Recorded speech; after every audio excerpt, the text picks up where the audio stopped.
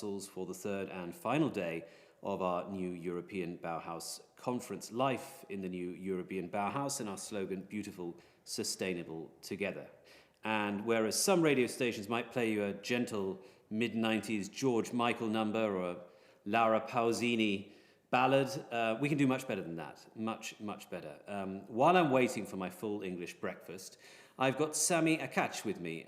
Sami is from Austria and from Australia. But Sami's come to talk about his involvement in the new European Bauhaus. And rather than have me explain it, I always like to let my guests explain their involvement. So, Sami, we'll give our listeners a clue. You won a prize. Can you elaborate from there? Yeah, sure. Thanks, Stephen. We decided to enter the new European Bauhaus Prize actually quite late in the game. We've been working with rammed earth, our material, for 30 years. And recently when we heard the Commissioner's State of the Union address, and she mentioned renewable energies, there was one throwaway line that really stuck with us. And she said, we need to use more timber and more bamboo. And it really struck all of us. And we thought, bamboo, like there's no history of bamboo in Europe, and where did this idea come from? And I mean, bamboo is a fantastic material, don't get me wrong, but there's no heritage of it, and no one knows how to use it here. And rammed earth has been used in Europe for centuries. And we really thought, okay, earth has a very bad visibility and we need to do something about this. And so we applied for the new European Bauhaus Prize, and yeah, we took it out in the materials, techniques, and process category. You won in that. We won that category, yes. So just to recap, the new European Bauhaus, when the initiative was announced, there was initiated a process of asking the most innovative and interesting projects in the general fields, wasn't it? I mean, you're talking about techniques, materials, and processes. We'll be talking to Ludovica later about social elements of the new European Bauhaus. But let me come back to this issue of rammed earth having been used in Europe for a long time. Mm-hmm. What is rammed earth? Right, so it's quite an ancient material. It could be the oldest building material we've ever had. You basically take earth from the ground and you compact it. And when you compact it under heavy pressure, and you can do that in formwork, so you can create a shape, all the particles within the earth sort of vibrate into place and they form a very dense material. And this was done with just by hand for a long time. You take a heavy object, kind of like a pickaxe, but with a big element at the end, and you just stamp. And now we have pneumatic rammers and this sort of thing. So we've been working with rammed earth for a long time, but it's recently that we've developed a prefabrication technique where we can do it under a controlled environment in larger scale, and then we cut the elements to size, and then you can take them onto a building site and build them like giant Lego blocks. Oh, so you can say exactly how big you want your individual bits of rammed earth to be? Exactly. Okay. But you don't, this is not firing, it's not like bricks with ceramics, right? No, you don't put it in an oven. It's very low energy. The only energy you put into it is during the ramming process. And if you do it by hand how they used to be, there was no energy put into it. So it's just the energy that comes from the pneumatic rammers or the vibrating plates that we use, the same sort of things you would see under road construction. And that's it. There's no firing process, so there's no burning of fuels, for instance, going into it. And the very little energy that we do use in our factory, it comes from a hydro plant that's very close to us. And so your rammed earth blocks, you use them externally or internally or both? I mean, they're versatile in that respect? Yeah. We use them in both situations. Traditionally, when it was used in Europe, it would be plastered over because it is raw earth and essentially it's water soluble. But don't let that scare you, because with design, like you just design around that issue, right? So you either put a lime plaster on the outside if you want to use externally, you raise the walls off the ground with a plinth like you would with a brick wall sometimes, and you give it a roof, and then you're not going to have any problems with erosion. So you can use it externally. A lot of people that see the material and touch it, because it has a very special haptics to it, want to expose it and show it, and then we have to design around how we mitigate any erosion. But you can use it internally, and it's actually fantastic for indoor climates because rammed earth will regulate indoor climate passively. So for one aspect, because it's so dense and heavy, a bit like concrete, same density more or less, it has a huge thermal mass. So any energy you take to warm the house or any sun energy, it absorbs that energy during the day and then slowly releases it on a lag time. So you'll find if you measure indoor climatic temperature, you'll have this regulation of the extremes. So the temperature indoors will be lower when it's at its peak, and it will be higher when it's at its lowest. So in that way you can reduce energy input within the house just by having this heavy mass. The other aspect is because our rammed earth is unstabilized. I should actually make sure you know the difference is unstabilized rammed earth just means we don't put cement in there. Many rammed earth builders do put cement in their product. Now this has a single advantage that it improves the compressive strength of the walls, so it makes it a little bit stronger, but then you lose all the other advantages. The material ceases to be plastic, so you can't play with it, you can't repair things easily. And also it ceases to be able to absorb moisture. Once it's a molecular process when cement is inside the material, it absorbs all the water molecules and locks them in. Whereas with unstabilized earth, the clay is porous and absorbent. And so you'll find that if you have an earth wall, your indoor humidity level will stay at about 55%, which is ideal for comfort, but it's also ideal for respiratory health. So we're finding that's also quite an important topic with the crisis of corona recently. Yeah, yeah. You mentioned that you've been doing this for 30 years. As a company, yeah. Right. Can you tell me a bit more about that? I mean, you sound like you have, you're an engineer or you have a particular academic training, or is it just something that's come from a family company or a company that you worked with? Yeah, so I've actually only been working with it for 2.5 or so years. I'm an architect by trade. Our founder, Martin Rauch, is Austrian from Western Austria, Vorarlberg. He was originally a ceramicist, and he started exploring earthen materials from a ceramics perspective. And when he came across rammed earth, he started to ask himself why we don't use it more in Europe. It was used for a long time. There's still many earthen buildings around. You might even have noticed if you've been in one, because it's often plastered over. And so he started to build more with it and develop his craft. And now, he's been doing it for 30, 35 years and he's really developed it. But unfortunately, there's no such thing as an earth building course you can do, like a mason or a carpenter. There's no formal training for it. So should there be? Absolutely, there should be, yeah. We find there is a lack of knowledge of it, of how to use this stuff. And like any craft, you need experience with it. You need to feel it with your hands to understand it. Sure. But everyone we have that's working with it has sort of come into the game from some other aspect, other place, and learnt it on the job, and that's similar to me. Yeah, and you mentioned something interesting. You talked about its water solubility, and you said, "But don't let that put you off." Yeah, I guess it does put people off a little bit when they're thinking, "Well, I see what happens when it's rainy as hell in my garden, and the bank washes away. Yeah. Isn't this going to happen with my rammed earth house?" Yeah, and that's the first question we get, actually. The question of erosion, how you stop your house from melting, basically. Yeah. But the material's been used for thousands of years. Parts of the Great Wall of China were made with rammed earth, and they still stand. It's really just about how you design with it. You don't leave an exposed wall out in the elements. It will erode. But you put a good hat on it, you give it good boots, you stop water coming up from the ground, you stop water coming into the core of the wall from the top. And we also put what's called erosion checks. You put a harder layer of some material, so we add some lime sometimes into the middle, or you put a terracotta tile in that acts like a drip. And it's all about just slowing down the water on the surface of the wall. If the wall gets wet, that's fine. You just have to give it the time to dry out, and it'll be just as strong as it ever was. So in a sense, this is innovation, but it's also not innovation because it's been used throughout history. What about the cost element? Because this is so often an issue with materials. How does it compare to the cost of materials that you would otherwise use in a let's say a residential building? Yeah. So at the moment, that's the biggest thing holding us back, is the cost is really high. And that's not inherent to the material. The material itself is basically free. We get it from excavation sites nearby. construction companies that are digging up building foundation, they will just give us the material more or less. Take it away. Take it away, yeah. And we just have to do some minor tweaking to it and it's ready to go.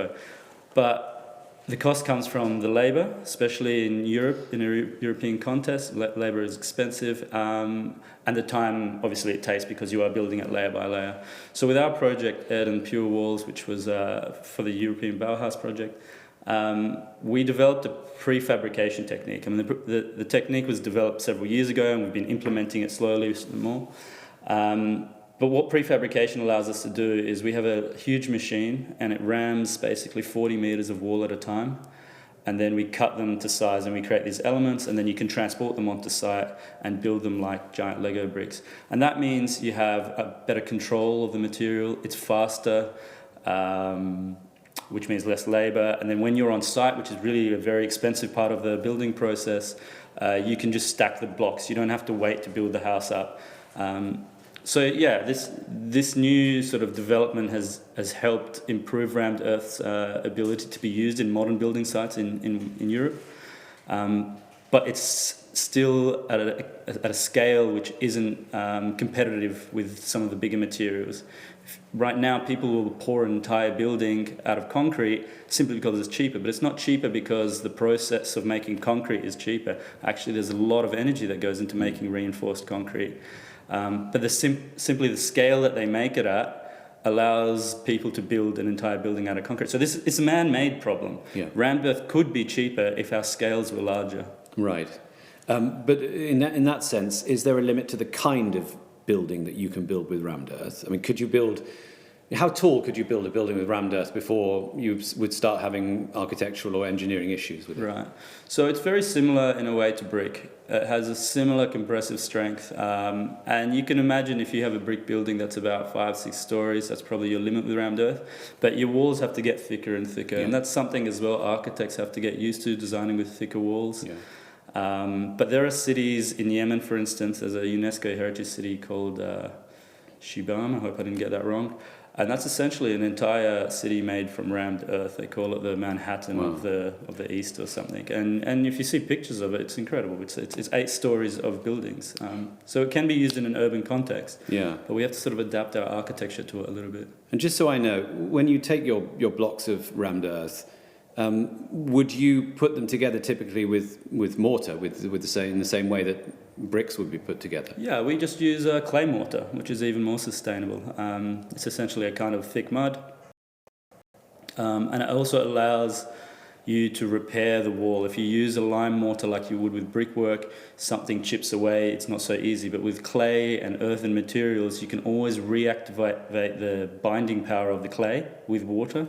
You can make the repairs you want, and it comes back to being flush. So that's actually a massive positive that architects find with our material, is that you can create facades that are hundreds of meters long, which we have done, and they won't have a single joint in there. It'll be a flush thing. So there's a lot of integrity in the. Exactly, and there's a lot of beauty with that. I was going to ask you about beauty because, of course, the new European Bauhaus, beautiful, sustainable together. Bauhaus as a principle is one of style, of beauty, of aesthetics. Mm-hmm. There's no issue here with rammed earth, right? I mean, there's no reason why you can't build something that's astonishingly beautiful to the eye with rammed earth, as you do with glass or. Exactly. To be honest, it's almost too beautiful. So we find that when we show our clients or prospective architects the material, first thing they do is they want to touch it. It's got this texture about it, this haptics that it just draws people to want to touch it. It's got these earthy clay tones, so that the colours you choose are based just on the earth you're from. There's this poetic narrative that it comes out of the ground where you are. So if you've got red soil, it'll be a red building, and it's quite beautiful in that way. But also, what I meant it was too beautiful is that people want to leave their building exposed to show the beauty of rammed earth, which can cause the erosion issue. Yeah. So if we use these blocks and we just thought of them as structural elements which you would plaster over, it would be indistinguishable from any regular house, and it would function very well as a structural element. Thing is, because it is so beautiful, people want to expose it, which means we have to then deal with the erosion and design around it. But it is very beautiful. Having won the prize, what's next for you in terms of taking this legacy forward? Because I guess it's not the end of the story, right? It doesn't have to be. No, not at all.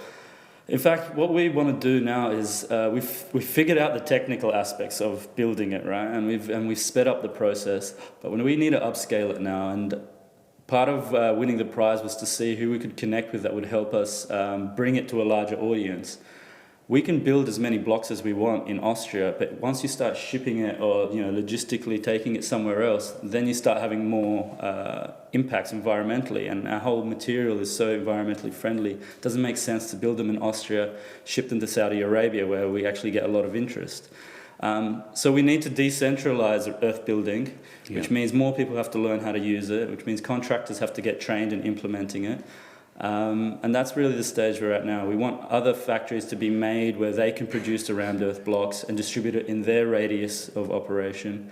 And that's when we can really make an impact, I think, on the construction industry. But in that respect, I mean, you were talking about rammed earth coming from below the topsoil, right? Mm-hmm.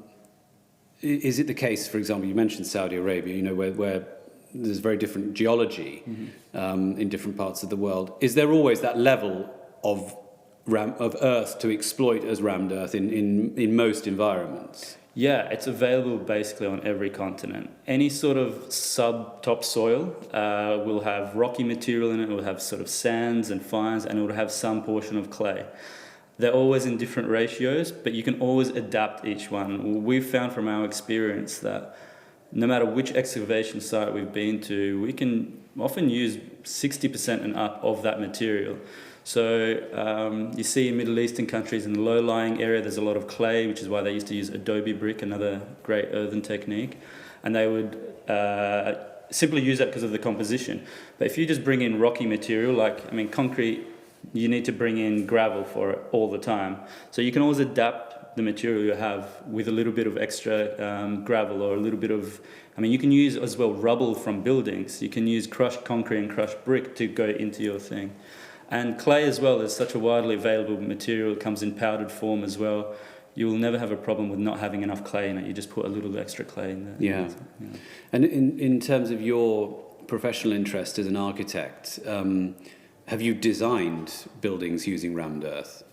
Yeah, absolutely. The majority of our work is where you're working with other designers, helping them in a consultancy capacity or working in a collaborative way with them to realize their designs with rammed earth. But we also design with earth ourselves. And yeah, we have several projects, mostly in our region in Austria. Yeah. But yeah, you need to also understand the material a little bit to design with it. We've created a design guide actually specifically for this purpose, so that people that haven't heard of it before, architects haven't heard of it before, can just they make very elementary errors when they start with the material. Right. And so we've given them this very 101 basics of rammed earth design guide, and that's hopefully going to spread a little bit more and spread the word. Is there ever any issue when you're removing rammed earth regarding pollution of the subsoil? I guess this is something you at least are attentive to, because not all places are as clean as others. You're presumably taking, as you mentioned, from excavations the subsoil in areas which have already been used as brownfield sites, right? Yeah, so there's often a soil assessment done by whoever's developing the site, and we'll have a look at that and we'll know whether it's okay to use.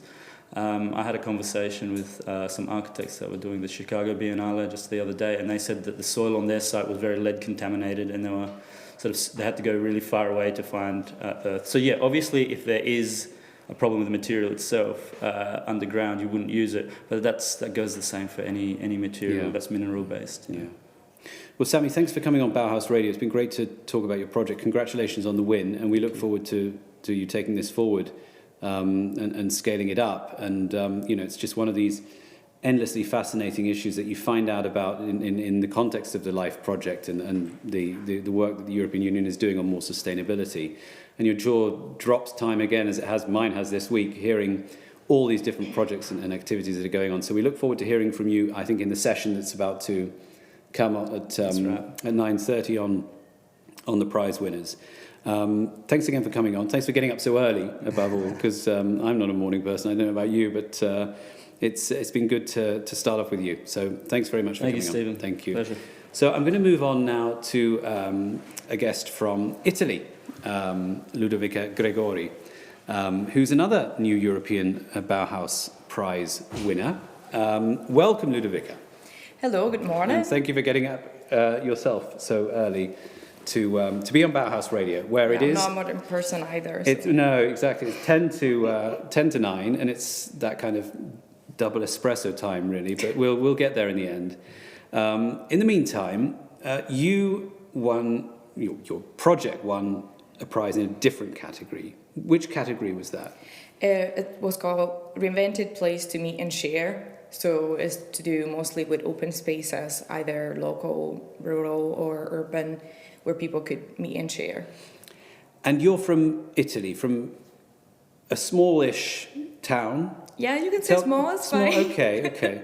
But it's a beautiful part of, just on the edge of two regions, right? Yes, so it would be in Lazio region, but it's actually between Umbria, Lazio, Abruzzo, so we're kind of at the cross, and that's where I'm from. And the name of the town is called Rieti, and I picked one of the villages in the province of my hometown to start working on this topic, actually.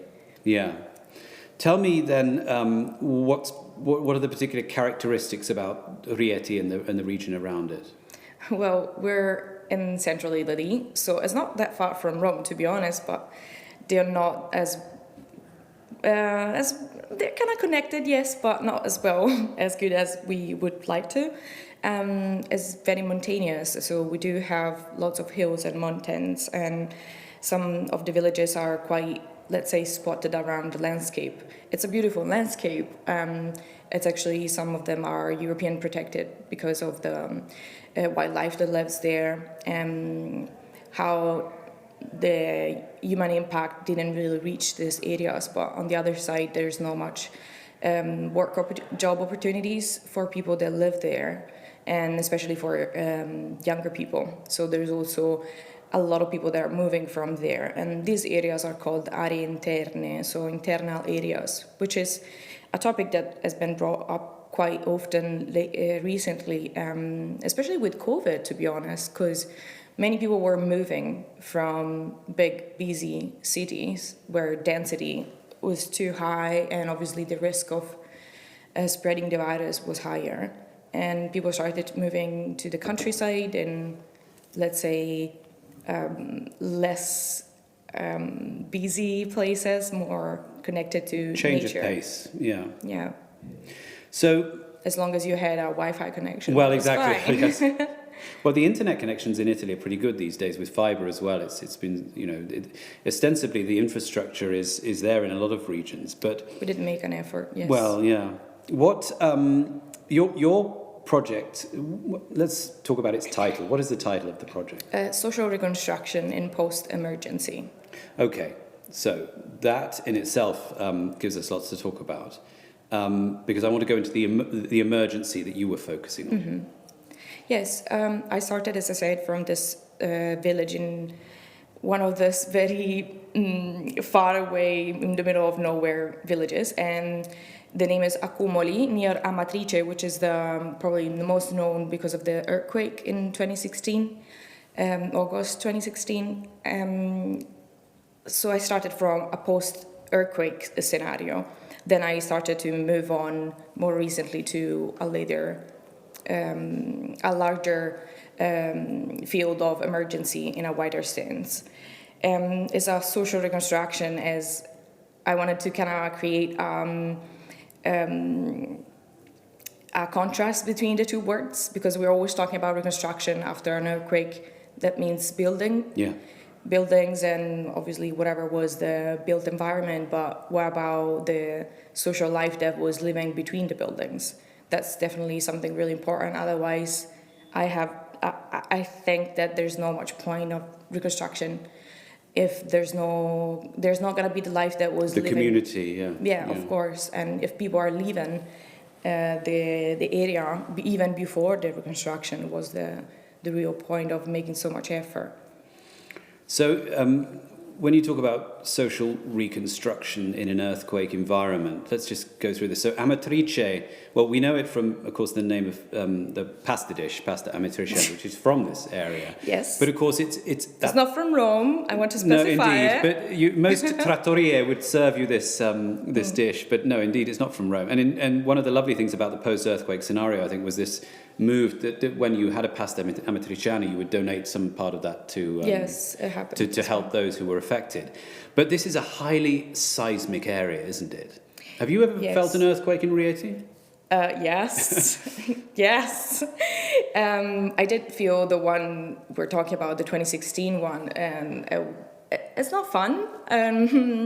It was at like around 3 a.m. in the morning, so.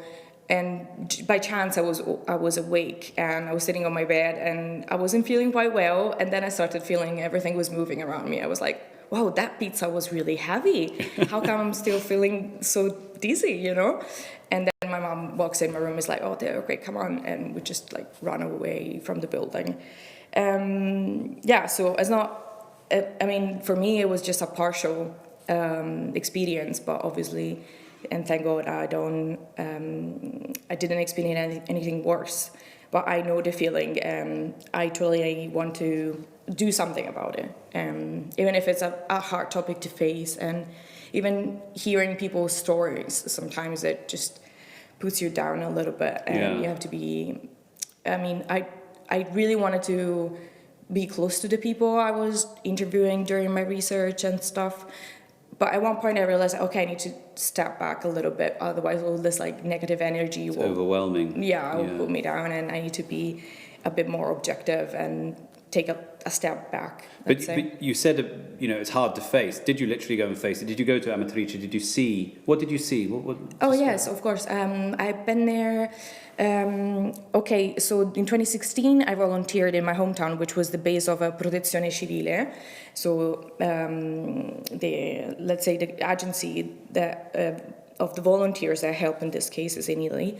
Then in 2017 I went again and we did a survey of the streets around them, because obviously the big main road was not available anymore. Had structural problems. And then again in 2018 I started my research, which ended in 2020.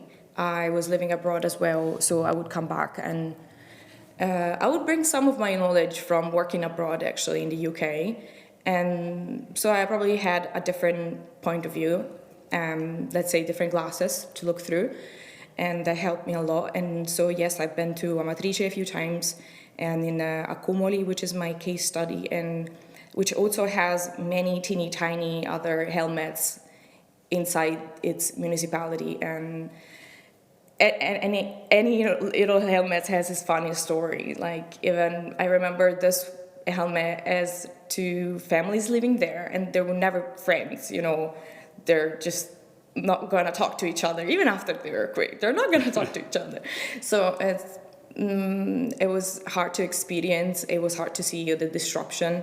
I was lucky enough to have two residents willing to walk with me in the area, Zona Rossa, which is the red zone in the village of Accumoli. The most badly affected area. Yes, basically. Amatrice we know is completely, it's kind of like a ground zero, and Accumoli wasn't much better, and we walked through the paths that obviously we could walk on, and they told me what was some like stories behind it. So it was kind of like a participatory walk together, like a survey, but from a social aspect. And obviously if they were not there to tell me this was what, I could only see some rubble, and that was not what I was looking for, definitely, because I'm not working on materials or heritage. It's obviously I do take that into account, but just as part of the identity of people, the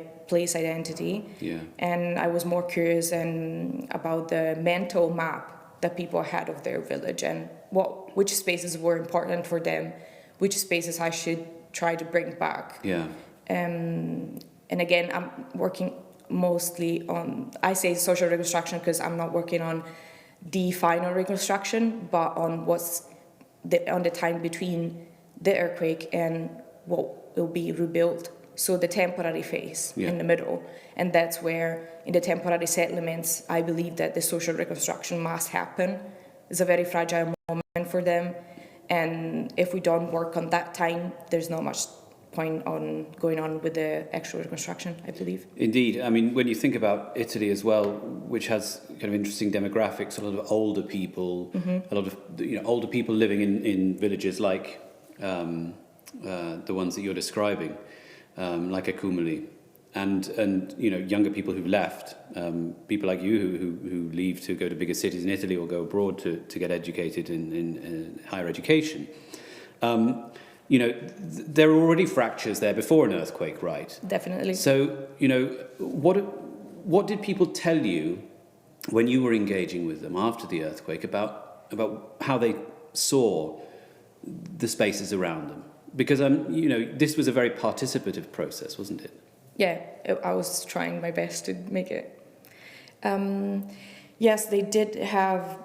The stories about their problems started before 2016. That's for sure, because we already had the situation in which there were not even elementary schools, and they had to travel quite a lot. And as they're in the middle of 4 regions, it could happen that they would go not even to my hometown, which that's where they are in my province, but they will go somewhere else.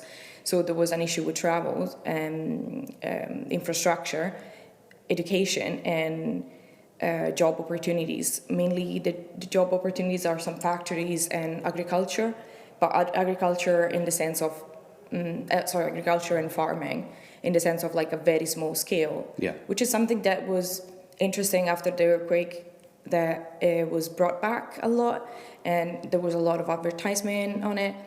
But again, it was somehow tricky because whoever was already, let's say you already had a small factory, then it was easier for you to mass product for whoever wanted to donate to Amatrice or the other villages, whilst the small farmer didn't have that means to do so. So it was crazy, like people really wanted to buy their products, but there was no way to for the producer to send them. Right.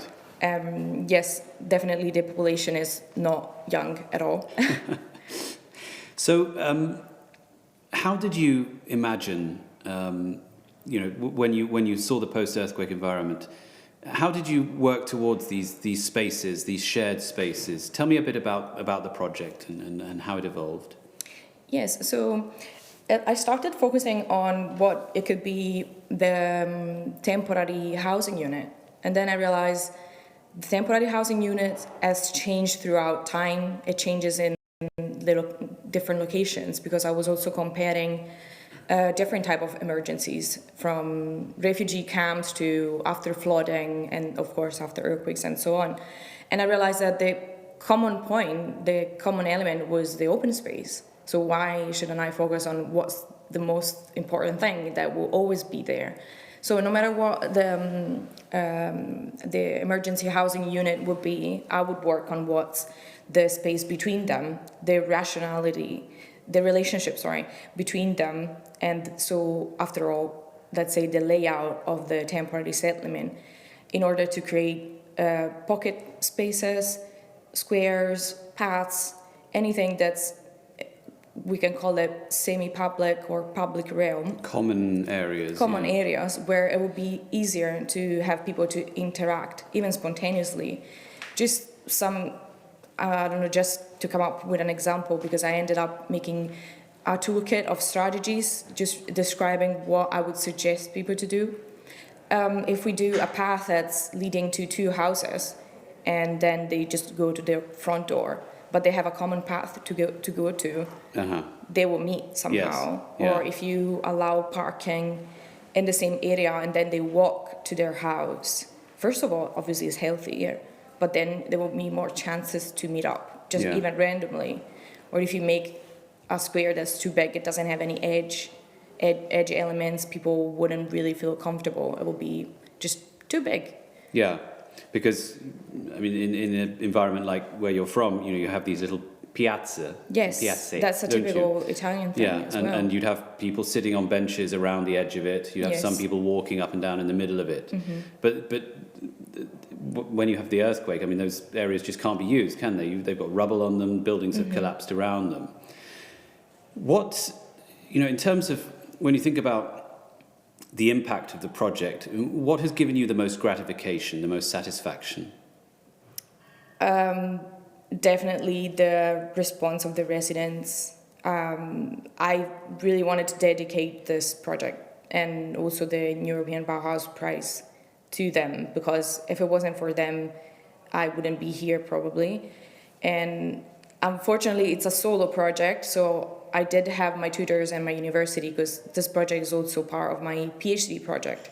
It was actually the base where I started from, and now I'm trying to implement the project through my PhD program. But after all, it's a solo project, and the resources I had to start from were given from by the residents. So thank you for sure. And obviously, again, as a solo project, I'm definitely going to need some partners, and whoever would be interested in working on open space strategies for social engagement.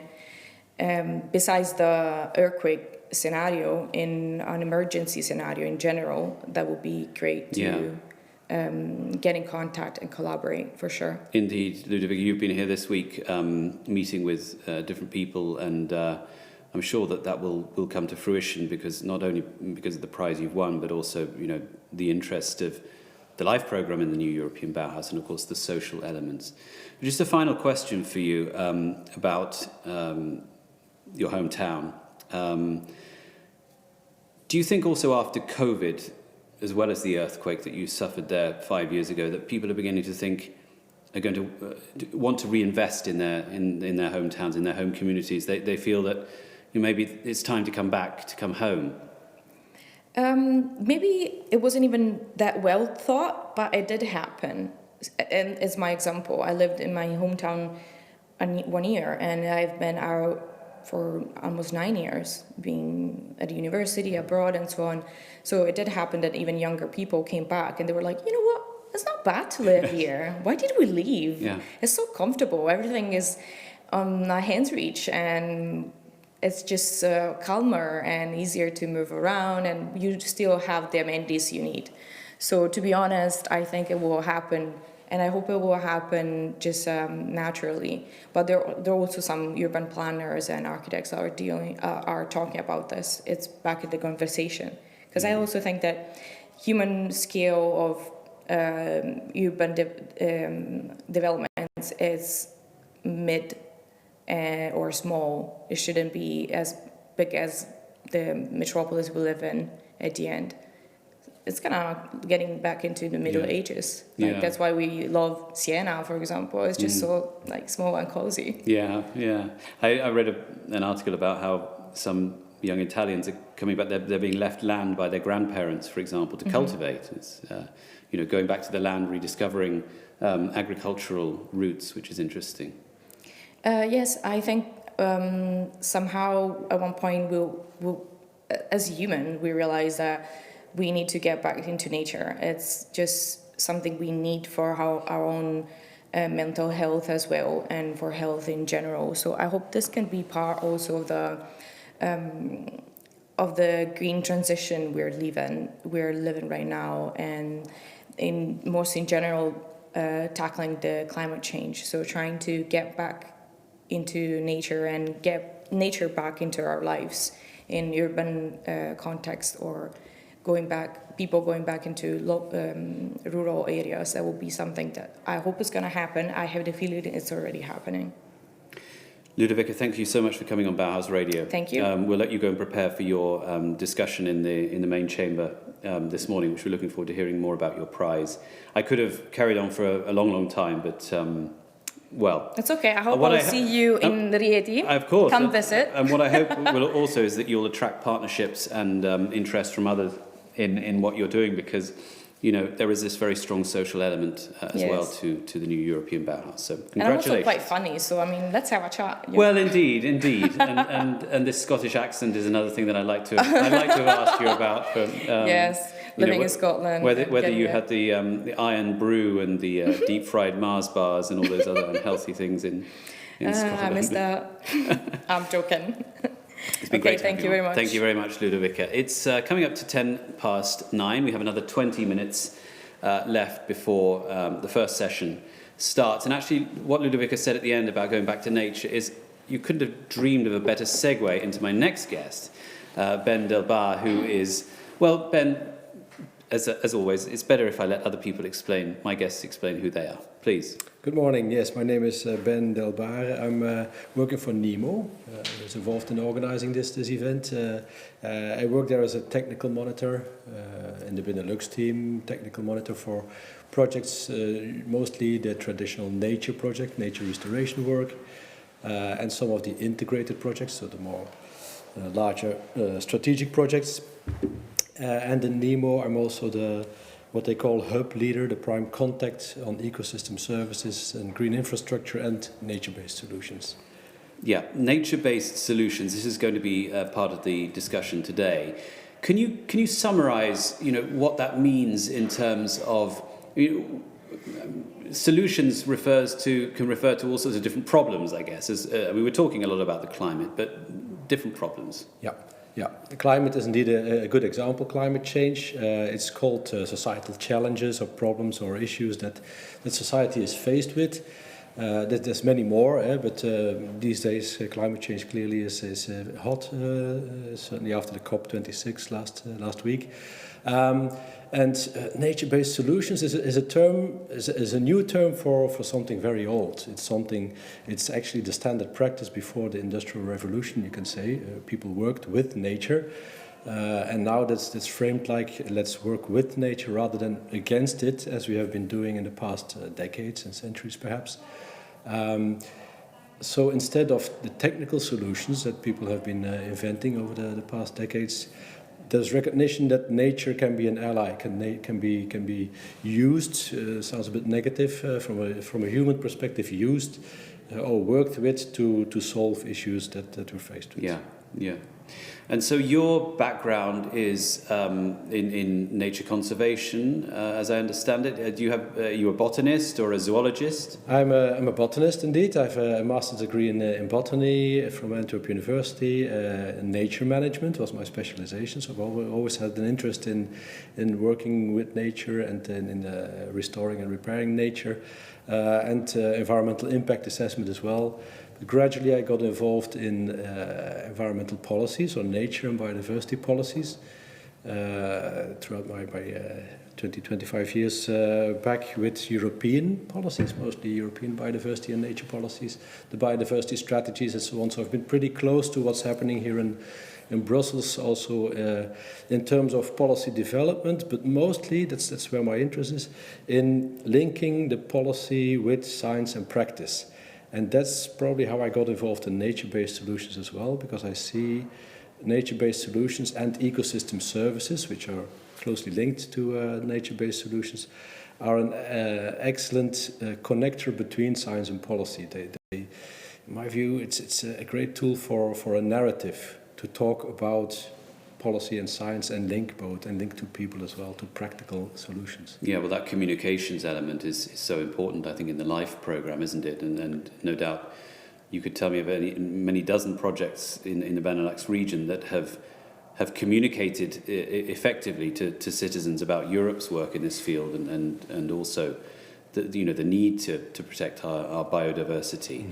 Mm-hmm. Tell me about the extent to which nature-based solutions are being mainstreamed, because you mentioned, well, we're going back to something we used to do centuries ago. Are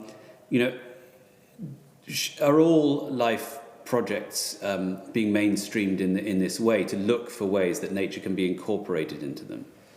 Not by definition, I would say. Within life, you have a number of different categories of projects. You have the traditional nature projects that I refer to, that I'm monitoring.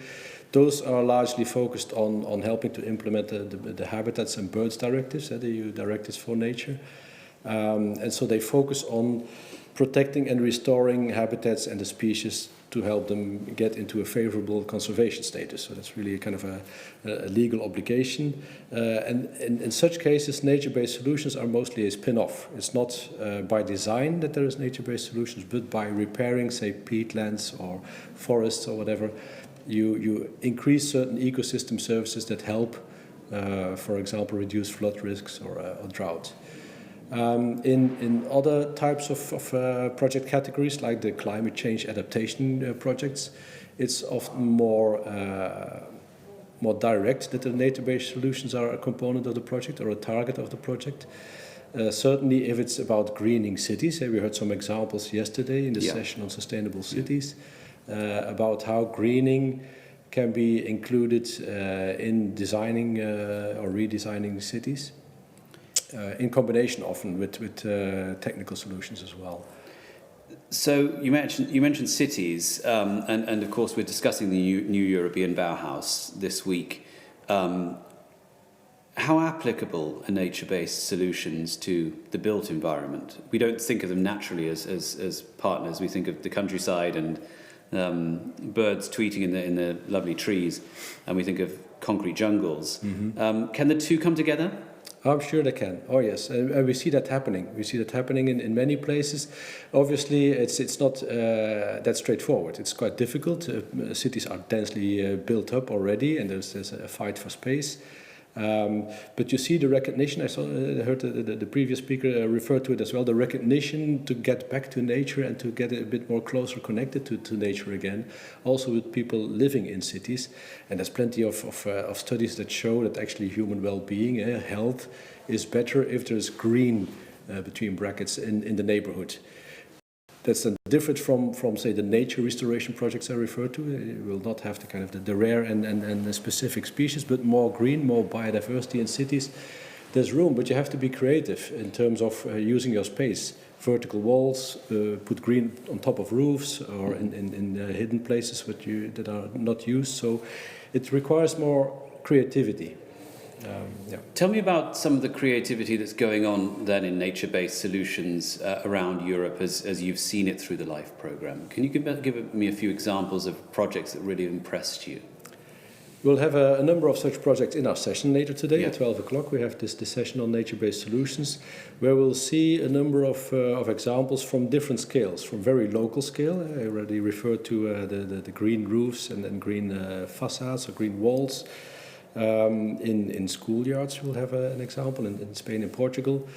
Very impressive is the creativity in putting green or including green in design in buildings. You know, the very often quoted Stefano Boeri buildings in Milano, which are being now implemented in many other places, where actually green is an integrated component of the building of the apartment building in this case.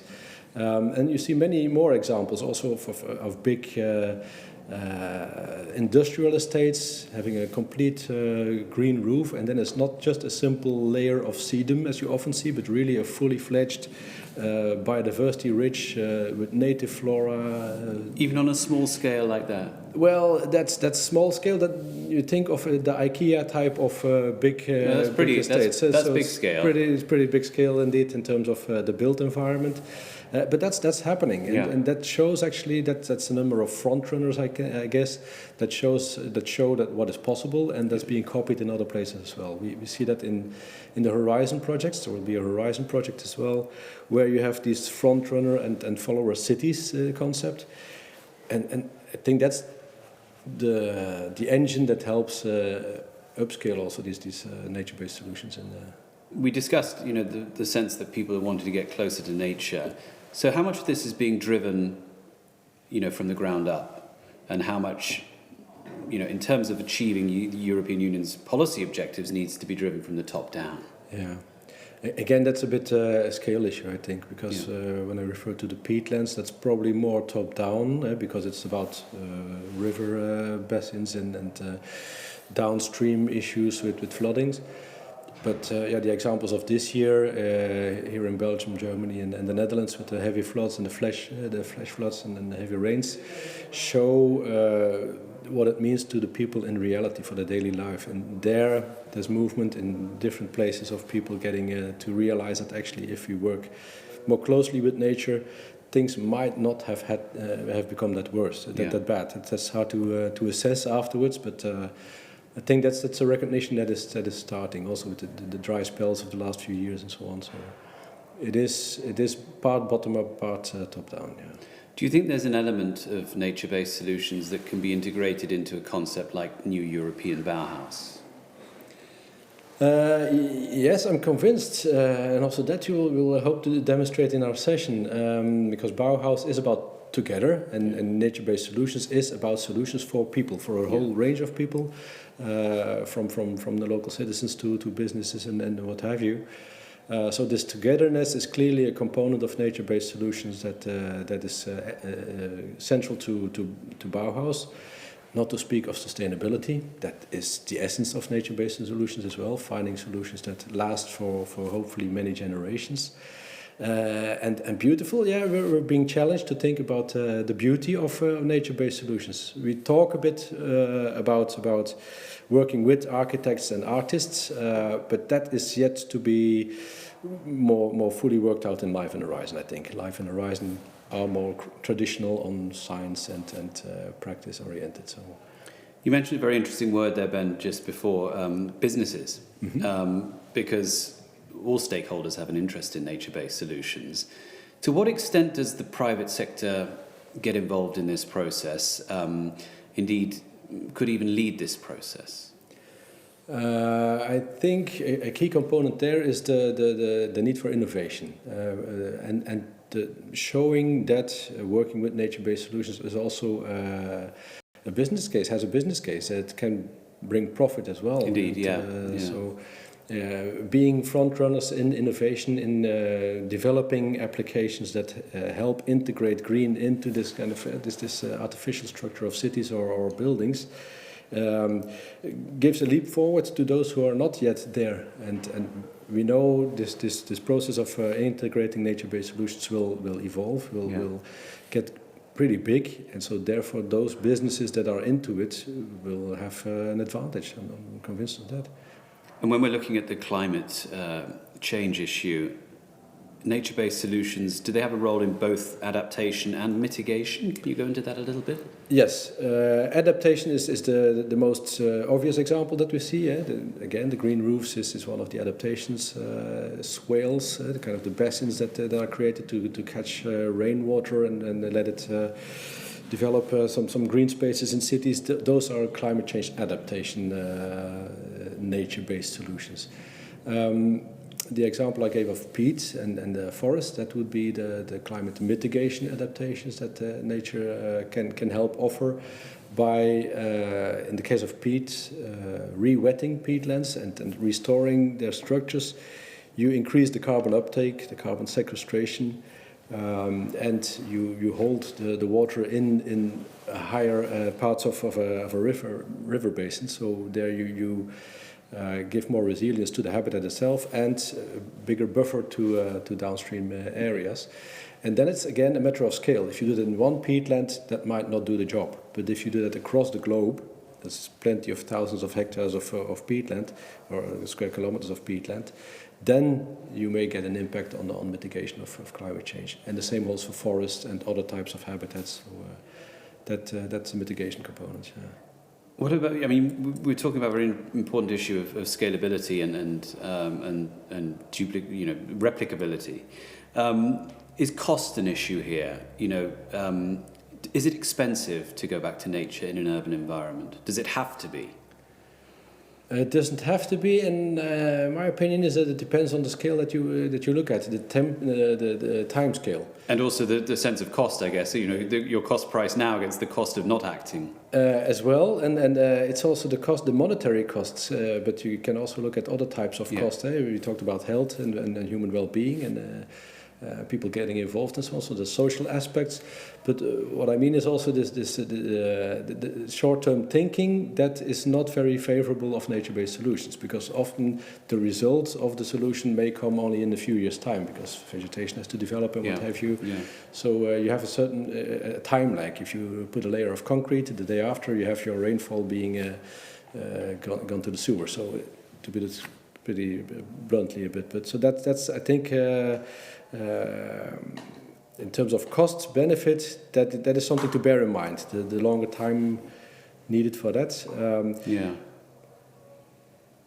We know about reintroduction of species and to sustainable conservation levels that Life Programme has been doing for years. Mm-hmm. Whether it's bears in the Pyrenees or smaller species, or tackling invasive species. When you're looking specifically at the built environment, can you reverse biodiversity loss, or is it just a case of managing it? And if you can reverse it, how do you go about doing that? What are your approaches? You can reverse local biodiversity loss. For the examples that you gave of bears and vultures or rare plant species, that might be more difficult. Again, for the built environment is not the type of environment that they would need. But definitely, the urban environment, urban biodiversity is very depleted. So there, the gains can be quite quick and big in terms of freeing up space, which is otherwise kind of turned into concrete or not managed for biodiversity.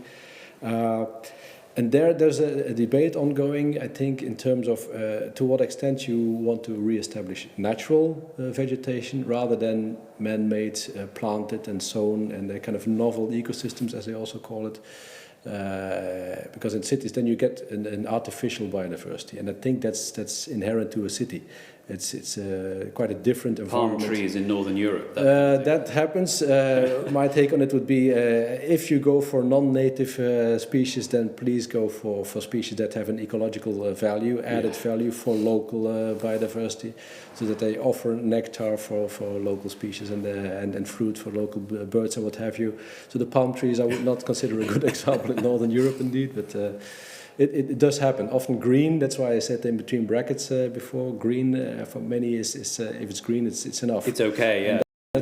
That requires input again from scientists or people who are into nature conservation. So this cooperation is essential. When I think of biodiversity, and I live next to a forest on the edge of Brussels, I see foxes all the time. Mm-hmm. Is there still a sense of people, do you think, living in urban areas that are nervous about becoming greener or more biodiversity in their cities? I mean, where do you draw the line? Because foxes can be a serious pest. It can be, and but you also think they're very cute when you see them trotting off with their cubs. True, that's certainly the case, and there's many other examples. I have friends who also say, well, again, back about the swales, all good and proper, but then we have these mosquitoes in summer, which is an issue, and also in terms of now with the climate change, bringing mosquitoes here, which might bring disease. So that's another debate which is ongoing, and I think the solution there is keep talking to each other and be honest about what you can and cannot deliver. And also let the ecosystem itself do its job. Not only have your swale, for example, and have your environment created for the purpose that you have, but also make sure that predators can be there. Have swallows around your swale so that they can eat the mosquitoes, for example. Very simple example to put too simplistically, but it's a case by case that you have to be mindful of the downsides of it as well. But there's very much. I mean, you say case by case. It very much is the case in that specific urban areas can design what works best for them, and it's not necessarily this fake greenery or this biodiversity for biodiversity's sake, but it needs to be thought through. And it's always a trade-off, kind of weighing what are the benefits that you envisage, what are the benefits that you get without having envisaged them, and what is it worth to go very green or not. I mean, that's the balance to be taken. Yeah. Ben, thank you very much for coming on Bauhaus Radio. We're coming up to 9:30, so it's time to go into the first session very shortly, and we'll be hearing from you because you're moderating the second session on nature-based solutions. Exactly. So thank you again for coming on. Thank you. You've given us a good taster of what we can expect later in the day, and we look forward to hearing that. The first session is going to be looking at the new European Bauhaus Prize awardees that were given their prizes in the prize ceremony in September. And as you heard from our first two interviewees this morning, there's a great deal of diversity and innovation going on socially and in terms of techniques and materials to celebrate as far as our focus on the new European Bauhaus is concerned. But for now, it's just coming up to 9:30. It's Wednesday the 17th of November.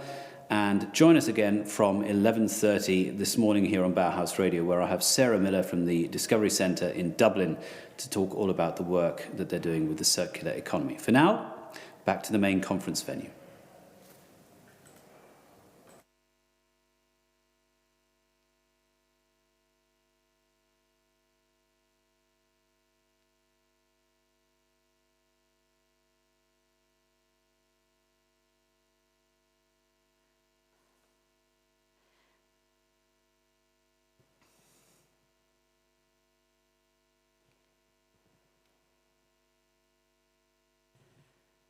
Okay, Rasami, whenever you're ready, I'm ready.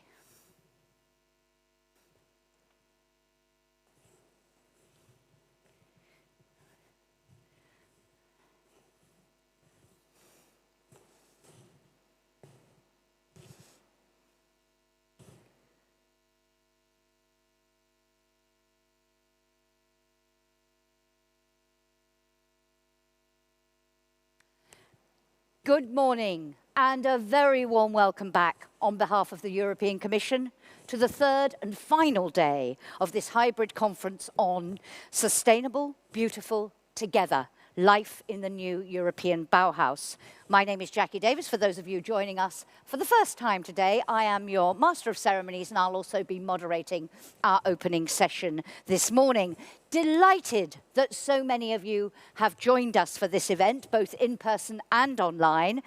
In the past 2 days, streaming on many different platforms, we had over 5,000 people watch us on the first day. So it's incredible testimony to the interest, to the excitement, to the passion that the new European Bauhaus concept is generating. And many thanks to those of you who've been helping to get the Bauhaus message out by tweeting about what you're hearing here. We were trending yesterday. Let's try to do that again today using the Twitter hashtag New European Bauhaus.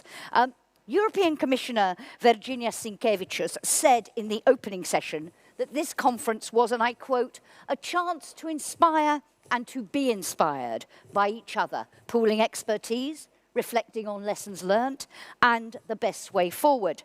And that is just what our speakers have been doing over the last 2 days in a series of densely packed and very rich discussions.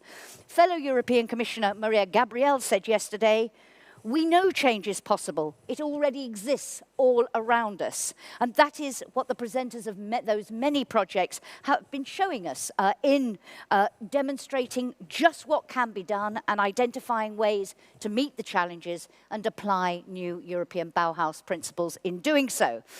For, as Commissioner Gabriel put it, it brings the Green Deal to life in an innovative, attractive, human-centered way, which reflects new thinking about what she said, what gives life meaning. Both commissioners, and indeed all our speakers, have underlined the importance of thinking and working together in a spirit of co-creativity, which is what new European Bauhaus, and indeed this conference, are all about. And they underline the importance of a holistic approach, working in a multidisciplinary way to address all dimensions of the challenges posed by the green transition and incorporate those key new European Bauhaus principles of sustainability, of beauty, and of togetherness. So, lots more to talk about in our discussions today when we're going to focus on nature-based solutions in the fight against climate change and their relevance, their links to the concept of the new European Bauhaus. To get us started, I am delighted to welcome Florica Fink-Hoyer, Director General in the European Commission's Directorate General for the Environment, who's going to have a little chat with me about the topics we'll be discussing today. Florica, so thank you so much for joining us. It is great to have you with us. Florica, just to give us a little bit of context for our conversations today, how do you see the potential of New European Bauhaus, of this concept, to contribute to a wide range of initiatives that have been launched under Green Deal, huge number of strategies, biodiversity, farm to fork? How do you see that connection? And do you think those policies are already in line with New European Bauhaus, or do we need a little bit of change in thinking?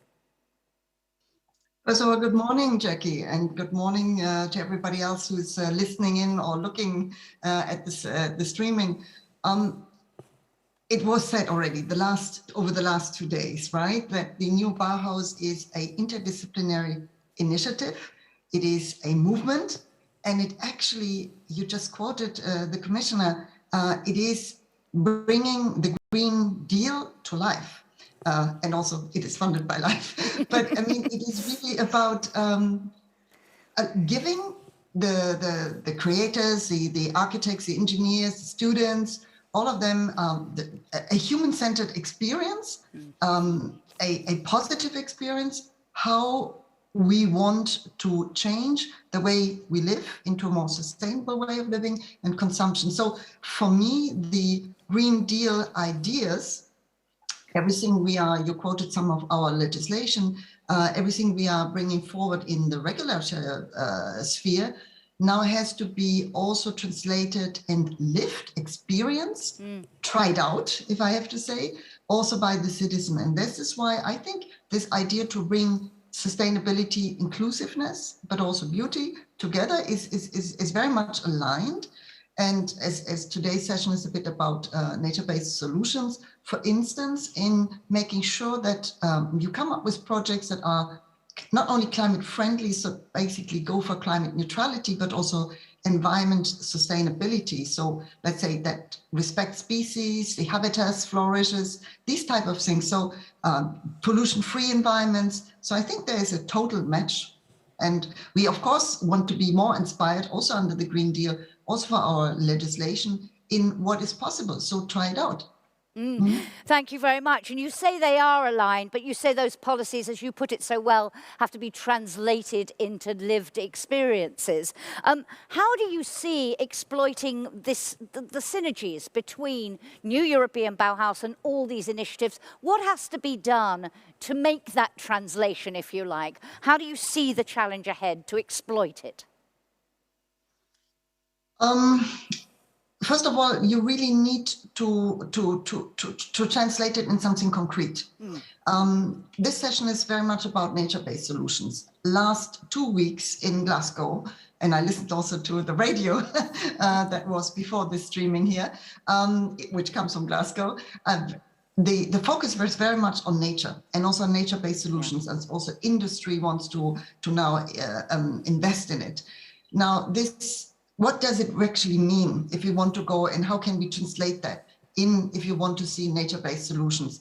They have to be, of course, innovative, cost-effective, but it needs also time to translate it into something, because it's a very transformative, very radical change, actually, societally, but also economically, industry-wise. But the Bauhaus idea is walking exactly along that same path, right? To create something which is sustainable, beautiful, but inclusive. And when you now think in the area of, cities, bringing solutions that bring the natural features, processes back into cities, into landscapes and seascapes. It's not just cities, but they have to be locally adapted. Resource efficient and and systemic interventions. And this locally adaptation, I think this is what the new Bauhaus can bring as well, so as to make it much more understood and lived experienced by the citizen. Thank you. And we talked a lot on the first day when we were talking about behavioural change and what drives the change in mindsets. We talked very much about that. You have to give the sense of ownership. You have to give that buy-in. And it's about, there was a long discussion about incentives and carrots or sticks. And somebody said, no, it's about an ethos. It's about developing a new culture. So very much chiming with that. You mentioned the LIFE programme earlier and its role. And we are hearing at this conference many inspiring examples of things that may have not been done under the New European Bauhaus umbrella, but nevertheless incorporate some of the principles. We're going to hear more later when I talk to some of the award winners in the first New European Bauhaus prizes. For you, have you seen examples of projects that have really inspired you and made you think, yep, that really works? Well, yes, indeed, because that's why we're also financing under LIFE, right? Because, I mean, this is so much matching with the idea of the new Bauhaus, because the LIFE project is already almost 30 years old, right?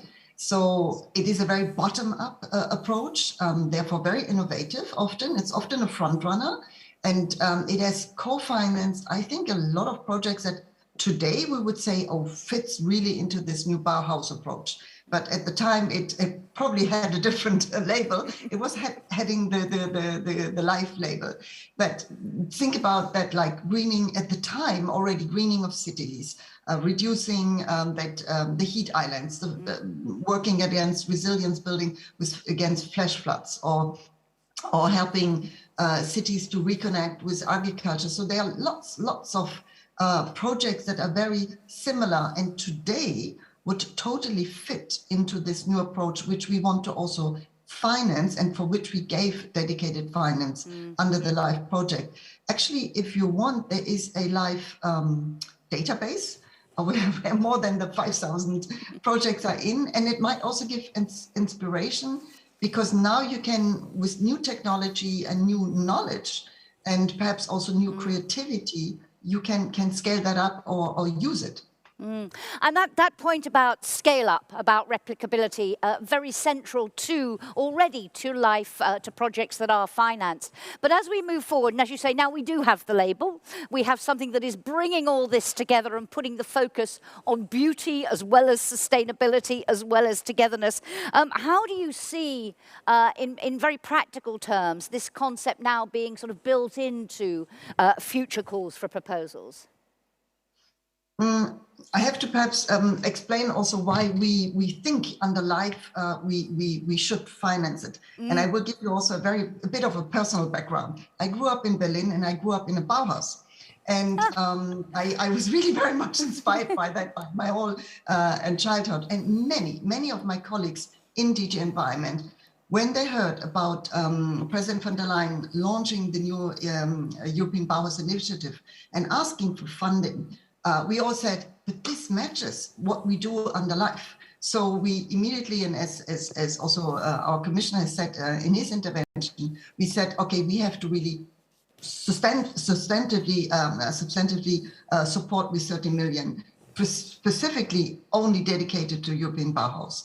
But as you said, we there go very much for circularity, pollution-free, boosting urban environment, territorial regeneration. I think it was already said in the intervention on the radio before. Maintaining, restoring biodiversity is extremely important for us. But let me also say, there is this dedicated part for the European Bauhaus initiative, but you also have sub-programs under the existing LIFE program, where you could also look for funding, because it does fit as well.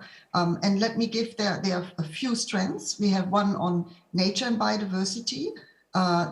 This would normally look at greening of urban environments, also the outer outskirts of the cities. This is really about things that can very well scale up under the Bauhaus, right? But you can use this money as well.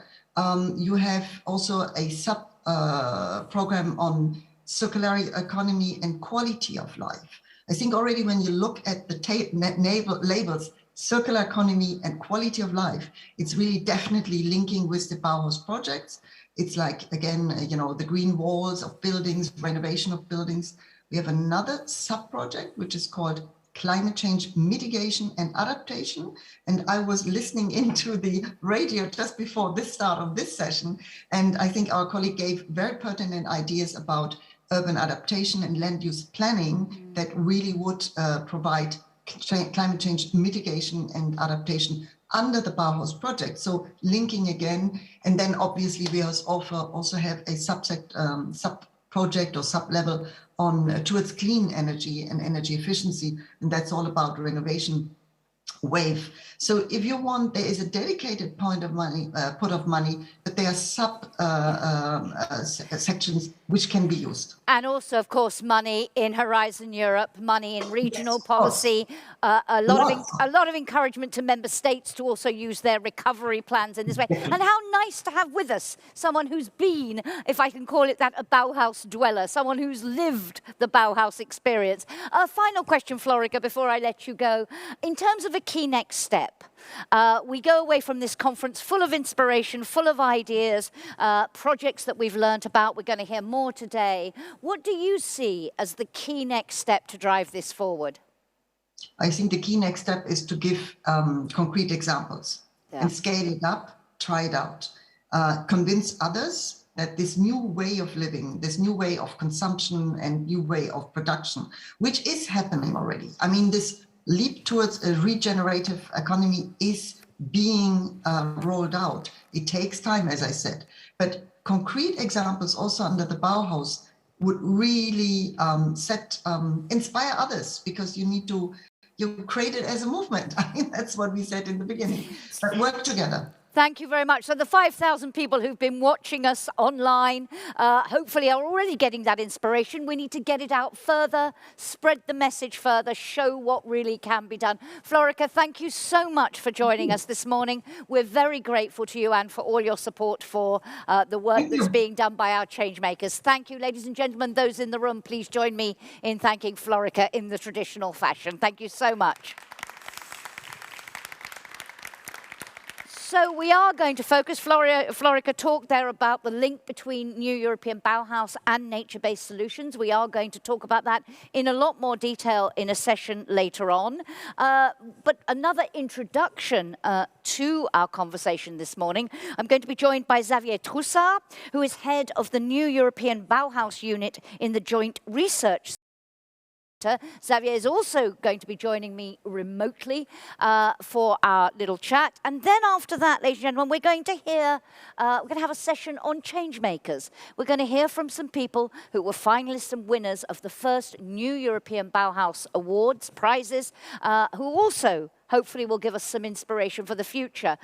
So if Xavier is with us, Xavier, let's see if he is already ready to join us. Xavier, good morning and a very warm welcome to you, sir. Xavier, before we dive into the detail here, I want to ask you the question really I've been asking all our speakers over the last 3 days, because New European Bauhaus is a very personal thing. It's about feelings, it's about emotions as well as about concrete projects. What does it mean to you? And what do you see as the key challenges in order to really bring this concept to life? Yeah, good morning, Jackie, and good morning to everybody. For me personally, this adventure of the New European Bauhaus is an adventure also about how to develop and implement policies in Europe. And it's about moving from policies that come from the top to developing policies that come from the bottom. And that's why it's been framed as the ambition to build up a movement. And so that's I think what makes me fascinating for me as an initiative. It started with an unprecedented co-design phase where we've been listening in a different way to what people were telling us. And we're trying to bring this co-creation spirit into the delivery phase. Of course, this comes with challenges.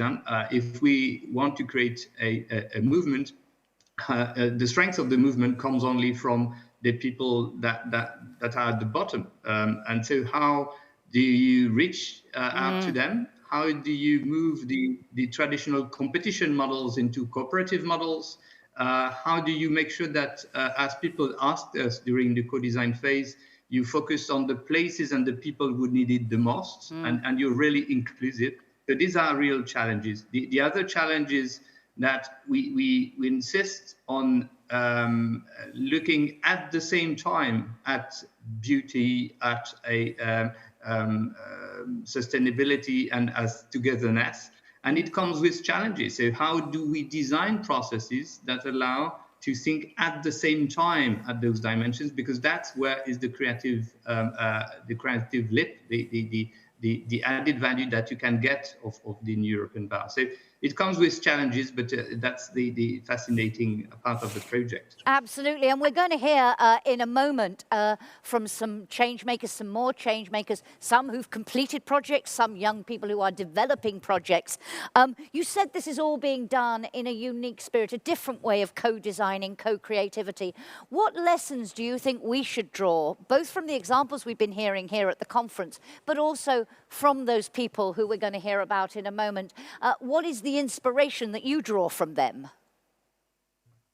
Well, I think first we have to recognize that we don't start from scratch. And I think this event is a fantastic opportunity to look at the richness of the experience that we can work on, that we can mobilize to inspire and empower other communities to go through deep transformation projects. When we look at perhaps the key features of successful projects that achieve the objectives of the European Bauhaus on the ground, we see first the crucial role of the community. So the level of participation in the projects is fundamental to the quality of what is achieved in the end. So how to engage people seems to be a critical facet of successful projects. The second one is that these projects have been aiming for more. So they're not just looking at sequentially improving something like having a bit of more energy efficiency or looking at inclusion as a second thought. They aim for more, and therefore they address various challenges at the same time. It makes the shaping of the project more complex, but it makes the output much richer from many perspectives. So there's a kind of creative jump which is driven by an ambition for more. And I think perhaps the third thing that we've learned through this process is that it's not all about obsession for the new or obsession for the spectacular. It's about an innovation which is just taking what is around there, solutions that have already been tested somewhere, but making the innovation is how you bring together those elements into something that really fits your particular context. So a place-based approach, which is smartly use solutions that are already there, but that's where the innovation is. So maybe a few learnings that I wanted to share. Thank you very much. And you talk that about, you're saying there, and we've heard it indeed, and Florica said, may not have been under the label, but lots of projects which have really incorporated new European Bauhaus principles into them. How do you see, though, do you see this concept, this initiative, as an evolutionary project? I.e., we are where we are now, but that co-design of the initiative as well as of the projects themselves, how do you see it evolving over the coming years? Well, I think it will be quite a dynamic project. I think if we frame it as a place where we learn from each other and inspire each other and make sure that the experience is reaching to the places which can make use of it for their transformation, I think we need to have a feedback loop that in the project that allows us to inform the instruments, the policies at various levels, and the actions in the field. So that's something we have to build. That's the knowledge management, if you say, in the initiative. That would be very important. We also have to make sure that the project is able to engage at a global level. So it should not be just a kind of Eurocentric project. It should also be a global conversation. So we have to reflect on how best we can engage with our partners. I think also what is crucial is that we have to learn how to work with stakeholders outside the Commission, including to set the agenda. So we're going to set the European Bauhaus laboratory, and it will be an experiment because although in the communication which was adopted in September, we identified a number of topics on which we want to work, we want to co-create the agenda of this lab with in particular our partners. And so we've got to learn on how we can generate cooperative projects from a community and support them as a way to share also the shaping of the agenda for this initiative. So a lot of experiments to go on. Absolutely. And Xavier, it seems to me you're emphasizing a lot, reaching out to different stakeholders, to the people who need it most, you said earlier. That is quite a challenge because many of the people who are watching us now, they're already, if you like, in a sense, we're preaching to the converted. People who are interested in the concept, who buy into the concept. How do you see the strategy for going beyond that to those who need it most, but maybe are harder to reach? Yeah, I think we cannot definitely do that from Brussels. So we need first to tell the story of the change on the go, because that's the way you enable people to think that they have a role to play and they can actually contribute to change. We have too many narratives that are about the crisis, the depletion of our planet. We need more narratives about the change on the go, because it enables people to take part in the transformation. Second, I think we have to work with people on the ground, because these are the ones that can bring the community together in thinking about the transformation in the places or in the various industry ecosystems. And so I think here the question is how you create instruments that allow to support grassroots initiatives, that allow people even individual ideas. And so with some of the initiatives we've launched, we reached to that level. We had with the European Institute for Innovation and Technology, we launched calls that aim at supporting ideas from individuals and give them the possibility to further develop it. So that's one of the challenges, how you reach out to grassroots level, how you reach out to individuals, how you reach out to small initiatives and not just concentrate on big things. And that's for me a key to get where we normally do not get. And linked to that, Xavier, and on the issue of mindsets, because this is what we focused on the first day. And we had a fascinating discussion on the first day about incentivizing behavioral change, and a lot of debate about the role or not of carrots and sticks, punishment of incentives, but actually people focusing very much on this is about a new culture, a new ethos, a new way of doing things. And it struck me very much that it is changing the narrative from all of this is something where we have to make sacrifices for the green transition to making it a positive. Do you think that is a key? Linking it to your point about narrative, how important will that be to bring communities along with us, this more positive message about the green transition? I think that's fantastic. I mean, I was in the middle of the finalists for the European Bauhaus Prize last September, and you could feel the positive energy. I mean, these were not stories about sacrifices. They were not stories about big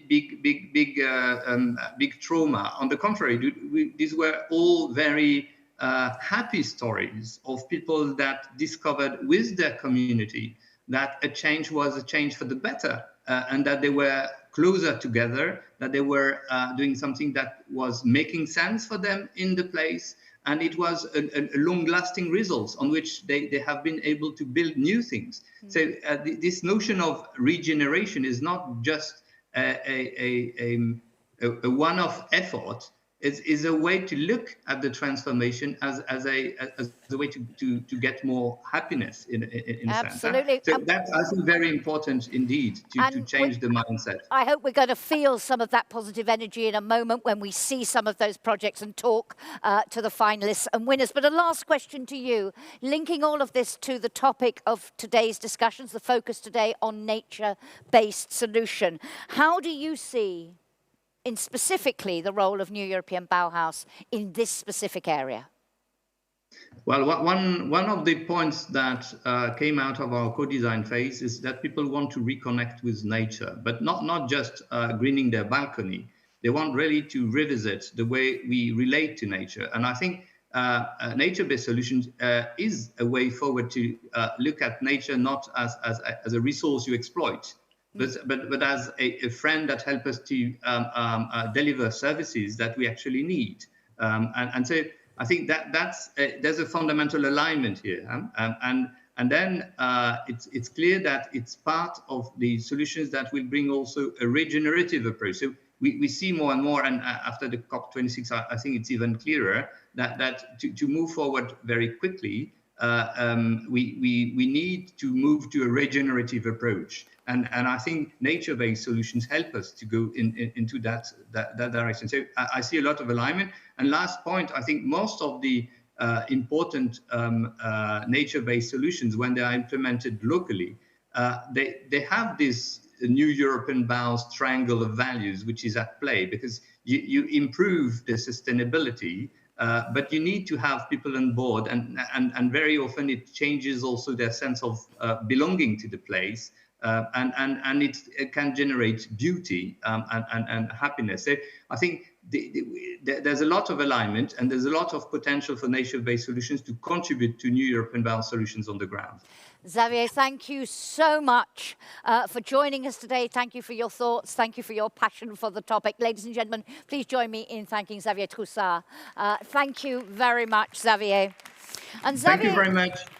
Xavier was talking there about the inspiration, the energy that he felt from when he was involved in the first New European Bauhaus Awards. We are in a moment going to hear a lot more about that. I'll tell you about that in a second. But then we're going to have a panel on beautiful, sustainable and inclusive nature-based solutions to transform Europe into a greener society. And then this afternoon, we're going to have a final session where we attempt to pull all the strands of our very rich discussions over the last 3 days together and identify ways forward. So lots to come, a very packed agenda for our final day of the conference. So as I mentioned, we are now going to move to our session on what we call the New European Bauhaus Changemakers. So as we've said, this conference all about inspiring and gaining inspiration from others. We're going to hear from finalists and winners of those first New European Bauhaus prizes, celebrating the achievements of changemakers whose projects may not have had that label, but already embody New European Bauhaus principles and have been completed, but also recognize and encourage rising stars, as we've called them, young people developing and conceptualizing projects. We've got time only to showcase a few of them. There were 60 finalists and winners, but we can't show them all. So what we've done is we've selected just a few projects to represent the three key themes that we've been talking about at this conference: behavioral change, urban transformation, and nature-based solutions. We're also going to hear about projects from across the member states to illustrate the rich variety of thinking and innovation throughout Europe. And as I mentioned, we're going to have completed projects in what are called the candidate categories, and also conceptual rising stars. So we're going to mix experience, if you like, youth, and that co-creativity.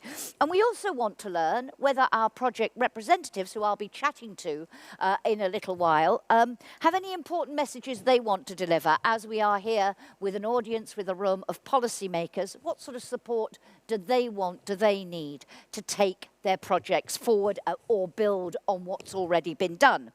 So under each theme, we're going to see 3 videos, short videos, just to learn more about the projects, and then I'm going to have a chat with their representatives.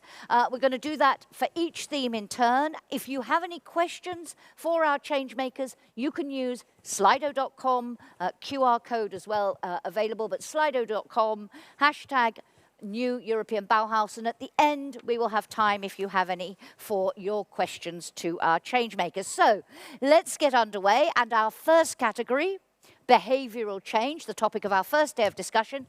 Let's watch those videos.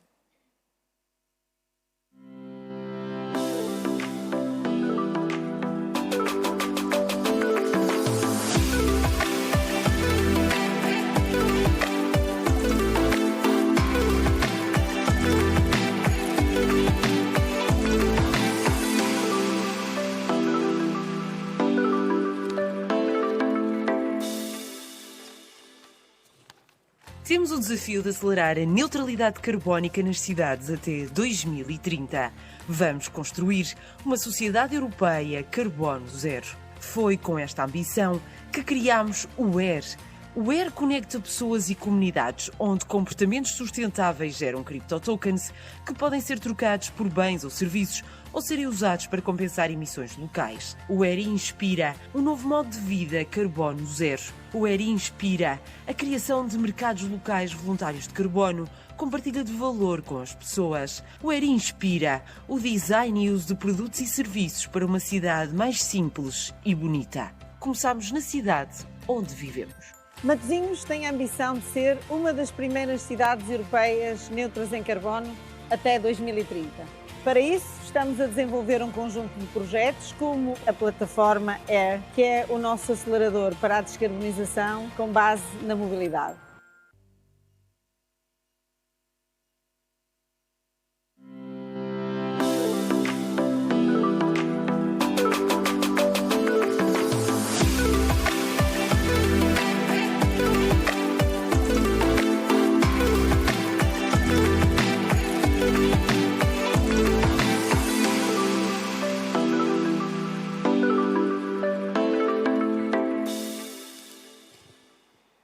Identity, community, architecture, nature, they're all pieces of our lives.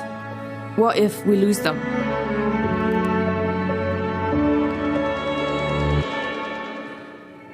How often do we feel alone? How often do we realize to be part of something bigger? Do we realize it only when it's all lost? Can emergency experience teach us all? What if this knowledge could become a toolkit? What if we could easily access this knowledge through friendly digital tools? We can all be part of big projects. We can all be big projects. How? Meeting up in places to share difficulties and dreams.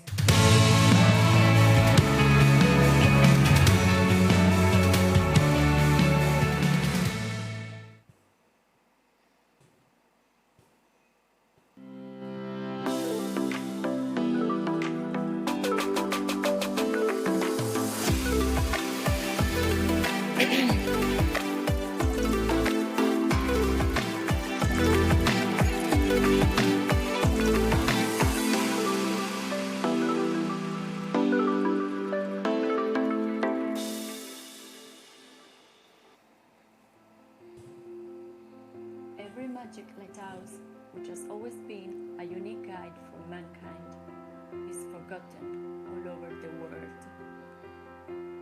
But now, they are ready for a new life. Tinu Island, in its lighthouse of Sunland area, shine again, becoming a living lab for experimentation based on cooperation, valorizing the local area and leading to a collaborative and sustainable life in a territorial system, the first node of a global network. This is Follow the Lighthouse. So there you have it, ladies and gentlemen, our first three projects. And let me welcome representatives of those projects. Joining me online, Katarina Celada from AYR Sustainability Platform, a winner in the candidate category in products and lifestyles in Portugal, as we saw earlier. Welcome to you, Katarina. Welcome also with me here on stage to Ludovica Gregory from Social Reconstruction in Post-Emergency, winner of the Rising Stars category in Reinvented Places to Meet and Share from Italy, and Elisabetta Mignoni joining me online from Follow the Lighthouse, a finalist in the Rising Stars category in Interdisciplinary Education Models, also from Italy. So let us dive in, and let me first perhaps go to our winner in the candidate category, so a project that's already been implemented. Katarina, where are you now? Is the project over? Is there more work to be done? And what has been your biggest challenge in implementing this project? Okay, thank you very much. So just me introduce our project. which is the AIR platform, and AIR stands for Are You Ready? The AIR platform is a sustainability acceleration platform designed to achieve a carbon zero society. So first of all, the AIR platform quantifies in real time carbon emissions avoided when citizens adopt sustainable mobility modes. For example, a bike sharing service instead of a private car.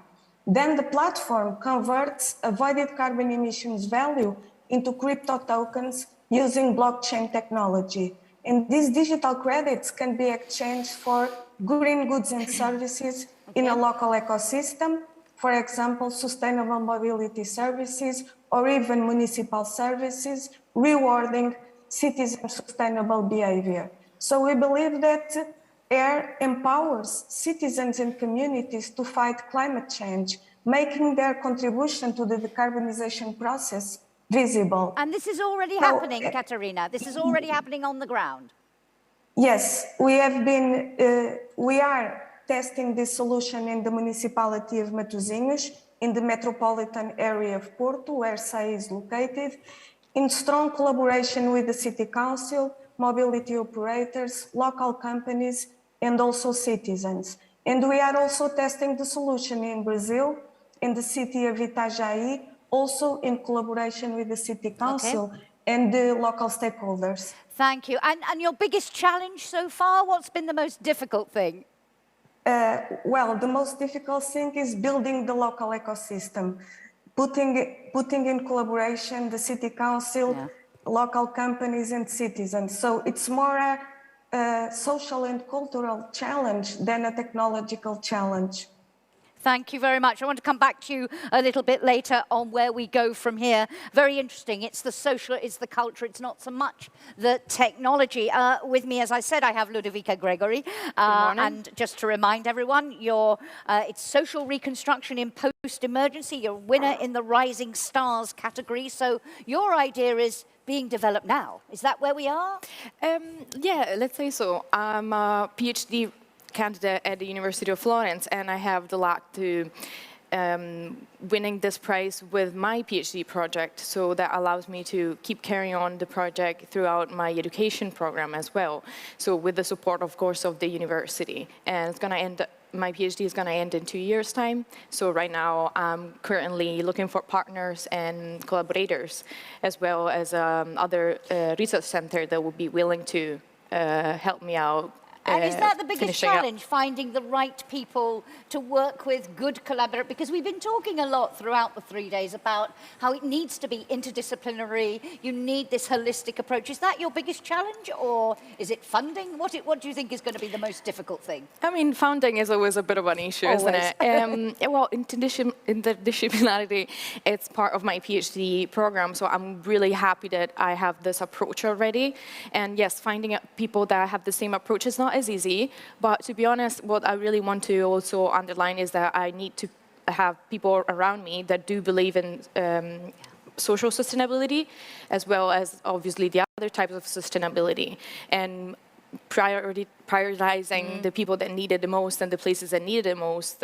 It's probably my focus, and I wish I can share this with my partners. Because often the emphasis, we talk a lot about environmental sustainability, less emphasis on the social side. Come back in a moment, but let's complete the picture in terms of where we are. Elisabetta Mignoni, who, as I mentioned, and you've seen, is from the Follow the Lighthouse. She's a finalist in the Rising Star category. Elisabetta, for you, are we at the dreaming phase, the conceptualizing phase? Where are we in the project, and what are the challenges you're facing right now? Yeah, first of all, thank you so much for having me here. And the aim of our project is to improve the local system through the creation of a living lab inside the lighthouse, involving the whole community in the educational process, and at the same time creating an opportunity for the renovation of a cultural heritage. And at now, we are in a phase in which we are presenting the project to the stakeholder and trying to develop a network between them. And in particular, we are waiting for a meeting with the Italian Navy, because San Venerio Lighthouse, the one that you see in the video, is on an island owned by the Navy. So for us, it's one of the main actors. And I think I can say that this is also one of the main challenges because the network creation is a huge point for our project, and we are also working in a place that is a symbol for La Spezia reality. So we have to work really well on the network creation. And is the challenge there finding the right people, or is it convincing them to come on board? Which is the difficult bit? It's in some way both of them, because we have yet to present the project very, very well to the stakeholders, but also we have to communicate the project to the community and to reach people, because we want to work a lot with the one involved in the production process. So we have to communicate very well this process and this idea of our project to them. Yeah, absolutely. And let me stay with you for a moment, Elisabetta, and I want to ask you all really the same question, and it relates to what drives behavioural change, because we had long conversation about this in our opening sessions on day one of this conference, a lot of fascinating and a lot of conversations about it's not about providing benefits, incentives, tangible in the sense of rewards. It's not about punishing people if they don't do it. It's about education. It's about ethos, if you like. Is that your experience? Based on your work so far, what do you think is the key ingredient to drive behavioural change? Same question to all of you. I'll come to Elisabetta, then I'll come to Katerina, and then back to Ludovica. Okay. So, as you said, we speak a lot during these days about the key role of the community engagement as a way to promote behavioural change. But from our experience, I can say that the most important ingredient is to create an empathy, a deep connection between the community and its local context. And I believe that this kind of empathy can rise thanks to an educational process that merge, from one side, the learning process with the development of a deep and holistic knowledge of the local context. And so I think that the learning process should merge different approaches. Yeah, obviously the traditional one, but with a deep focus on the direct experience. For example, in learning by doing approach, and in particular in a participative way. We aim to raise the awareness about the role of each person. So making the community a part of the system, a conscious part of the system. It's that co-design, co-creativity, which is at the heart of New European Bauhaus, which is at the heart of delivering that change. Katerina, same question to you in terms of, in your experience, what is most effective in driving behaviour change? Well, for us, we have been using two main mechanisms: awareness and environmental literacy, and also rewarding. So first of all, our platform makes visible the contribution of citizens to the decarbonization of the city where they live, making available real-time information about carbon emissions avoided by the adoption of sustainable behavior. So in fact, our platform makes available information, real-time information for the citizen about their carbon footprint. And second, the platform also rewards citizens who adopt sustainable behaviors, converting the avoided carbon emissions into tokens that can be exchanged for green goods and services in the local ecosystem. So besides rewarding and awareness, we are also creating communities, sharing the same values and practices, for example, within a family or within a company. And I think this is very important for driving behavioral change. Oh, and a key point there, really, in terms of showing people what a difference it makes. When you do it, as you said, showing them, giving them the information about their carbon footprint, what they do, because I think often people feel a sense of powerlessness. What can I, as one person, really do to change things? So for you, it's that community, but that showing it works. Ludovica, same question to you. And you talking about, sharing difficulties, sharing dreams. What do you think then drives real change, real mindset change?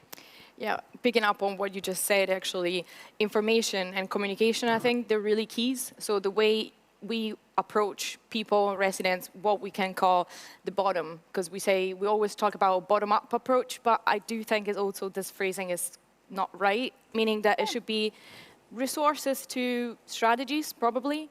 It shouldn't be bottom up. So make them feel that they are the resources, because we're working for the citizens, aren't we? For residents that are living in different conditions. In my case, it's a post-emergency scenario, but we have different urban approaches and local, So can you just rural. explain what you mean about you don't think, I'm not sure I understood why you think bottom up is the wrong way to describe it. I don't know, I just feel that why it should be a bottom where we're starting.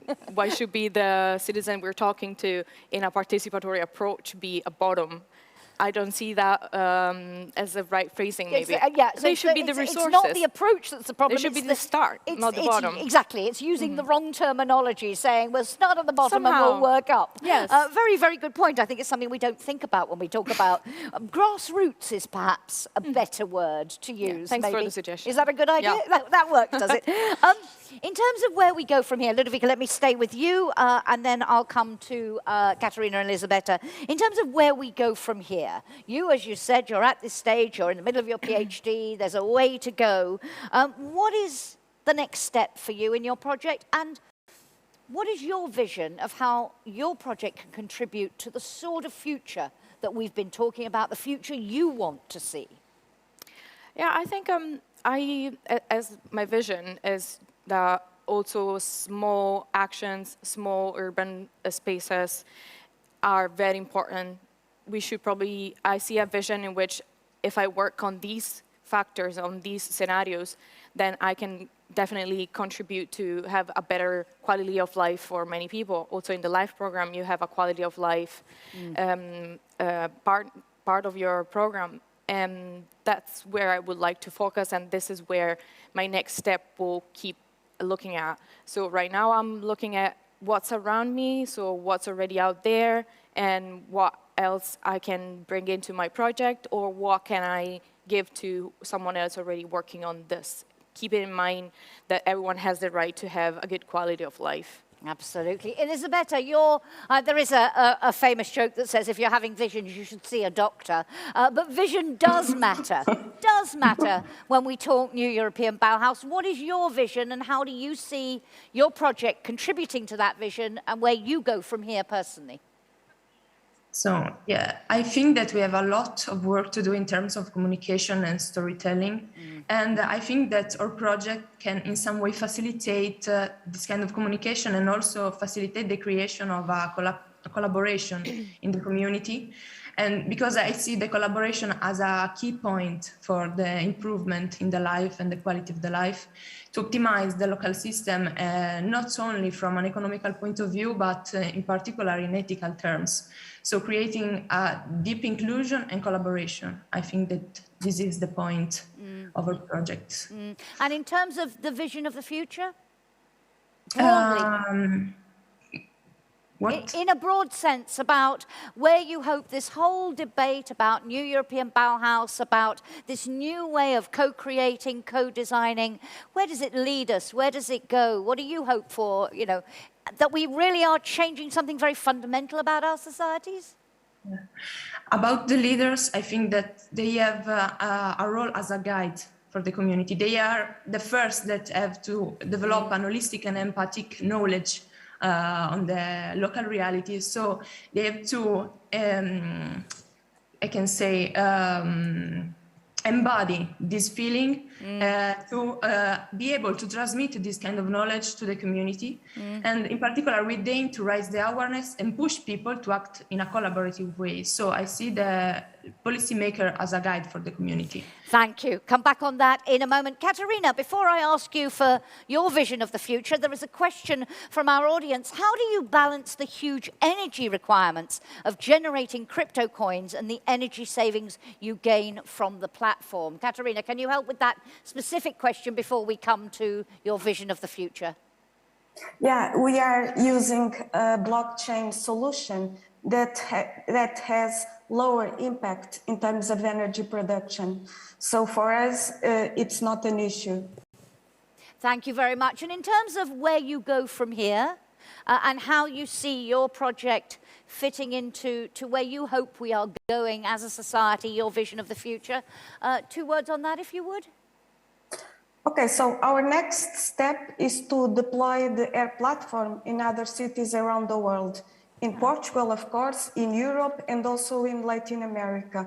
And for this, we have some strong partners like the European Bauhaus, of course, the United Nations, and also the Google Org Impact Challenge on Climate Program. And the second next step is, at the moment, air is focused on the mobility sector, but our objective is to integrate other areas like energy, circular economy, food, for example. So our vision, in fact, is to contribute to accelerate the transition of cities to carbon neutral ecosystems. It's our main vision.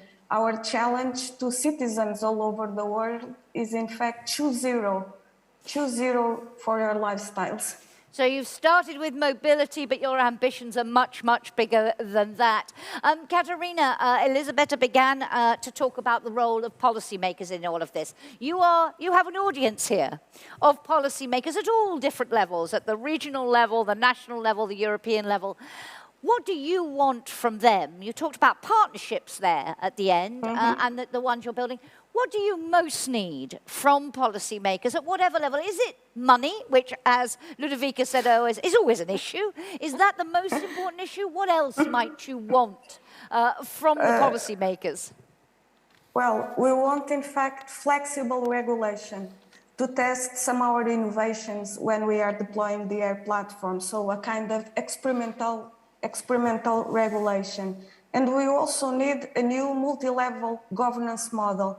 We need to promote this interaction between European, national, and local levels of governance. We need to give active voice to cities, to citizens and communities in the definition of European policies in the area of decarbonization. Thank you very much. And for you, Ludovica, if those who have the purse strings, have the financing, have the policy levers, are to help you most to realize your vision, what is most important for you? What do they need to do? Well, I think that, after all, information is really important. Like, I would like them to work a lot on giving information to the citizens, to whoever is interested, but even to who's listening, but maybe not quite catching. People need to understand what we're doing, and then they will be empowered and feel that they will actively take part of the actions of the European Bauhaus, Life and Horizon. And if we work on communication, on information, then there will be much more actions from what we said earlier at the bottom. And from the obviously partnership point of view, definitely I'm open and I'm hoping for someone to come up. And also I do think that policymakers should kind of walk aside those whose lives they're going to change. Otherwise, observing and walking next to them will be something pointless if we don't have like a big focus on how important it is to make people's life better. Thank you very much. And Elisabetta, you talked earlier about they need to act as a guide, they need to embody this feeling of collaboration. How do they do that? What do you want them concretely? What do you want to see them do? I think that a key point, as I said already, is the collaboration. Yeah. Because I think that they have to surround themselves with the one that we call Changemakers, but an interdisciplinary team, a team that have a different mindset and different approach to the topics. And in particular, I think that we have to develop a new way for improve the communication between communities, governance, and stakeholders. And in particular, understanding how to engage people with the communication, yes, but also how to keep them engaged.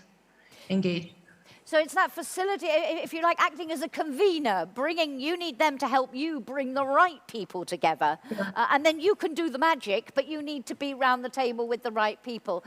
Thank you very much to Elisabetta. Thank you to Katerina. Thank you to Ludovica. You are indeed inspirations to all of us. Thank you so much, and congratulations on your progress so far. Thank you very much. Ladies and gentlemen, join me in thanking all three of them. Thank you. And don't forget, if you have any questions for them, we'll have a little bit more time at the end. You can keep them coming in as we go along. We'll have a little bit more time at the end for any questions you might have for them. But we're now going to move to our second theme, the topic we focused on in yesterday's discussion, urban transformation. So let's watch those videos.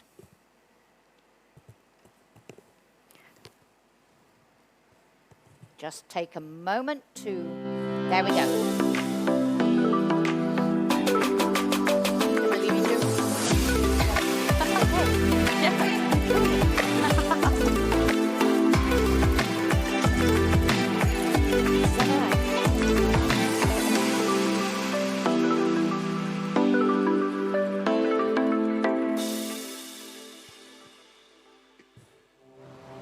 In the West Mediterranean, the Balearic archipelago faces a double threat.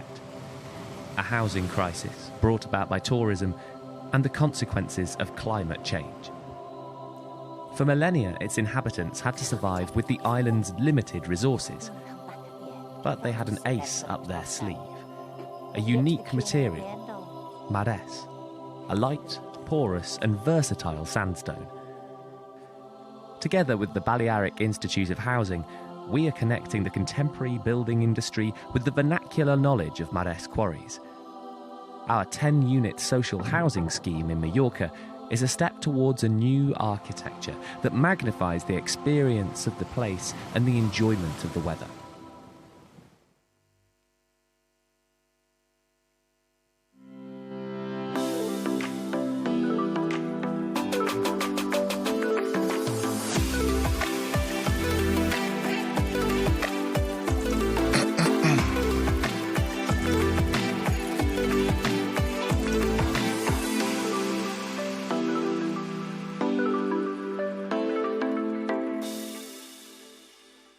The new European Bauhaus understands the value of unconventional ideas and the issues with construction and demolition waste.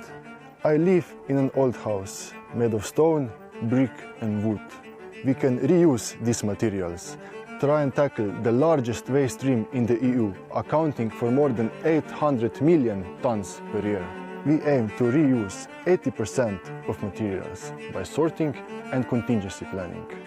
Thanks to the new European Bauhaus, we can create a zero-waste house, minimize waste during construction, reclaim materials, and build a tools library, thus integrate circularity in the community. Form follows function. The house should interact with the elements and produce food. The community garden will stay. Tukaj delam 10 let in si ne predstavljam penzije brez vrta. We need a built environment, resilient to climate crisis. We'll share the entire process through a dedicated website.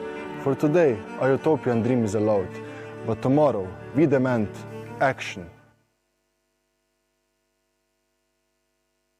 More and more people live in cities. Growing cities face growing environmental challenges. These are addressed by different actors. Our project, IF, Social Design for Sustainable Cities, highlighted the essential role creative people can play. We presented social design as a tool for urban innovation, and we connected creative social designers with practitioners, decision makers, activists, students, and most importantly, citizens. IF conference participants from all fields of society mutually inspired each other. The IF Social Design exhibition showed concrete examples for joint action on a local scale. Interested in making different actors join forces through the power of culture in your city too? Find more about Unique Warsaw's project IF Social Design for Sustainable Cities. So there we have it, ladies and gentlemen. Joining me online, I'm delighted to welcome Siddhartha Rodrigo from Inhabiting Enclosed Landscapes, a finalist in the Rising Stars category in Techniques for Reconstruction from Spain. Andre Fidezek from Zero Waste House, winner in the Rising Stars category in Buildings Renovated from Slovenia. And Rupert Weinemann from IF, finalist in the candidate category in the mobilization of culture arts and communities in Poland. A very warm welcome to all three of you, and congratulations. I want to just really first get a little bit more of a sense. We saw quite a lot in the videos, but get more of a sense of where you are with your project and what are the big issues that you're facing. Let me start with Siddhartha. You're in the Rising Stars category, so I guess this is the stage at which you're still trying to build and find the partnerships. Where are you in the process? And Correct. So we are currently developing the technical design for our social housing scheme, and it should be issued in 2 weeks. So very tight schedule right now. We are lucky enough to have been working with the Balearic Institute of Housing, so they have already secured funding for it. So it should be on site early next year and done in about a year and a half. And in terms of the challenges you are facing, I was very struck with our last set of finalists and winners. One of them said, it's not really the technical challenge. I think it was Katarina. It's more the social, it's the cultural challenge. What's the biggest challenge for you? Well, I can agree on that because, as you know, we have been trying to use fossil fuels materials and looking at traditional techniques for that, but then we have found out that the building regulations didn't allow us to happen. So we also need that technical will for all these alternatives that we are thinking about and these non-standard materials to be able to be used on the real world. Thank you very much. Let me bring in Andrzej Fidozek now from Zero Waste House, also in the Rising Stars category. Andrzej, in terms of where you are now, and you talked about utopian dreams, we'll come back on that a bit later and what you want to see happen, but where are you now in the project, and what is the biggest challenge you think you're facing? Hi, thanks for having me here.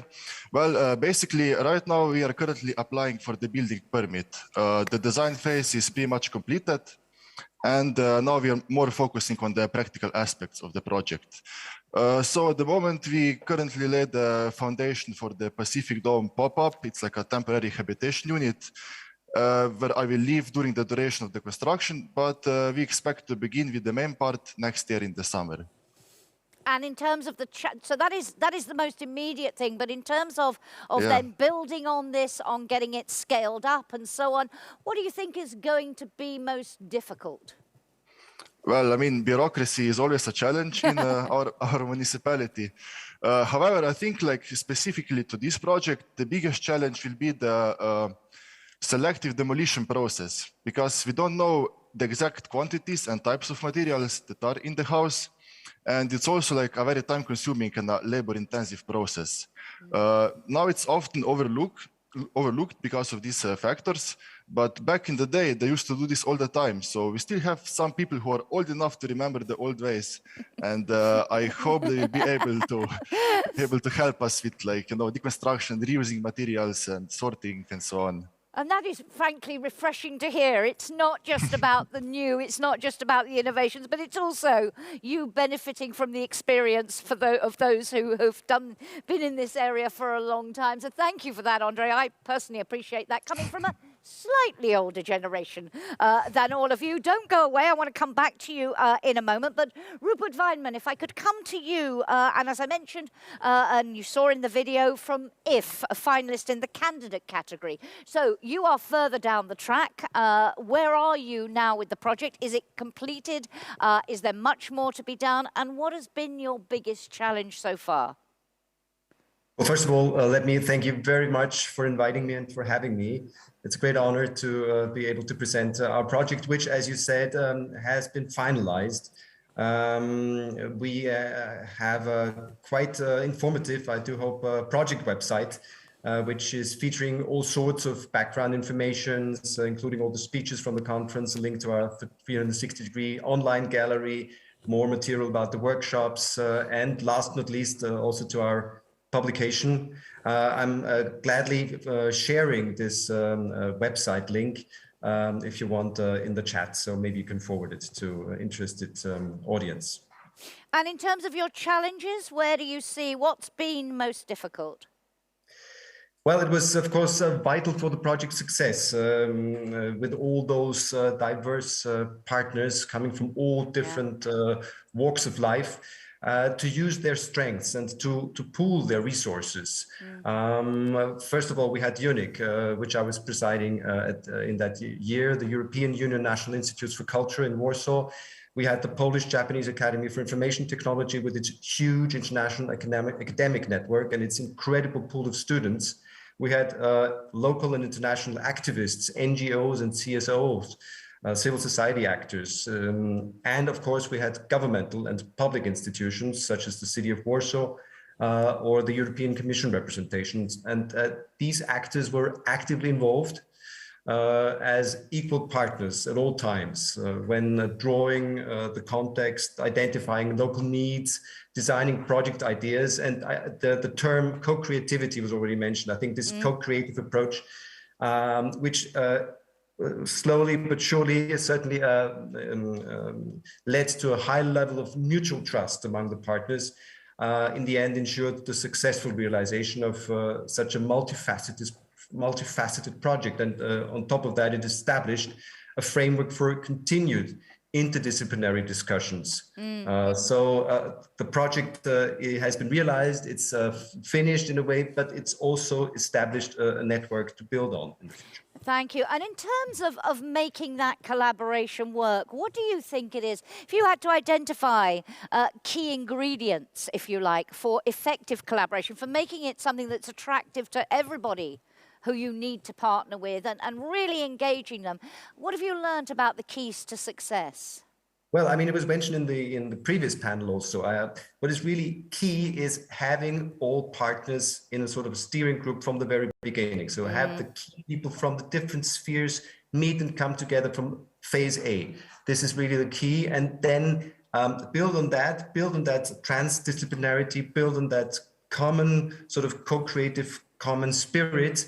Well, it was really fascinating to see how those ideas coming from different spheres were intermingling in a very, very positive way, and how this, this special spirit materialized in a very successful project in the end. Thank you very much. Andre, if I could come back to you, and you were talking about utopian dreams for now, you said in the video, but we demand action for tomorrow. Action at level. I'll come back to the action you might want from policymakers later. But in terms of getting others to follow your example, to be inspired by what you're doing, because we've talked a lot about scale up and replicability and how important that will be, that yours is not a unique project, that others do it. What do you see as the key to getting that scale up, to getting that replicability once yours is up and running? Well, I think that you first need to set out an example, that to show that change can be done in your personal life. However, this is not enough, you know. It's a good starting point, but to truly achieve mass scale, we need to involve people and allow them to construct their own knowledge. So we hope to achieve, we hope to show that the project is viable, that it can work, and we'll share everything over the website. And the overall direction of the project is aligned to various principles of like circular economy, permaculture, degrowth, social ecology, and so on. And we hope to communicate the results well and present a case that is worth extrapolating and replicating on a broader scale. But to do this, we have to really like follow each step of the project and be very transparent about it. Thank you very much. And that's why, you know, a conference like this and hearing from all of you and hearing from other projects, which even if they didn't have the new European Bauhaus label until now, really embody those principles. For you, it's that showing by doing and showing that you can do it. That for you is key to getting others to follow suit. Let me ask the same question to Siddhartha Rodrigo for you.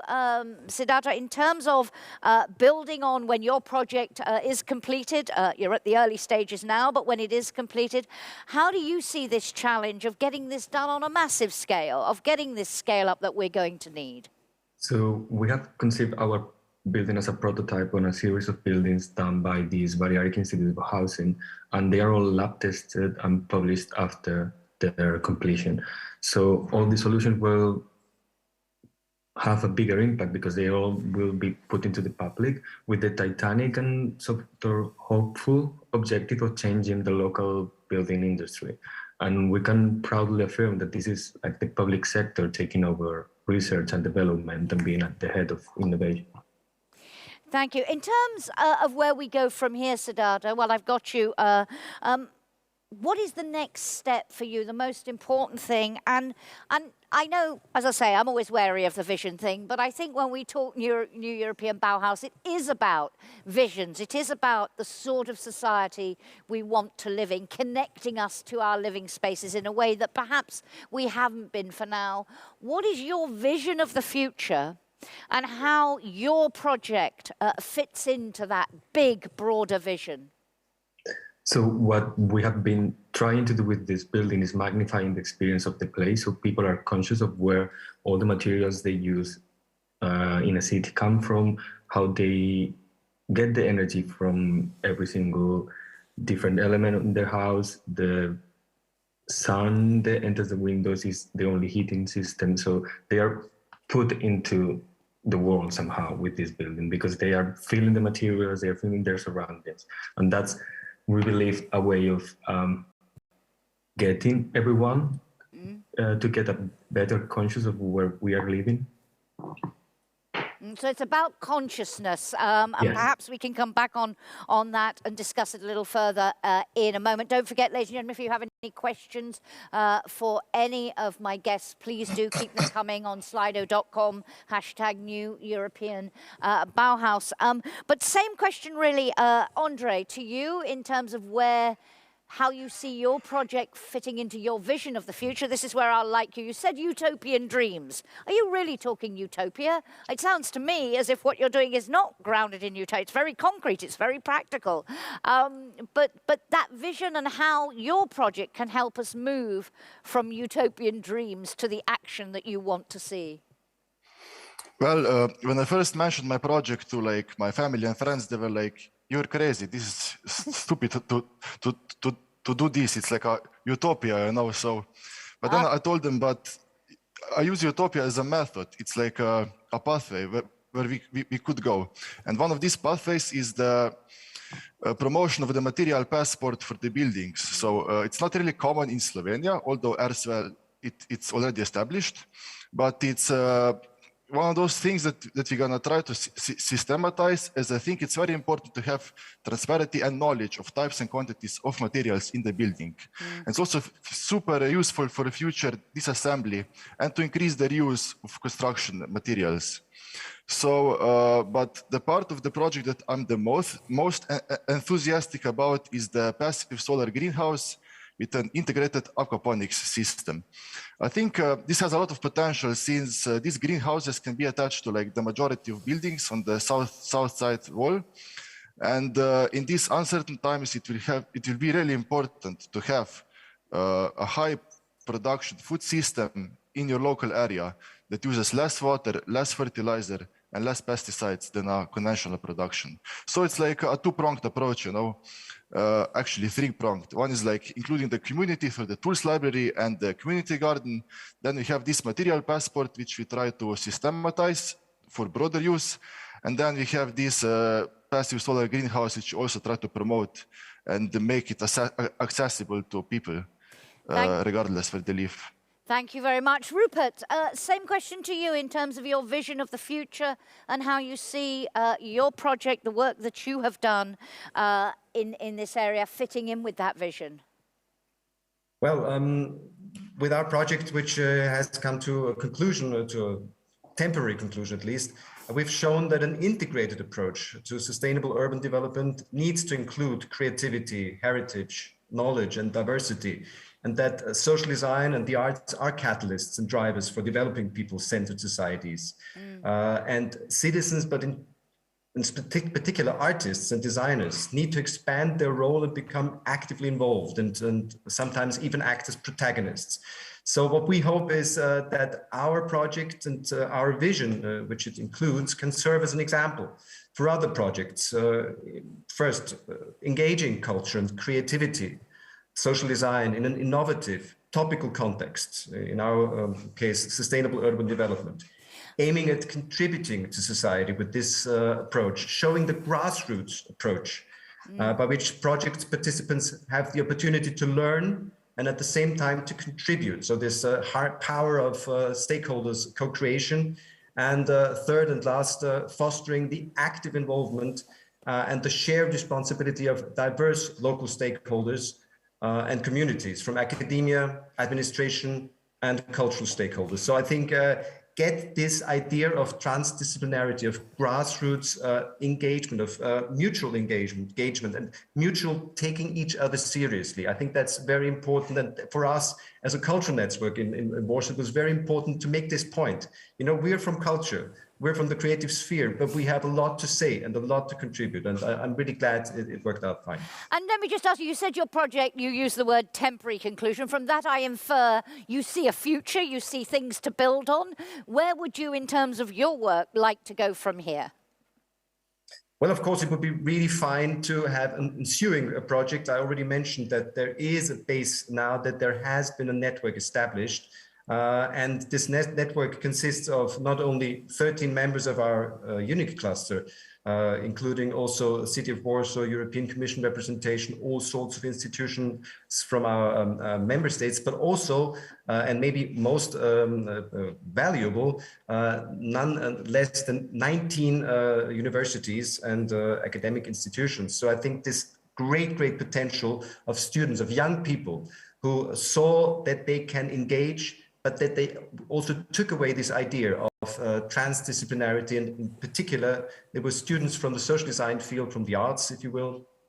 So they saw that they are empowered and that they're even sort of, they are called upon to engage in this topical context. So I think this is one of the most important takeaways, and there's a lot to do on this very point here, I'm convinced. Thank you very much. And for now, I have one final question. And Rupert, let me stay with you as I have you, and then I'll come to Andre and Siddhartha. But don't go away. We are getting some questions coming in from the audience, which I hope to put to all of you at the end of our session. But Rupert, in terms of, you talked there about what you hope for in that network and how it could be used. What do you most want from the policymakers at whatever level who are listening to and watching this discussion? Well, I mean, project highlighted the specific role of artists and social designers and made clear that arts and culture have a special function to play as an accelerator of this shift through their particular ability to reach people on the level of emotions and by providing new ways of seeing problems and developing creative solutions. So my plea to decision makers would be, I think European Bauhaus is a remarkable new approach for what? For bringing EU policies on the ground. Because that's what is taken by fostering this inclusive, community-driven, grassroots approach, by engaging local communities and stakeholders in a globally relevant issue of sustainability, and by bringing in the culture. So I would like to encourage EU policymakers to take up this very European Bauhaus approach to as many EU policies in order to successfully bring EU policies on the ground in the EU member states in the field of the new European Green Deal and beyond. Because I think the approach, the way of thinking and this method, if you will, is a very, very good starting point, not only for the European Green Deal, but for many more EU initiatives to follow. Thank you. So using the EU jargon word for all of this, we need to mainstream it. It needs to be in all policies, across all policies. Rupert, as I say, don't go away, because I hope to come back to all of you at the end. But Siddhartha, let me come to you with that question about what do you want from the policymakers? How can they most usefully support the work that projects like yours are doing?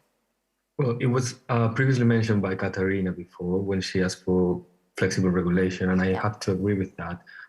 We believe that policy should be very specific on the outcome of things, but at the same time, non-prescriptive about the way we can get to that way. So we can use all our creative power to identify and develop new ways of working.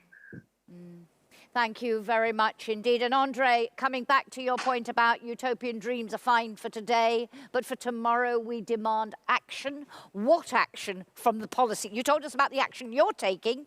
What action from the policymakers? I 100% agree with all the comments that Rupert and Siddhartha gave, as well as previous fellow participants. I think a lot has already been told, but I want to sail back into the utopian waters and tell the decision makers, just ask them to imagine a world where there is a garden under the asphalt, where under the concrete a new life grows. And I think this is the beautiful story of the new European Bauhaus. It provides us with something really tangible that we need in these dire times of ecological crisis. So my final comment is actually like a question. I would like to ask policymakers, why do they think we prioritize GDP growth over the well-being of human societies and the vitality of ecosystems? Thank you. So we need to focus on that big objective, that long term. What are we doing all this for, if I can put it that way, as well? As I say, please don't go away, because we may have some questions for you all at the end. But for now, ladies and gentlemen, will you join me in thanking all three of them very much indeed? Thank you so much for that inspiration that you are providing. It's all about inspiring others, and you are certainly doing that. We're now going to move to our third and final theme, the topic we are focusing on in our discussions today. We'll have a panel on it after the break, nature-based solutions. So before I introduce our speakers, the representatives of those projects, let's watch those videos.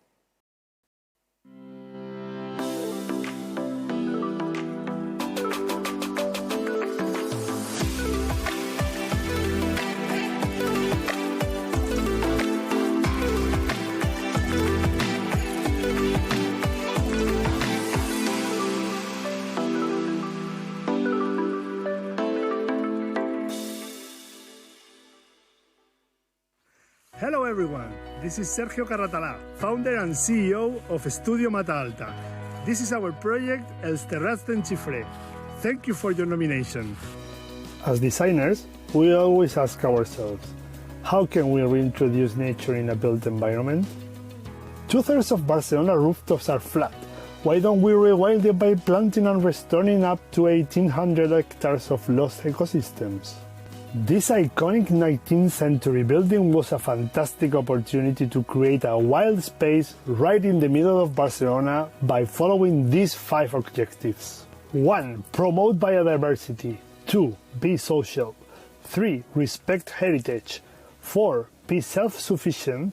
And 5. Reduce any impact. Let's bring nature to all cities in Europe in a beautiful and inclusive way.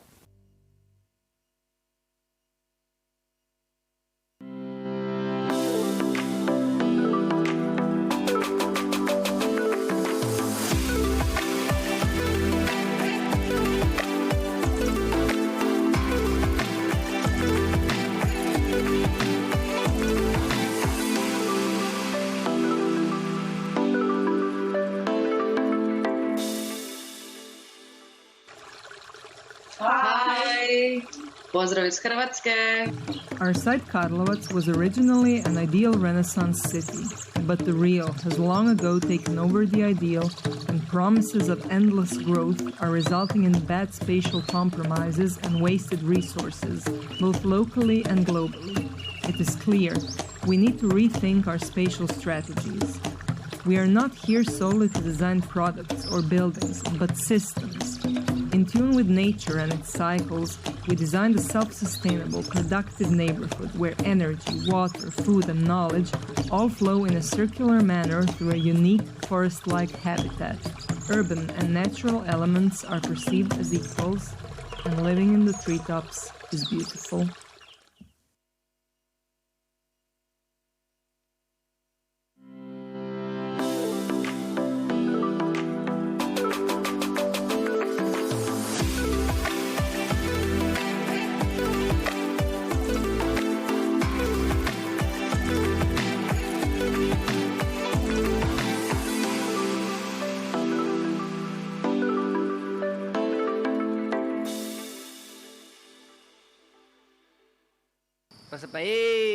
Fábrica es un sitio donde suceden cosas. This is La Fábrica, an open space for culture and ecological projects. More than 3,000 people collaborated in this duocracy, restoring the ruins of a factory out of recycled materials and keeping rural culture alive. So yeah, we are resisting. For 10 years, we've been sharing dreams and knowledge, recovering the polluted soil by planting gardens, celebrating events and giving artists a stage, producing music and artwork. You know, sharing is caring, and we care about our territory. Un espacio sostenible, muchísima gente. Colectividad y resistencia. Together, we work to shape our dreams. We are slowly setting up a sustainable place to live and to work in common. Are you coming?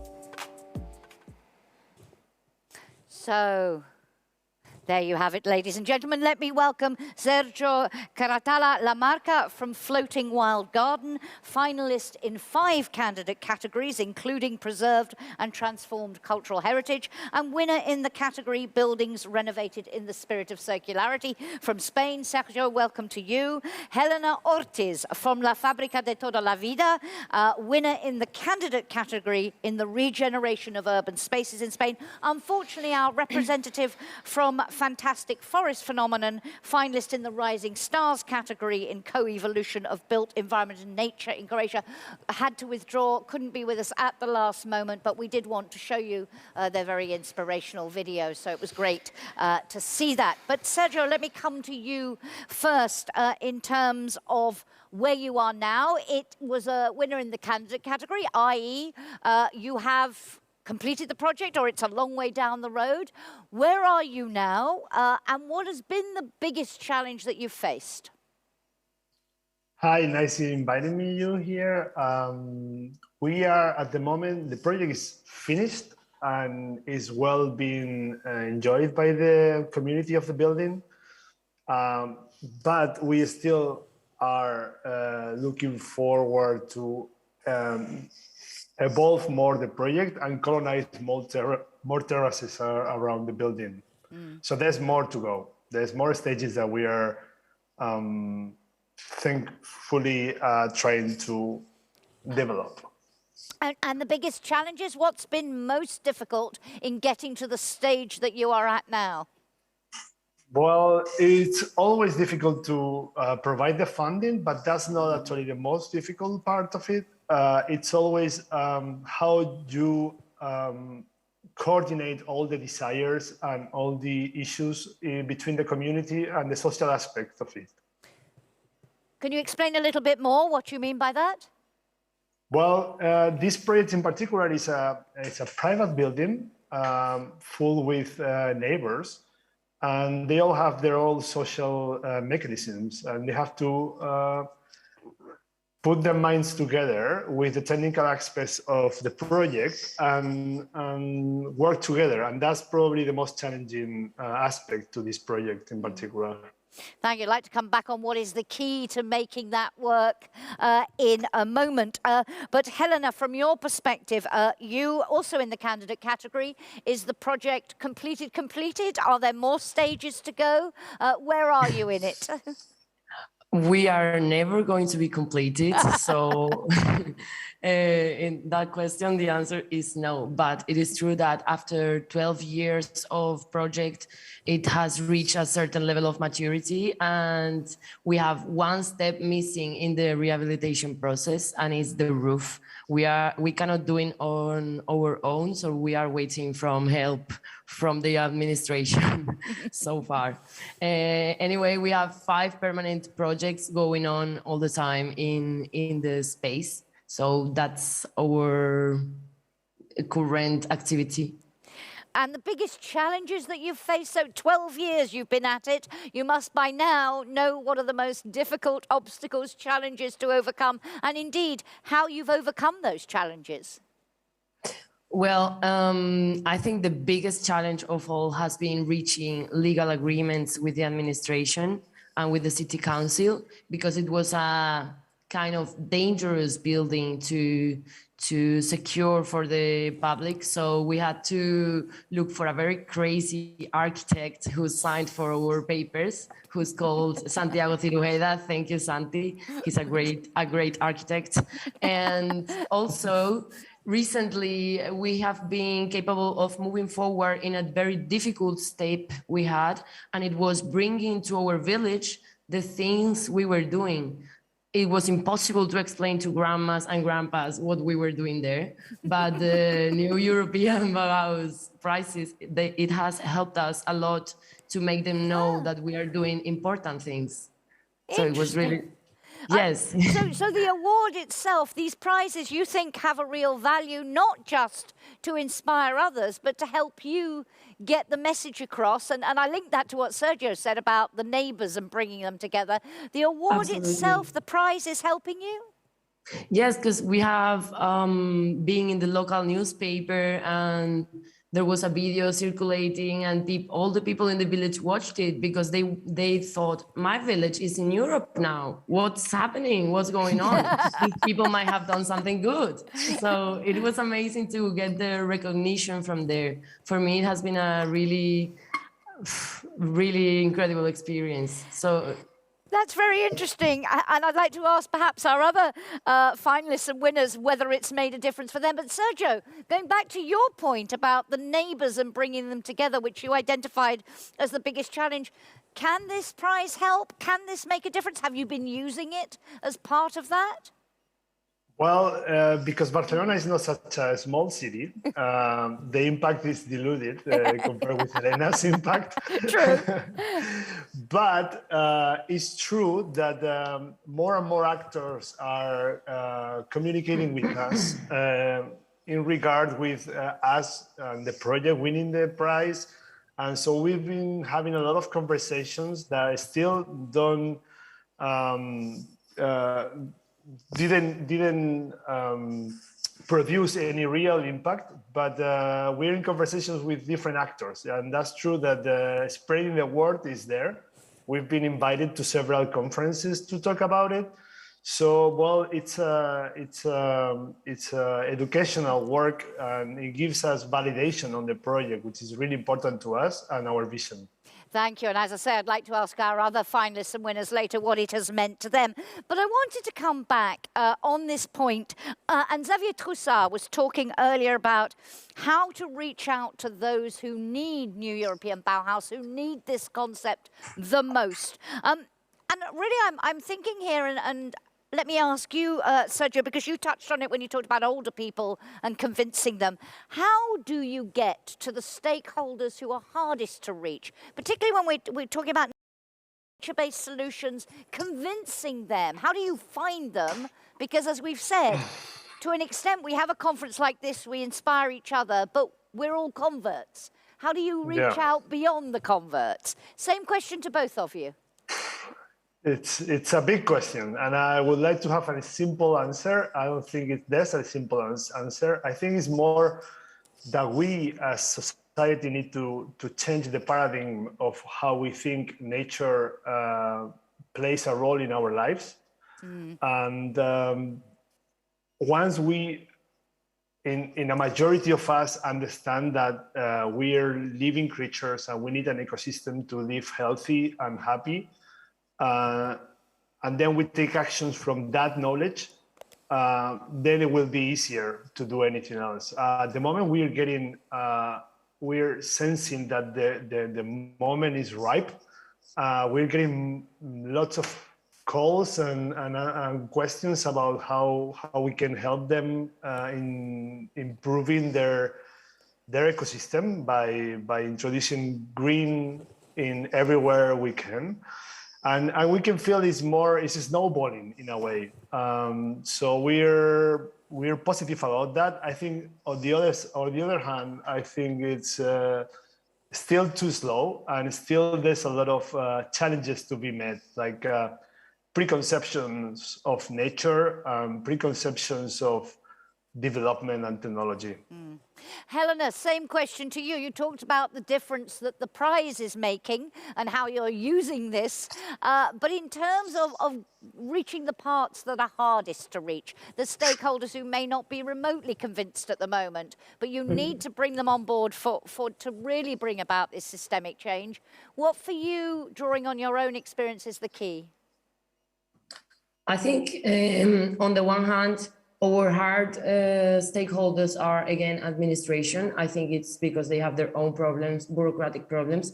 So for me, I think a key in negotiating with that is proposing clear exchanges and simple solutions that people can actually commit to, not trying to do all the aims, all the objectives at the same time, but going little by little and being honest and clear about what we need and what we can do.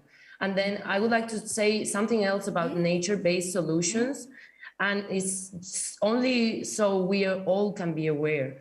Nature-based solutions need usually a really big human infrastructure who is committed because, for example, gardens need daily care. And this is such a big thing. It's every day.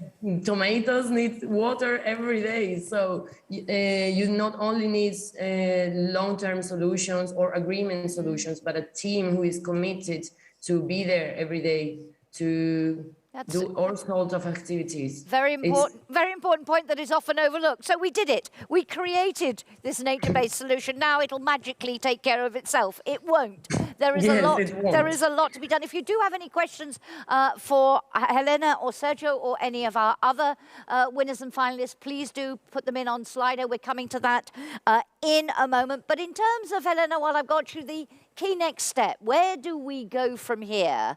And how do you see a project like yours really feeding into your vision, long-term vision of the future?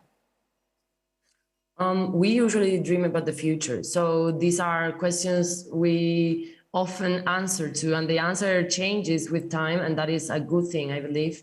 Our key next steps. First one, fixing the roof. And then apart from that, we are willing to create educational infrastructures so we can share all the answers to the questions we have previously had. And also for that, we have a big network of people who are working in communities, in industrial patrimony. So we would like to get together with them and provide answers for others in case it's useful. Thank you. That's it. Thank you very much. Sergio, for you, you said next steps in terms of your own project. You said around the buildings, more work. It's not done. But on the bigger scale, in terms of replicating what you've done, scaling up, and how that fits into the vision, what's the key next step, do you think? Well, for us, it's been from the beginning. This is a quite young studio. And when we were thinking back in 2017 about starting this project as a concept studio, we were thinking a lot about how we wanted to do things.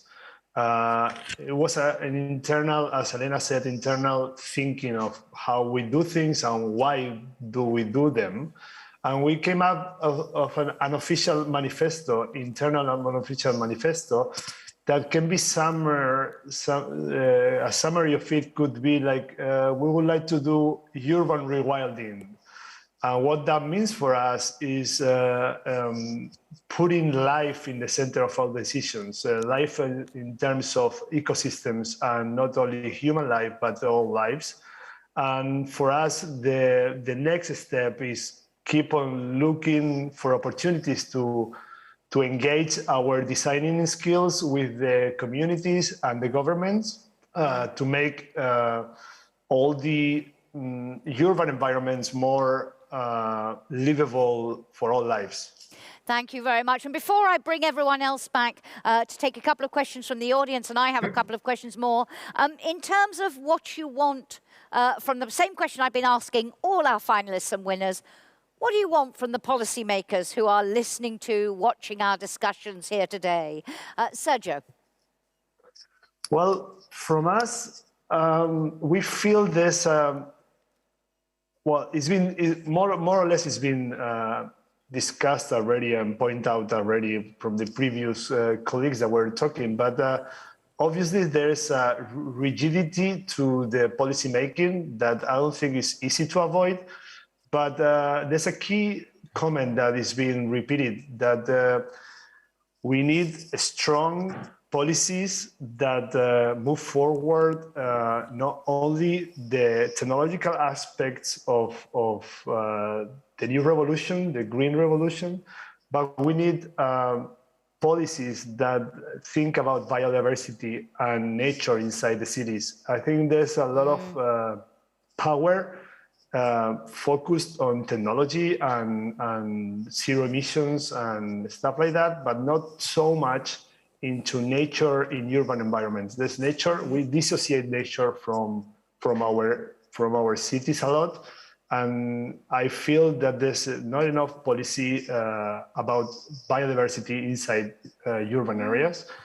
And also, I think it's not about what can make a bigger impact is not a new technology. I think we have enough technologies and enough culture of development and developing new solutions, but we need to focus more on this mindset of the social culture involving the green revolution. I think it's way more important for us as Europeans to have the convincement. I mean, we're convinced to do this, not try and find more revolutionary technologies that will save us without really believing in the saving. So very much bringing us back to where Katarina started, where she talked about it. This is a social challenge. This is a cultural challenge. The technology we can do. It's the other bits that are harder. Helena, for you, what do you want from the policymakers? How can they best support your projects and projects like that? Again, just like my colleagues, we want flexible regulations. I know it's being said, but it's so important because here we are trying to experiment and create new solutions for the future. But if we don't have the legal space, we cannot do it. And in terms of that, to open a bit more that question, I would really ask for policymakers to understand their role as facilitators for others, not as mediators with the law. They should help us overcome the obstacles, the legal obstacles we find, because they are the people they are the experts on those terms. And if there are solutions and ways to do things, they are the only ones who know them. So I would like to see more help in that terms and less of an obstacle. So we need flexible, agile legislation that enables you to experiment, creates that space for you to do what you're doing. Let me hopefully bring back all of you who've joined us online, all our finalists and winners, because we do have a couple of questions from the audience. And just first, very specifically to Ludovica, what was the inspiration, someone wants to know, for your project? Yeah, well, I started actually from where I'm from, so it was everything to do with an earthquake in 2016 in central Italy. So I started in a post-emergency scenario related to an earthquake, and definitely empathy towards who were hit by it, and actually my hometown as well.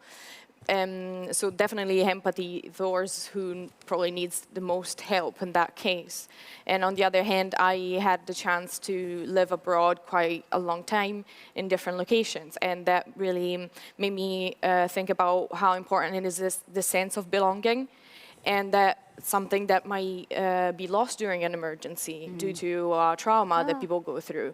And that's what Helena was saying. If you have a garden, but then you don't look after it, it's no much point of having the garden. So if you don't have a sense of belonging, you don't feel that's the space you have, it's yours, you're not taking care of it.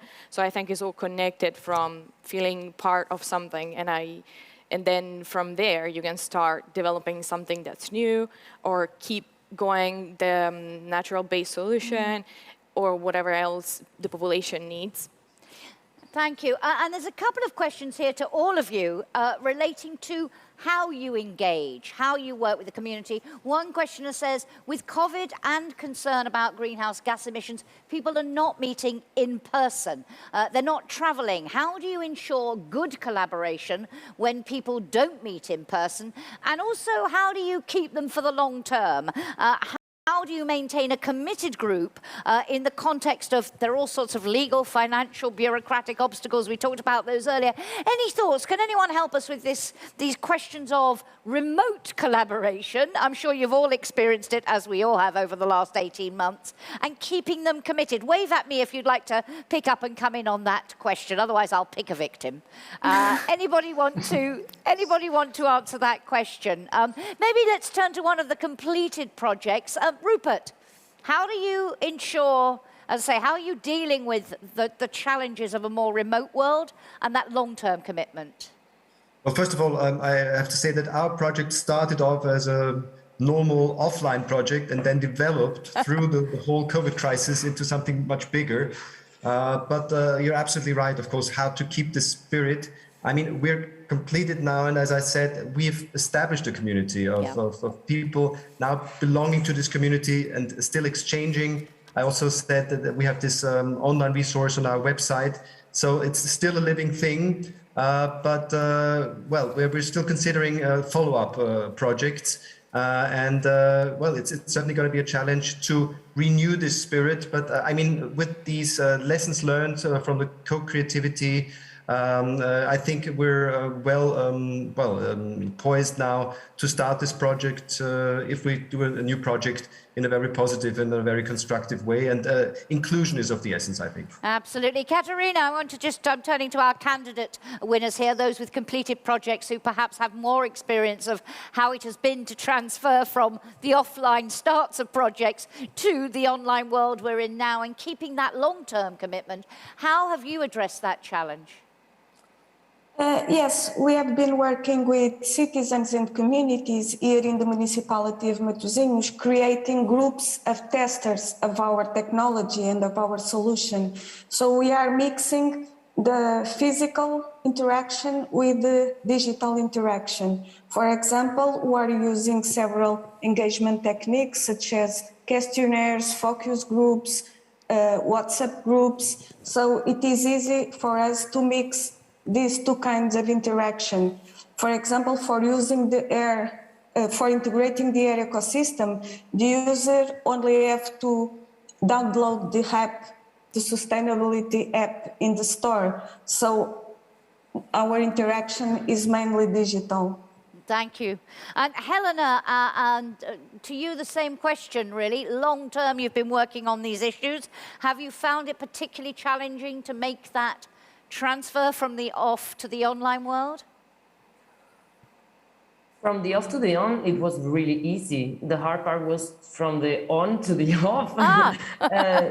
Yes, but during the pandemic, we have been doing offline tasks. Like we created a radio program with people from Colombia, and also we have been revising all our legal documents because we couldn't do otherwise just studying time. So it was really good for the community, and it implemented a lot of new things. From the off to the on, we recovered our events and daily life activities, so it was amazing.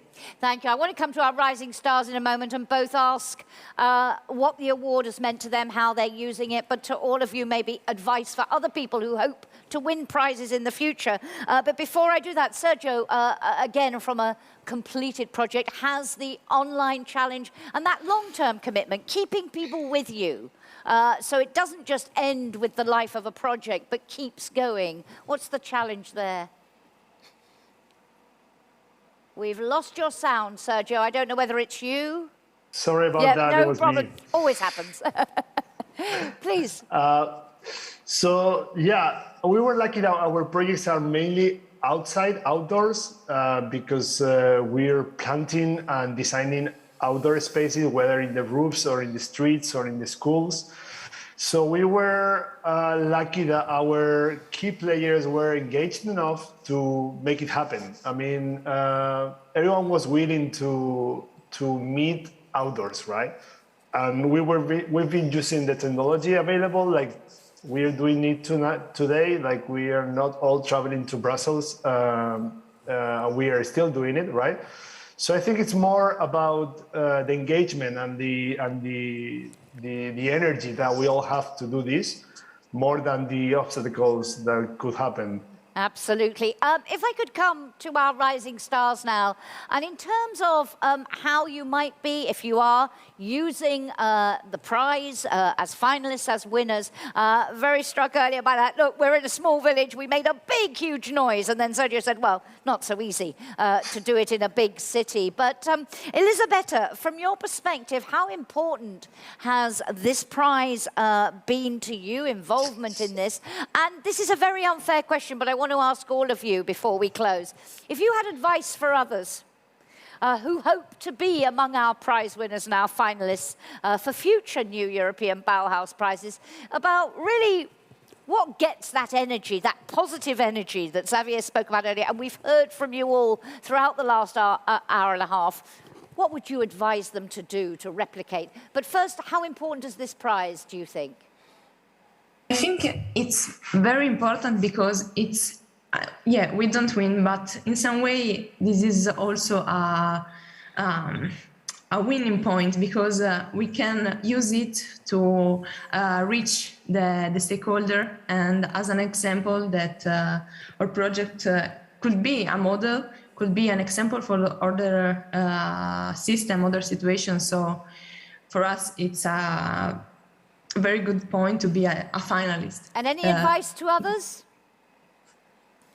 An advice could be to stay open-minded and to try to be as much holistic as possible. Yeah. So try to keep in mind the whole complexity of the system and to understand very deeply the context in which they are working, and as inclusive as possible. So considering every different point of view.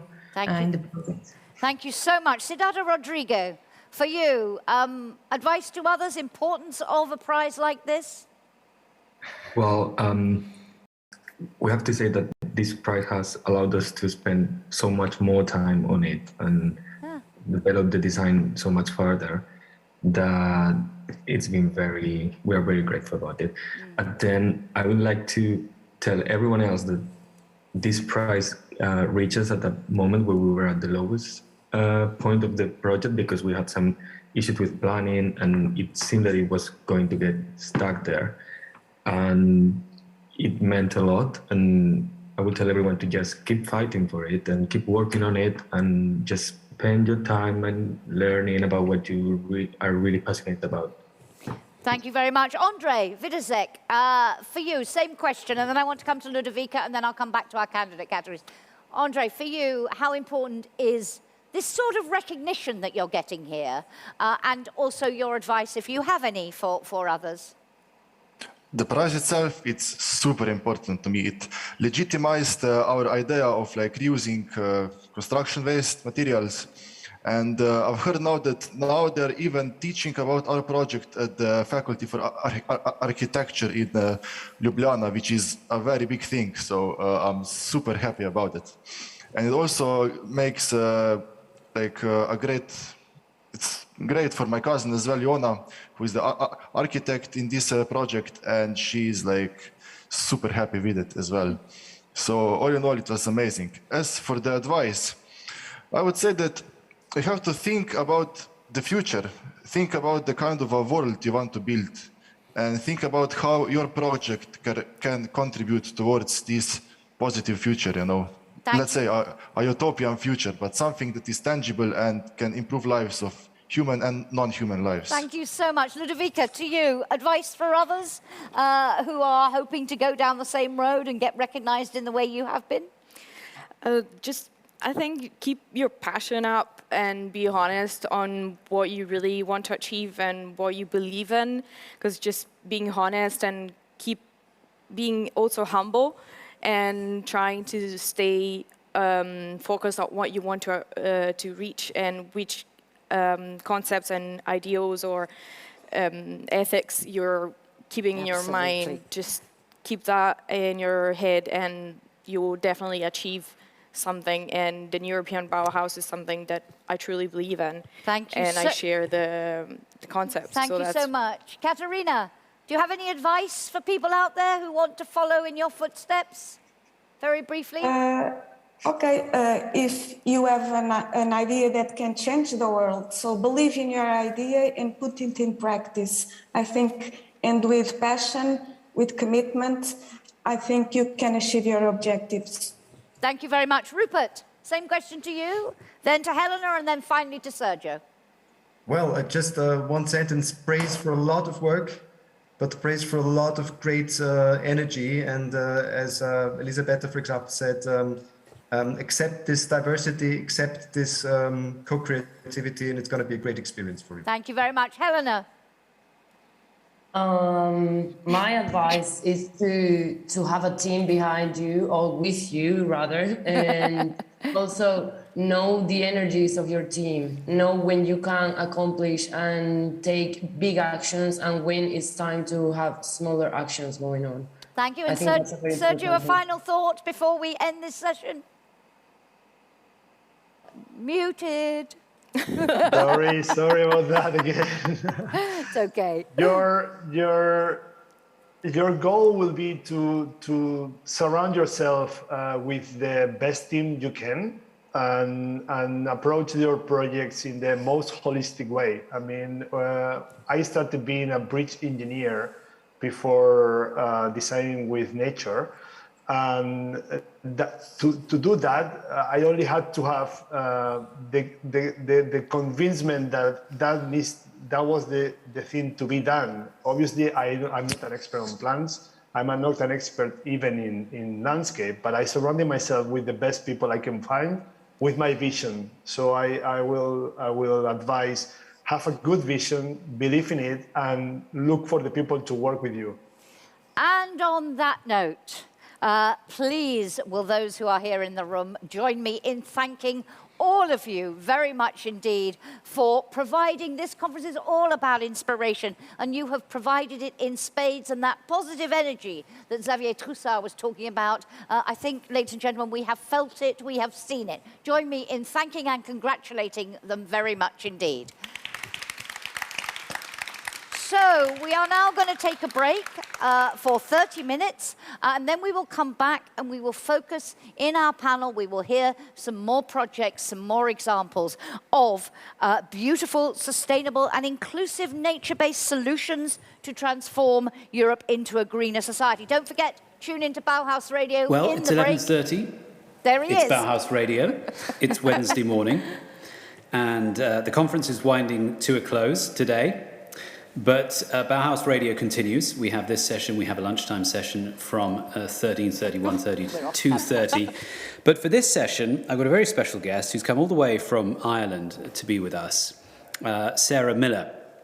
And I think that if you looked for an evangelist for the LIFE programme and for what it has brought to her personally, and to the people she works with and cares about, you couldn't find a better one than Sarah. I think that's a fairly accurate description, really, of how you feel about life, isn't it? Yeah, it's kind of been transformational for us. Yeah. So you come from Dublin. Well, I don't think you come directly today, but that's where you're based. That's right, yeah. We're based in Ballymun, which is in the north side of Dublin, right beside the airport. It was traditionally an area of high social deprivation, and so we've been involved in regeneration projects there for over 20 years, and I personally have been involved there for 17 years with the Rediscovery Centre. Yeah, the Rediscovery Centre, it's probably best that really you explain it, because it has so many different elements to it, and it keeps acquiring new ones, right? Absolutely, yeah, it's always evolving. So I guess we are the National Centre for the Circular Economy, first and foremost, so it's important to say that. But we're really, I guess, a creative movement that connects people and ideas and resources to really support low-carbon sustainable living. And you're right, there's a lot to what we do, from social enterprise activity along furniture, fashion, paint, and textiles reuse, bicycles reuse. We have a visitor centre which is run also social enterprise, including a cafe, an eco store, which has sustainable products and designs from over 50 designers in Ireland. And then we have a really comprehensive education programme which delivers sustainable environmental education to schools throughout Ireland. It's a national programme. And then on top of all of that, we have a research team and a dedicated policy team that helps support the transition to a circular economy. So yeah, we're busy. I guess Ireland is a pretty good venue for life projects in general, given that you have, it's a country with relatively horizontal levels of governance, right? And also you have the beauty of the Emerald Isle. So you have the nature aspect of it. But in terms of the circular economy, you mentioned, all the things that you can reuse and repurpose. You said paint. I mean, is there literally, are you discovering it all the time, different things that you can repurpose? Pretty much, yeah. So what we do is, I guess, we're looking at where the problems are. So paint's a really big problem in Ireland. For the majority of paint actually gets exported overseas for incineration because we don't treat it in Ireland. And it's also not segregated into hazardous and non-hazardous. So by reusing paint and redistributing paint, we are really helping to solve a big environmental problem, and we're providing, really affordable paint for communities that need it. So yeah, it's a really positive project. We work with the local authorities in delivering that service, and then we're able to provide high quality, affordable paint to people who need it, and we're stopping all the associated environmental problems. The name of the Discovery Centre implies just what I was referring to, that there are new discoveries to make all the time about the environmental footprint that we have and the way that we can mitigate that. Can you just tell us a bit more about how the project and the name came to life, how you developed that concept from the very outset? Because you've been working, as you said, for 17 years in this field. The project, I think, came about, the specific Life project was how long ago? That project was started in 2014. I think our application first went in 2012, then we finally got word in 2013, and we kicked off in 2014, and it ran till 2018. And that specific project was actually called WISER. So it was working with industrial spaces to exemplify reuse, because we all love a good acronym, obviously. Yes. But look, to be honest, it was the Rediscovery Centre came about because we were trying to rediscover value in the materials around us and the people that we work with. And so that's rediscovery. That's what we're all about. The WISER initiative was all about us trying to rediscover an old industrial building that had become defunct and was due for demolition. And we had this ambition to bring together all of our activities under one roof. And, where better to do it than in a building that was due for demolition. So we wanted to save it, and we wanted to rediscover that.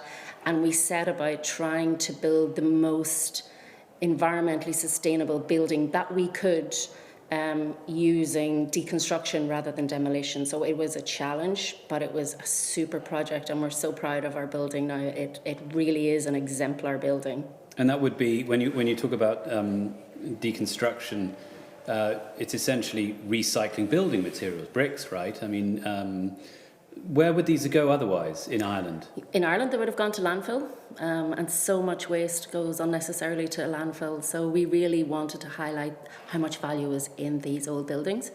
We were able to retain all of the original concrete, all of the steel, a lot of the building materials we were able to reuse. We walked around the building before deconstruction started, and we basically tagged everything saying, keep, we want to keep it all.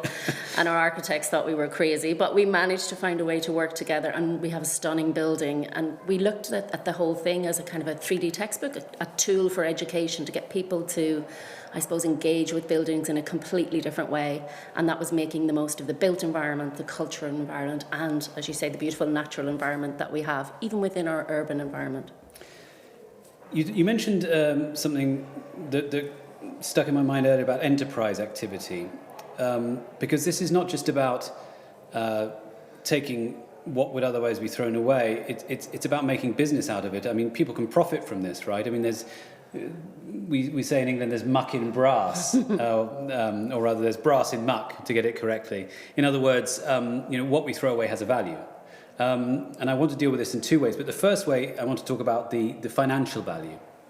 Yeah, sure.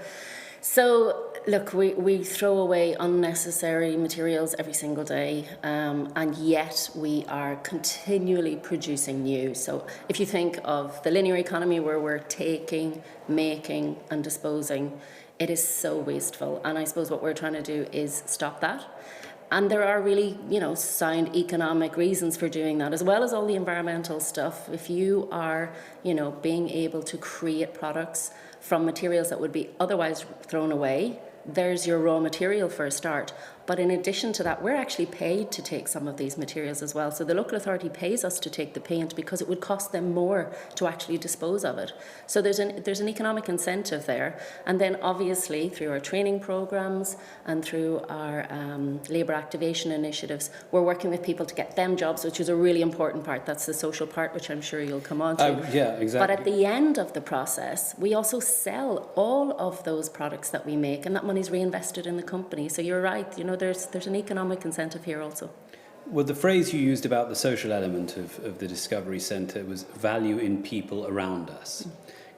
It's based in an area of deprivation in Dublin. Can you elaborate on the transformational effect it's had on the community, on individuals? Yeah, sure. At an individual level, I suppose it kind of really is transformational. It's not just that individual, it's their families, it's their communities, it's their local area because they shop, So 90% of the people that we work with go on to get jobs, and they're coming from generational unemployment. So that's, it's really hard to break that. But we have kind of an easy entry, so we've really long-term unemployment in the area. We get a lot of early school leavers, we get a lot of kids dropping out of school, we have a lot of lone parents.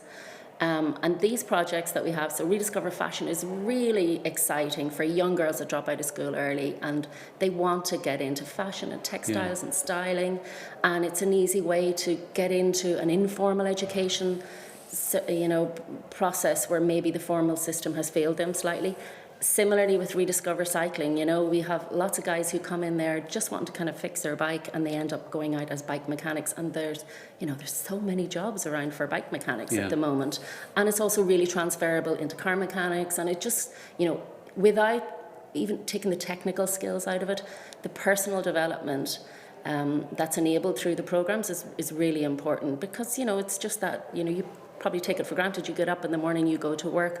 For lots of people, they have never really been part of that system where somebody in the house gets up and goes to work and comes home, and so it's great to get people in to the system and then to watch them grow and develop, and the impact that it has on them. It's just wonderful. You were talking about how the educational elements of that. We'll come on to communication in a moment as well, but the educational aspects, you're obviously going out into schools. And there is, in a sense, a circular economy is a circular education too. I'm interested in the reaction that you've had, because we've been discussing citizens' engagement this week. How have you approached that? And tell us a bit more about the work you do in schools. Okay, well, firstly, the work that we do is really positive and it's really action-based. Nobody wants to add to climate anxiety. We certainly don't anyway. So our programs are really hands-on, experiential, action-based initiatives. But they're also curriculum-led. So we look at the curriculum, see what the teachers need to do, make sure it's relevant and that it actually adds value for them. And then what we're really trying to do, I suppose, is engage people in science and technology and engineering and maths and the arts, and see where they can provide the solutions for the future. And that's been really successful. We just had our Let's Talk Science Festival on last week, which was a local initiative, and all the families come together and the whole place turns into an experiment, basically. And there's all kinds of weird and wonderful things happening. But it really... it kind of gives people some inspiration, and at a young level, it gives them the confidence that actually they can be part of this, they can be part of the solution. It's not beyond them, it's not out of reach, and that's really what our education programs are all about. It's about kind of bringing people with us, giving them tools, and enabling them to provide the solutions. Yeah. What about other parts of Ireland, indeed other parts of Europe? I'm interested in, whether you've drawn inspiration from others and the extent to which others are drawing inspiration from you. Yep.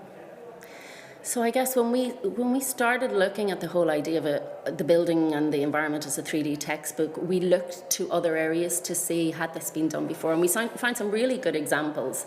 We find a beautiful example in Indonesia, which unfortunately we didn't get to visit, but we got all of their information.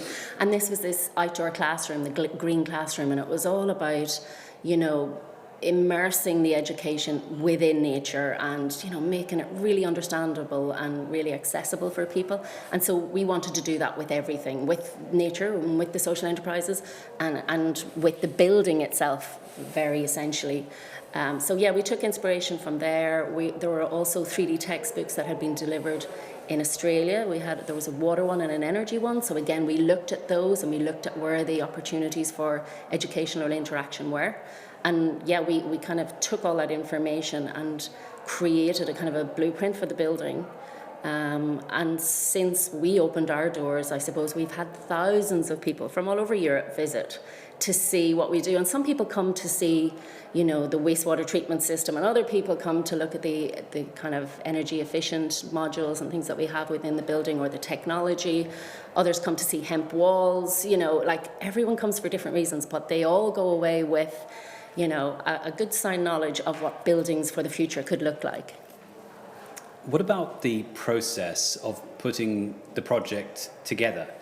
Because, you know, life has been transformational for you, and it is for others too, but, you know, there is a procedure to go through. Yeah. It's you know, you had to find co-financing, right? I mean, how complicated does it have to be to put a life project together? I think it gets a bad rap, to be honest. Like, we didn't get our first application. So, you know, the first time we submitted our application, it was far from ready. And, you know, I admit that. But we got amazing feedback. And we took all of that feedback on board and we rebuilt it. And where we were weak, we made ourselves stronger. And, you know, we kind of, I guess you work hard on it. But, you know, it's a lot of money. So you expect to have to work hard for it. In terms of co-financing, I think in some ways the LIFE programme gives you a little bit more power in some ways, because, you know, you have the backing of all of this environmental policy and legislation, and you're highlighting what the future will bring and challenges that may be faced by some governments or local authorities. And so in finding the partners, I suppose everyone sees it as a solution to addressing policy or climate issues. So it was kind of easy that way. It is about telling the story and about, you know, making it accessible as well. So we weren't going, you know, with our cap in hand saying, oh, please, can you help us? And will you write the application? Will you do this? We were going along saying, we have a really good idea. We think it fits this LIFE programme. We're getting really good feedback about it. We've talked to other LIFE programme recipients in the EU, and they seem to think that it's a good idea as well. Here's where it, you know, addresses the problems that the LIFE programme are trying to address. And, you know, we made a very compelling argument for the fact that it would probably be successful. So, yeah, I think it's about getting your ducks in a row, but also, you know, finding the right people within the local government as well that will support you. Well, this is it, isn't it? It's partnerships. You know, how diverse is the partnership structure in your life project, in which started as Wiser, as you say? Because, you know, no one, you know, the whole point of life is to bring different elements together, isn't it? That's the whole point. And our life project was quite uncomplicated, maybe in comparison to some. We didn't have, you know, numerous European partners because it was very much a local project, looking at addressing local needs. But the building itself belonged to Dublin City Council, so it probably would have been easier for them to knock it down and then sell the land. But, you know, they had faith in this idea, and they had their own climate ambitions as well that we were able to tap into.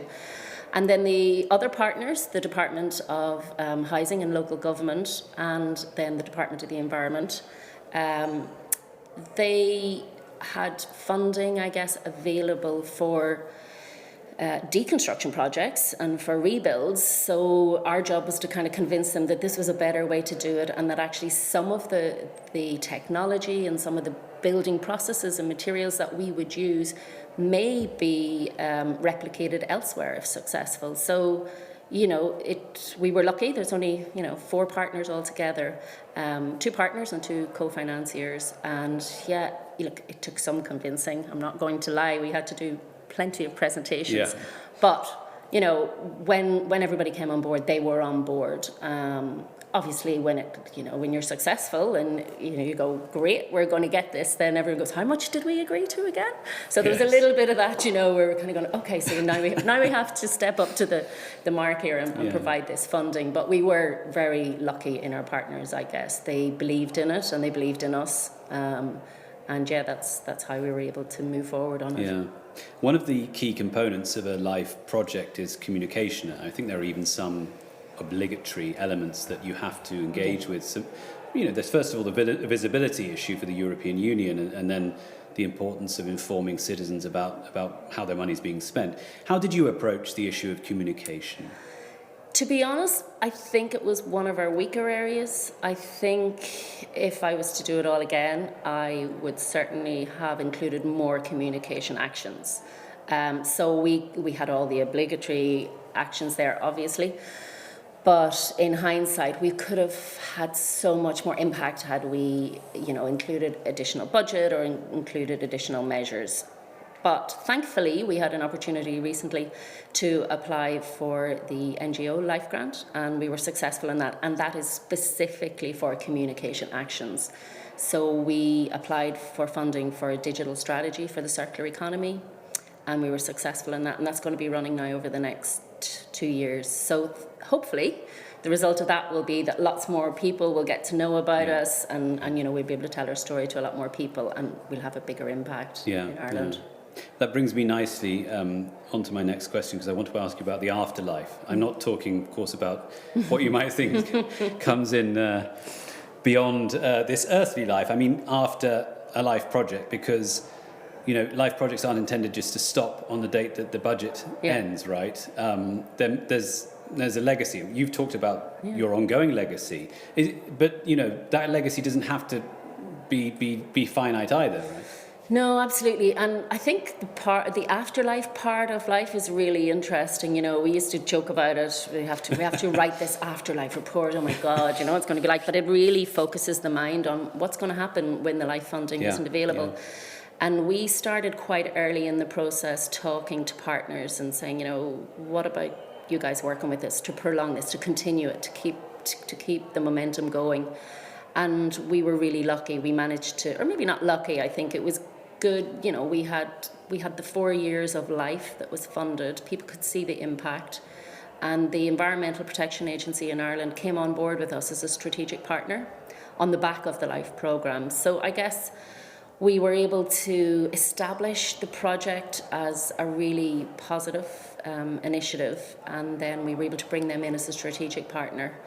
And that ran for 3 years, and we're now at the beginning of our new strategic partnership, which is another 3 years supporting the non-funded elements, so the parts where we don't make money, because not everything we do makes money. And those communication pieces are really important. So yeah, afterlife has been good for us, you know, and it was always a fear, what happens if the money runs out? Do we close the building? You know, and you're kind of going, well, that can't happen. All this work. Yeah, exactly. It can't happen. The reality is it didn't happen. It will never happen. We have people knocking on the door now asking us to work in partnership with us because they see the success of this initiative. Yeah.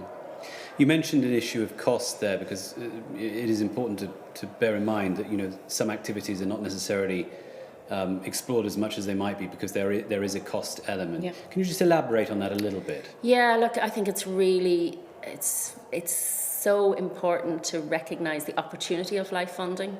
So when we were looking at redeveloping the building, and we were looking at building materials, and we were looking at experimental technologies and all of this, it's not really something you would look at if you were on a really tight budget, maybe owned by a local authority or owned by a department, because, you know, they're very risk averse. Yeah. So it gives you that opportunity to go beyond the normal and go beyond good practice, I suppose, to really look at the best practice. Yeah. And we were able to do that with LIFE. No public building had ever used hemp before in their building walls. So we were the first public building in Ireland to do that. no public building has ever had a natural wastewater treatment system. So we have a wormery basically that deals with all the solid waste in our building, and we recycle all the urine into a green wall. It was very experimental, but others are copying it now. So it was the first of its kind. But I think life gives you that opportunity to push the boundaries a little bit, and I think you can add an experimental piece into it where you're saying to people, it might not work 100%, but if it doesn't, we're going to learn from it, and next time will be better. Yeah, that's an important element of life as well. The learning, as you referred to, about communication, what you might have done differently or what didn't work so well. I want to come on to the new European Bauhaus, because that's obviously the subject of the conference and life's integration with it. The slogan is beautiful, sustainable, together, which kind of sums up really your experience at the Discovery Centre. What have you found out about the new European Bauhaus, and whether you think it's applicable in Ireland? And I ask that because it would appear to me that you are, in a sense, at the avant-garde of this in the Discovery Centre with your building. Well, yes, indeed, a rediscovery centre rather than Discovery Centre, because, I guess at the heart of New European Bauhaus is rediscovery of those principles from a century ago and applying them to today. So where do you see the new European Bauhaus, how it can fit in with the Rediscovery Centre? I think it fits in really well. It's looking at these nature-based solutions, it's looking at buildings as opportunities, and it's looking to the natural and cultural environment to really strengthen the future. So I think, projects like ours, you're probably right, they fit very nicely within it. And I guess we're looking to others within Ireland and saying, look, here's an opportunity for you, because we've had so many people coming to us to say, we want a rediscovery centre. How do we build a rediscovery centre? And we're saying, well, don't build a rediscovery centre. Build your own centre. See what your community needs. See how you can, capitalise on European funding that is there, and see how you can really, provide a solution for your own area. Yes. So, we've had people saying to us, will you come and get a rediscovery centre in Cork and Limerick and Galway and wherever?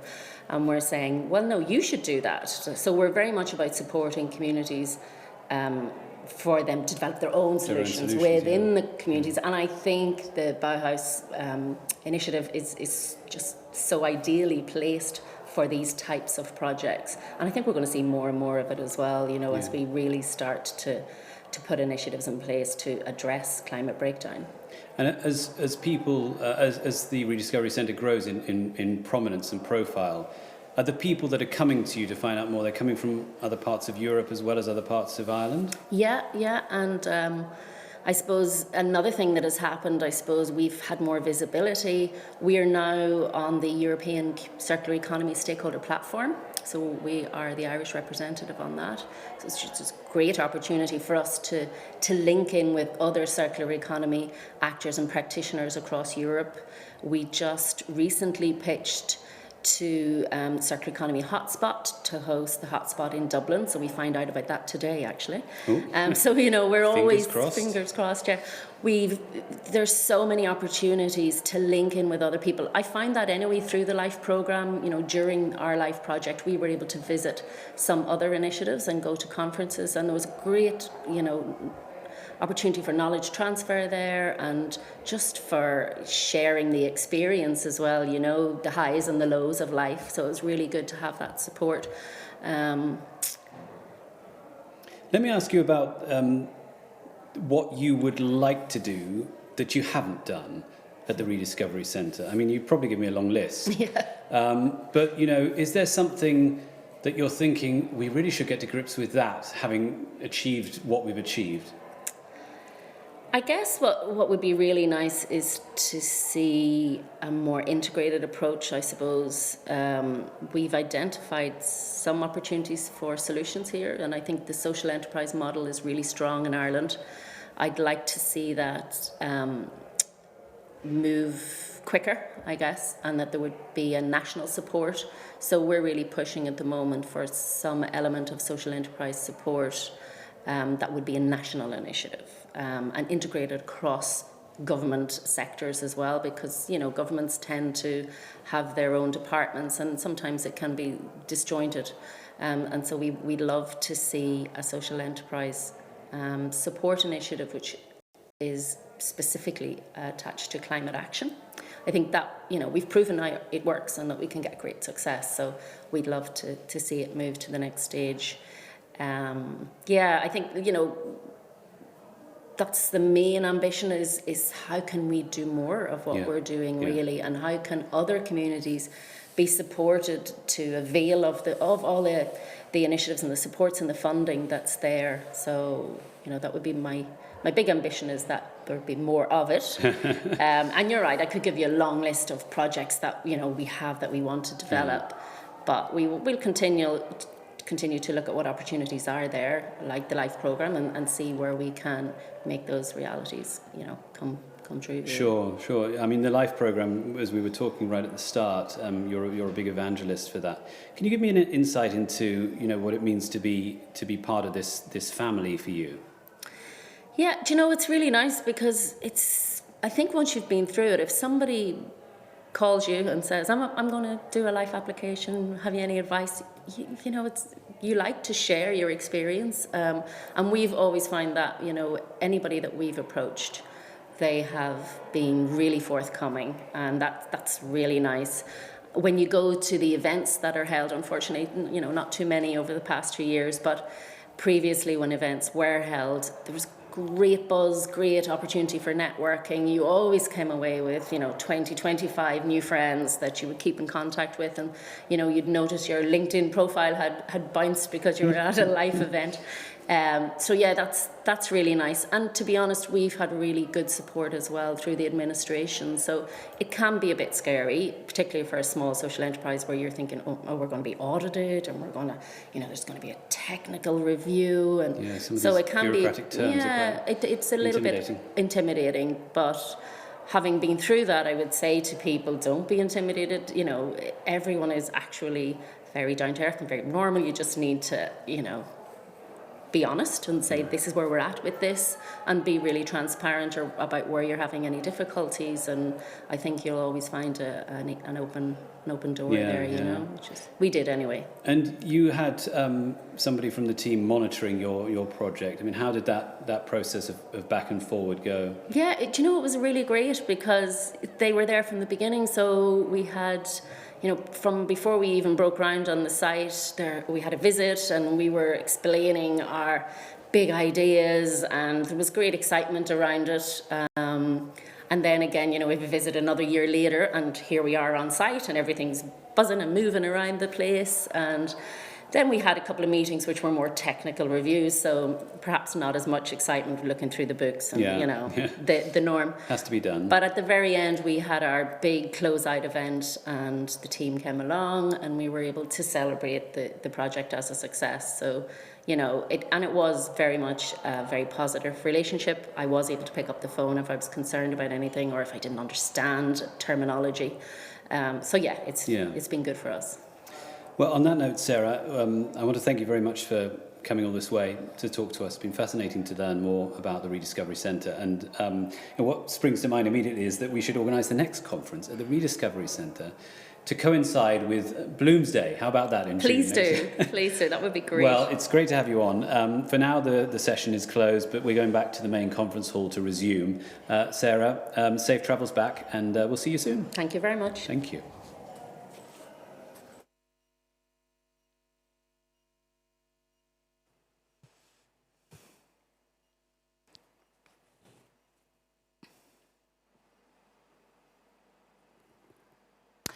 Welcome back, ladies and gentlemen. So before the break and this morning in our opening session, we heard from Florica Finkhoyer talking about how nature-based solutions link to the context, to the new European Bauhaus concept. And we heard about some very exciting projects in our last session with our new European Bauhaus prize winners, really exciting projects delivering those very nature-based solutions. We're going to focus on that now, hear more inspiration about more projects and discuss the challenges ahead in our session on beautiful, sustainable and inclusive nature-based solutions to transform Europe into a greener society. And for this one, I'm delighted to hand over to Ben Delbar, who is a technical monitor at NEMO, a consortium that monitors LIFE projects, to moderate this session. So Ben, thank you for being here.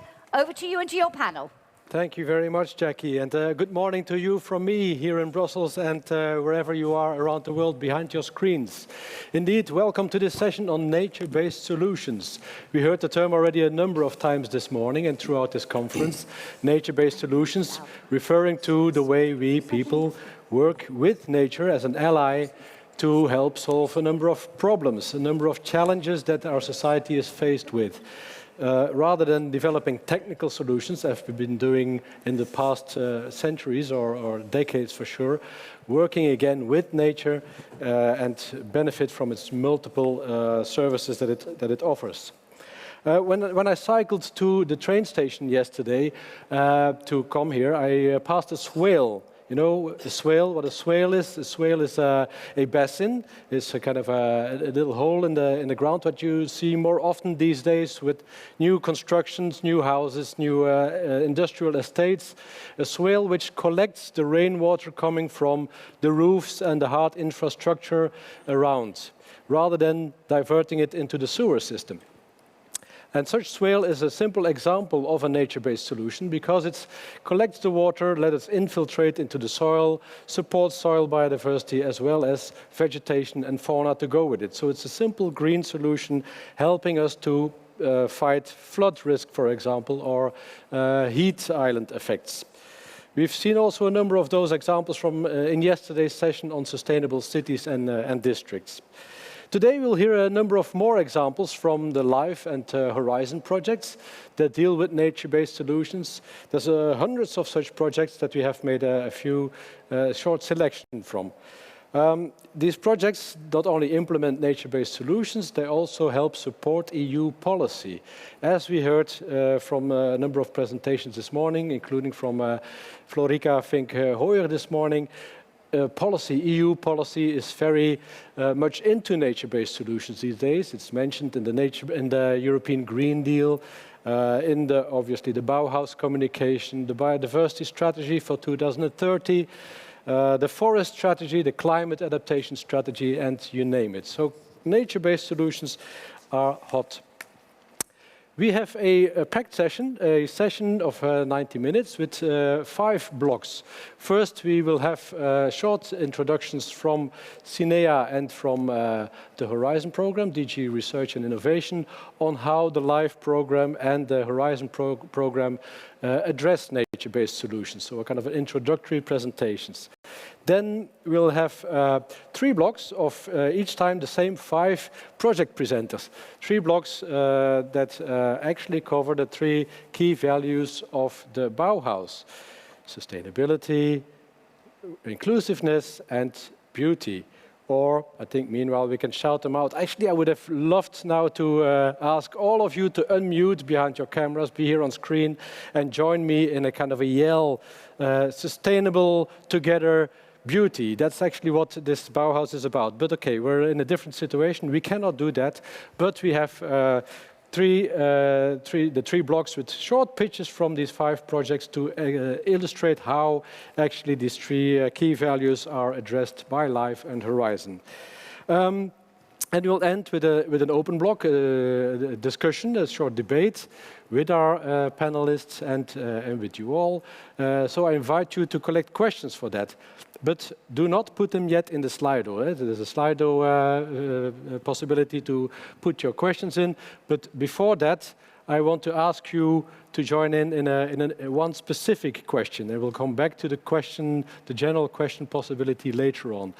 There's one question that I want to ask you, which touches on something which we may not have really fully covered or in a much big extent. Bauhaus is also about culture and about art. We don't have many artists among here in this conference today. Perhaps behind the screens there's hidden talents. But my question to you would be to go to slido.com, #New European Bauhaus, and answer a simple question, which is, which artist or artwork first comes to your mind when thinking of nature, or with extension of nature-based solutions? So simple question, artist or artwork. It can be a rock star, a classical composer, it can be an actor or a painter, it can be a building or a sculpture, whatever comes to your mind in terms of nature. When we get to the block about beauty, we'll come back to actually your input and see what you've come up with. So, without further ado, I would say enough from me. I'll first invite my first speaker online. We go online, not far away, in Brussels. With us, we have Silvia Donato. Silvia Donato is project manager in the nature and biodiversity sector of the LIFE program at CINEA. And she has a master degree in economics of international organizations from the University of Roma Tre, and did a further specialization in European economic studies at the College of Europe in Belgium. Before she joined the LIFE program in 2015, she worked for some years in the Environment Directorate of ECDG Research and Innovation and at the International Fund for Agricultural Development. Silvia, please share with us the way in which the LIFE program deals with nature-based solutions. The floor is yours. Thank you very much, Ben. I'm very happy to be here, and sorry for only being able to join you remotely. I will just say a few words that give you a sort of frame and a scene setter for the discussion we will have in this session.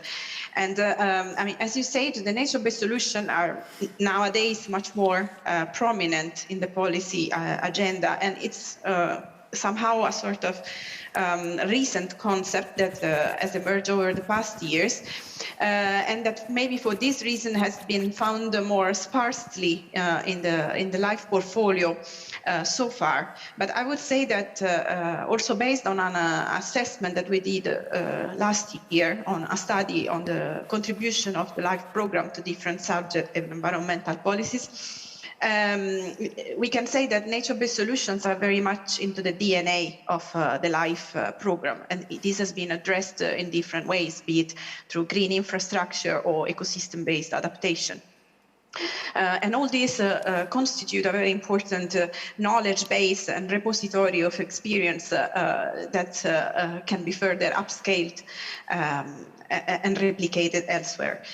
I would say that, for instance, a current mapping that is carried out by the Network Nature project on Horizon 2020 project that has so far analyzed the 2014-2020 climate change adaptation portfolio demonstrated that nearly 45% of this portfolio represents nature-based solutions. This gives you already a sense of how prominent it is, maybe implicitly or indirectly, in the portfolio. Since there are many projects that will be presenting their experience, even in this session, I won't go now into the details of specific project examples, but I think it's good to remind, maybe also to better frame than the following discussion, is that the LIFE program has different instruments available to support nature-based solutions in different ways.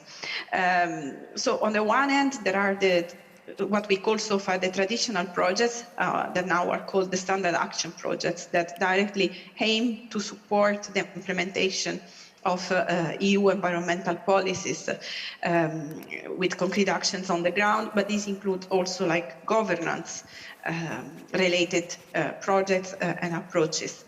Another important instrument is the integrated projects that in the new programming period are called strategic projects that represent another tool, especially in the hands of authorities, responsible authorities for different policy areas, to mainstream environmental objectives, including, therefore, aspects related to nature-based solutions in other policy areas, and to leverage and work complementary with other funding streams and other policy areas.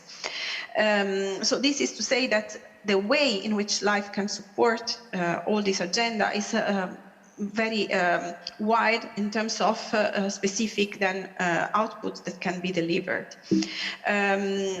Just a mention maybe to what is also reflecting the evolution of the concept in the policy agenda. Looking at the 2021 call that is open until the end of this month, one can find many references to nature-based solutions basically across all strands, nature and sub-programs. So nature-based solutions in the context of nature biodiversity, mirroring much of what is in the biodiversity strategy to 2030, and particularly, for instance, restoring degraded and carbon-rich ecosystems or greening urban and peri-urban areas. We find it, of course, in the climate, especially adaptation sub-programs, where there is a specific priorities on the nature-based solutions for the management of land, coasts, and marine areas. But they are also referred in terms of resilience of building and infrastructures, water management, as well as solutions that help farmers, forest managers, Natura 2000 managers better adapting to climate change. And also in the environment sub-programs, which is the circular economy and quality of life sub-programs, particularly when it comes to water-related priorities, supporting the implementation of Water Framework Directive, floods directives, and soil. So this is just to give an overview of what has been already the past of experience with nature-based solution in the LIFE program, but also what is an outlook on the future. And if I can say, and building on what you mentioned, the nature-based solution are really at the intersection of where nature and biodiversity objectives meet other societal challenges and other priorities. And I think this is very well reflected also in the example that we will hear in this session today. So with this, I think I've concluded my scene setter for the LIFE program and the nature-based solution. Thank you very much, Sylvia, for this very quick overview of how LIFE indeed responds to nature-based solutions or already covers it. It shows the breadth, actually, that how nature-based solutions cover a number of different policy instruments as well as sectors. Let me then move to our person here live on stage, Dr. Tiago Freitas. He's a policy officer for nature-based solutions at the European Commission's DG Research and Innovation. And previously, Tiago served also the European Parliament. He has a PhD in geography from the King's College of London and a master's degree in international politics from the Université de Paris 11. Tiago, how does the Horizon program address nature-based solutions and Bauhaus? Thank you so much, Ben. So I'll give a brief presentation on how nature-based solutions are featured in both Horizon 2020 and Horizon Europe. But I will start off with a few considerations on how I see the links between nature-based solutions and the European Bauhaus. So as you know, nature-based solutions, they provide multiple benefits that help us address several challenges at the same time, from climate change mitigation to climate change adaptation, water management, health and well-being, and others. As you also may know, nature-based solutions can be very different and very diverse depending on the location, the species choice, the scale of intervention, and especially the challenge they are trying to address. You have many different nature-based solutions, from green roofs and green walls to filtration gardens and so many others. And here lies the first issue that I wanted to raise here, which is the link between beauty and functionality. This is something that needs to be further discussed, and I hope that it will be in the future work programs, on how we can perceive a biodiversity-rich nature-based solution that also serves the beauty function, which, as you may know, is very subjective. There is another area of potential collaboration here between the two approaches, NBS and the European Bauhaus, which is the focus on people and citizen involvement in the co-creation of solutions. Also here, I emphasize the need for more transdisciplinary dialogue so that the different communities of practice and the different disciplines can work together. And this is not very easy. As you may understand, architects, landscape architects, ecologists, economists, it's very hard to make them work together. And this is something that needs to be addressed. And also, these are both approaches that focus on place-based solutions. They also offer us an opportunity to reconceptualize our relationship with nature. So now moving on to Horizon 2020, as you may know, we have many projects on nature-based solutions. We have around 40 projects and around 300 million euros invested in these projects in more than 59 countries. And these include demonstration in urban areas, but also outside urban areas, projects on well-being and health, and so on. So many examples here. I will not focus too much here. I will move on directly to Horizon Europe. As you may well know, the EU Framework Programme for Research and Innovation, Horizon Europe, the first work program 21 to 22 is out there, and there are many topics on nature-based solutions in different clusters. There are also opportunities for nature-based solutions within the Horizon missions and also in the partnerships, including the biodiversity partnership.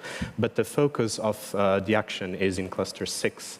And here we have topics on the insurance sector and nature-based solutions, economics of nature-based solutions, nature-based therapy, education for nature-based solutions. And I think that all these topics relate somehow with the European Bauhaus perspective. But there is this specific topic that explicitly mentions the European Bauhaus, which is the sociopolitics of nature-based solutions. This is a research and innovation action in 2022. It will involve 2 projects of 6 million euros each one. You still have until early next year to participate in any consortia if you wish. And in particular, this topic is going to assess the sociopolitics of NBS for more inclusive and resilient communities, including issues of perceptions and meanings of values attached to nature, and this is also very relevant for the European Bauhaus. The future now, to conclude, I think that we have many further opportunities for nature-based solutions and the new European Bauhaus perspectives in the Horizon missions and in a series of policy initiatives that have arisen from the European Green Deal. We need to continue our work on the transdisciplinary dialogue on nature-based solutions and also skills development. We can also try to unlock the potential of these 2 approaches in urban food system transformation and also connecting NBS with culture, cultural heritage, arts for thriving communities.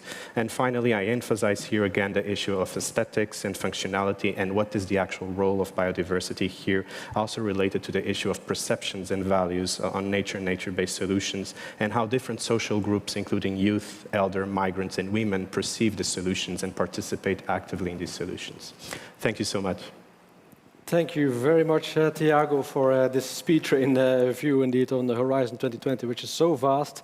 But also thank you for pointing us to the large diversity in nature-based solutions that is out there. We use the term nature-based solutions very generally, but it covers quite a scope. And also good to link this beauty to the importance for biodiversity of nature-based solutions. Let's not forget that it's about biodiversity. And for bringing in the sociopolitics element, which we have not covered very much yet. So now we go to the blocks on the project presentations.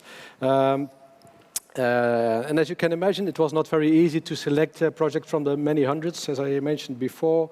We'll have 5 projects presenting here, and actually they cover the different scales of nature-based solutions. We start from some local scale in schools in Spain and Portugal, move on to peri-urban environments in a number of cities in Belgium. Then we go up to the national level with climate buffers in the Netherlands. We move further up to a transnational work in Southeast Europe, and then move across the Atlantic Ocean and make the link with Latin America. So hold on for a travel through scales, I would say. The first block, as mentioned, we covered the 3 Bauhaus key values, so we talk about sustainability. Please, can you show the slide on the sustainability? It's the presentation that many of you must know. There's a previous slide. The wedding cake with the Sustainable Development Goals. Here we are. Familiar to many of you, the Sustainable Development Goals, the colorful indicators that you have there. And this wedding cake very nicely illustrates actually what also Commissioner Sinkevicius says in his opening speech on Monday, that actually a thriving economy and a thriving society depend on a healthy nature and environment. The fundament that we have here in this wedding cake is indeed a healthy nature and environment supporting society and economy.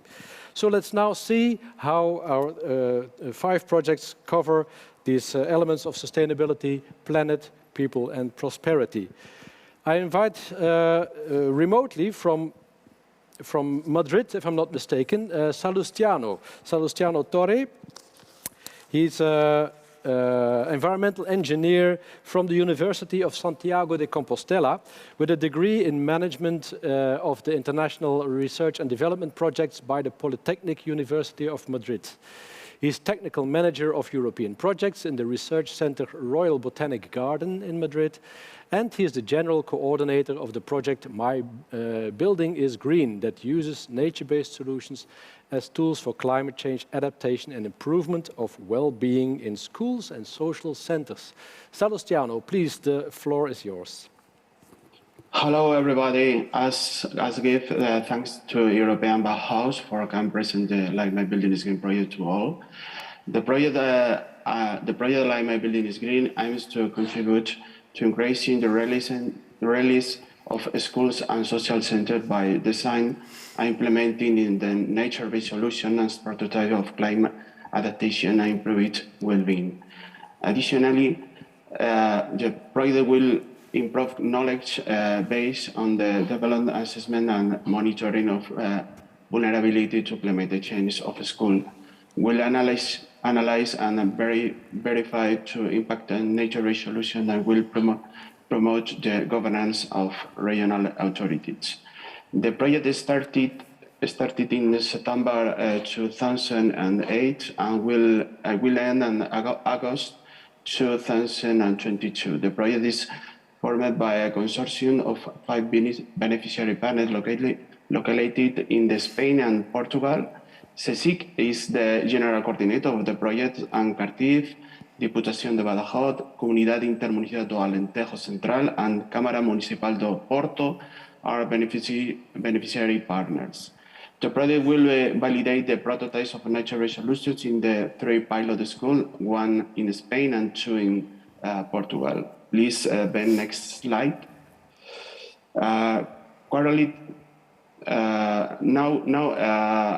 after the slide, currently many educational buildings have insufficient thermal insulation, no mechanical ventilation with poor waterproofing on roofs, and usually are not properly oriented.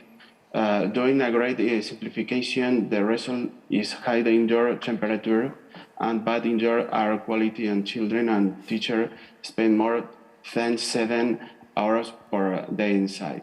Like My Building is Green aims at increasing the release of educational and social buildings by implementing in them nature-based solutions as prototypes of climate change adaptation and improved well-being. Buildings adaptation is being done implementing bioclimatic roofs, green shadow, a structure for wall, adapted vegetation criteria, nature solution for playgrounds, and the creation of natural ventilation measures. NBS implementation will support building adaptation with the energy and water savings and provide health and well-being for users now and the coming years. Next slide. In our project, the design of the nature-based solution has been carried out with several sustainability criteria using local plant species and adapted to the Mediterranean climate, implementing irrigation control technology to reduce the consumption of irrigation water, incorporation of substrates with protozoa and mycorrhizae that release nutrients in a constant and lasting way. We have always understood that sustainability and the nature-based solution for our project is very important since the municipality must maintain these buildings and do not have many funds for their financing. And conclusion, additionally, we understand also the sustainability in our project in the educational process. We believe that if we embed nature in school. This nature can support the learner process and the implementation of some educational units. In addition, we want future generation to normalize the presence of nature, mainly vegetation, in urban environments, inside and outside buildings, and thus demand it when they find environments that are too harsh or gray. Thank you. Thank you very much, Salustiano. Also with a very nice message to embed nature in the future, to make it a standard that nature is actually part of our environment. With a clear example that you gave of a mix of technical and nature solutions that help improve children's health. What more nice can you do? Can I move on then to our next speaker here on stage, Paul van der Sluis. He's a senior advisor at the Department of Rural Development and Manure Policy at the Vlaamse Landmaatschappij, the Flemish Land Agency here in Belgium, where he has been working in different positions since 1990. His work focuses on rural development, land development and sustainable open spaces, including European projects. Paul has a master's degree in geography and in spatial planning from the University of Ghent. Paul, please tell us of the Live Green for Grey project. Hello everybody, abroad and on site. Well, nature-based solutions can play a significant role in making a peri-urban area climate robust and resilient. This has been shown in the Live Green for Grey project, which did run from 2014 till 2019 in the Flanders-Brussels region. The challenge of the project is to convert the scarce remaining open space fragments in a greying peri-urban context. The approach, we selected 6 project areas of Flanders metropolitan areas to showcase the importance of nature-based solutions, from policy and planning up to the results in the field.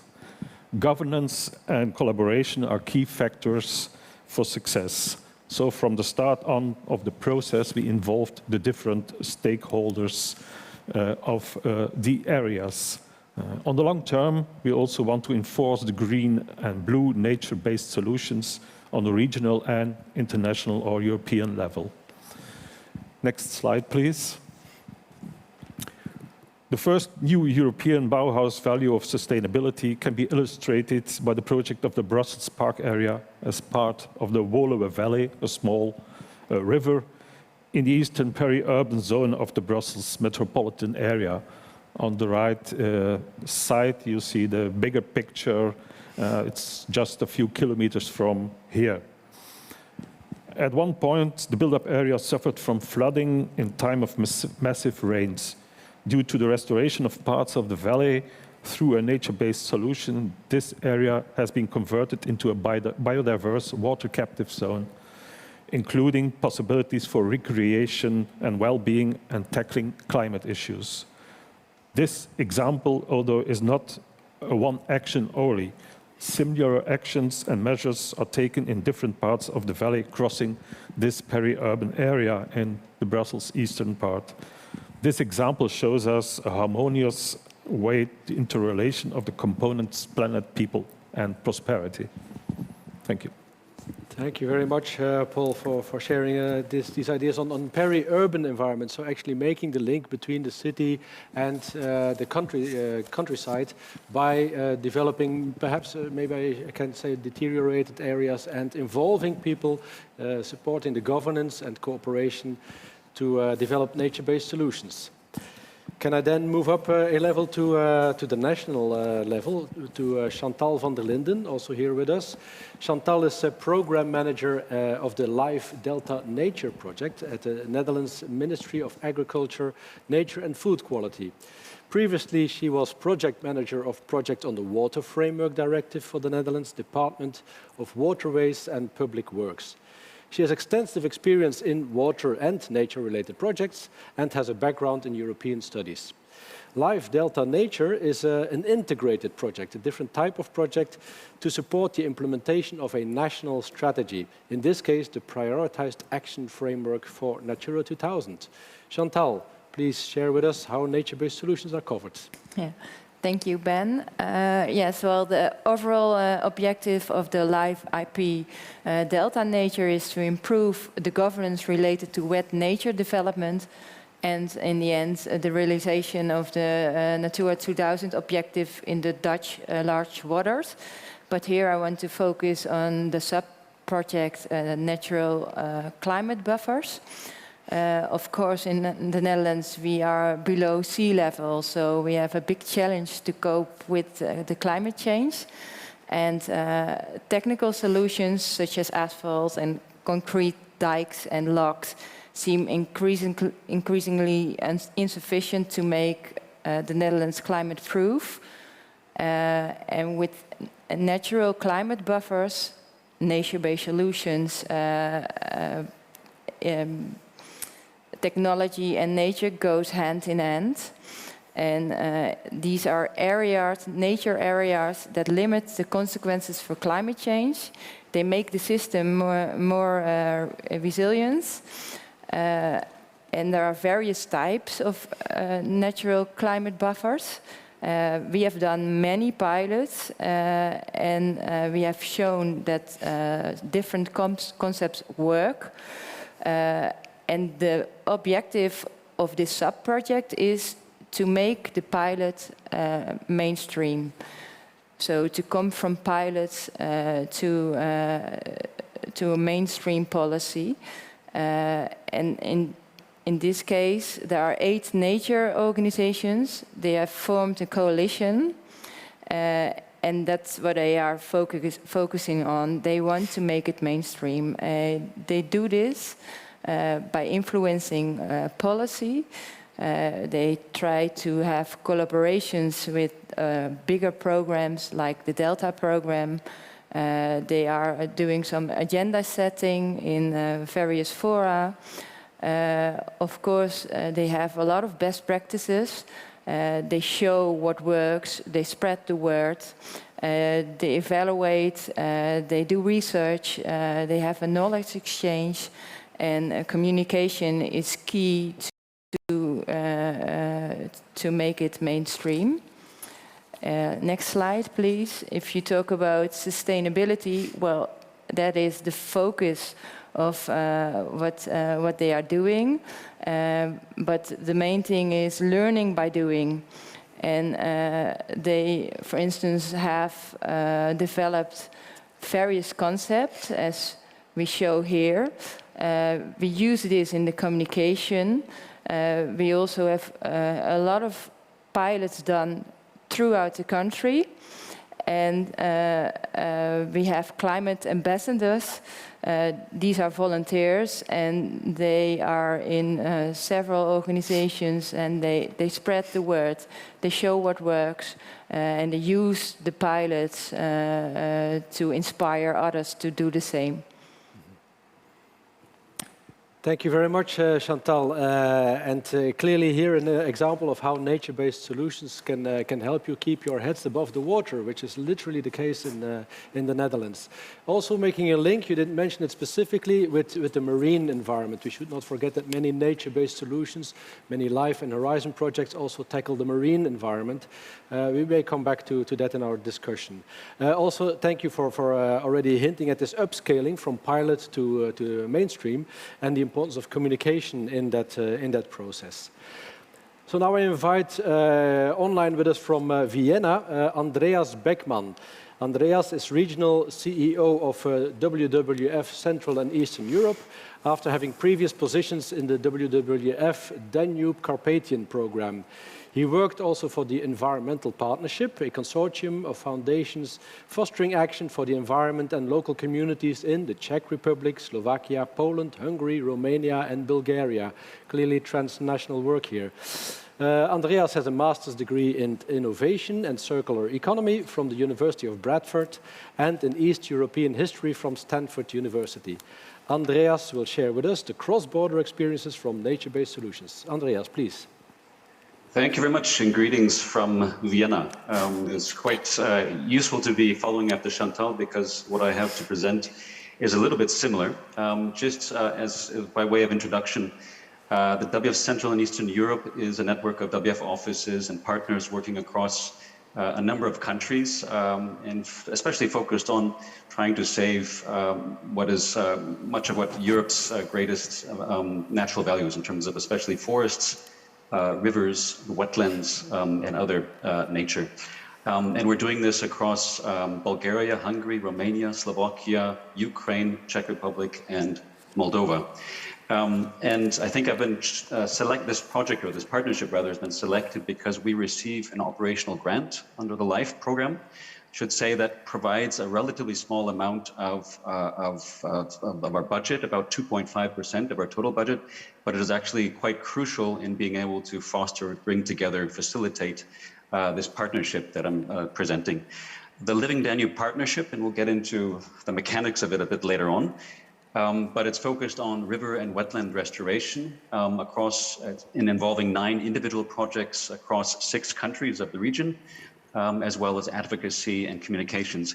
And just to take a step back and to frame it, why it is necessary. So the problem is basically that in the Danube River Basin, we have lost about 80% of our floodplains over the last 100 years or so.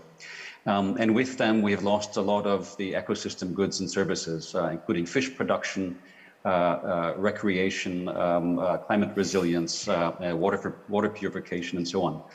The EU legislation, for example, the Water Framework Directive, the Green Deal, provides strong support for restoring some of this where possible and to holding on to it. And there are financial mechanisms to make this possible, not least the LIFE program, but also structural funds, for example. The problem, though, is putting that into reality. The reality is that we need to align lots of different interests, ownership, communities, authorities, in order to be able to actually restore a former floodplain or a wetland area.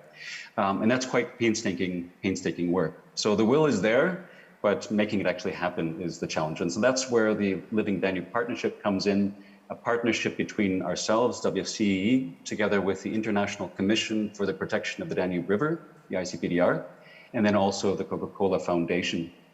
And we have, as you see here, just in terms of results, and we can get into the mechanics later on, the results of this 7-year partnership has been 5,400 hectares of wetlands and rivers restored.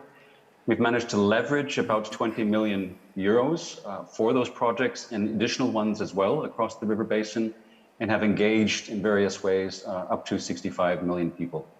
I think that's it for an introduction, and looking forward to further discussion. Thank you. Excellent. Thank you very much, Andreas, also for actually pointing at this operational grant as a means to get from the concrete down-to-earth implementation to a higher level by facilitating the role of a number of partners in quite a complicated process. So thanks a lot for that. So then I move to here with me Sandra Neumann. She's a senior fellow with the Ecologic Institute in Berlin. Since many years, and she's in charge of biodiversity and nature-based solutions at Ecologic. Her work focuses on the evaluation and enhancement of land use and biodiversity conservation policies and their links to climate change.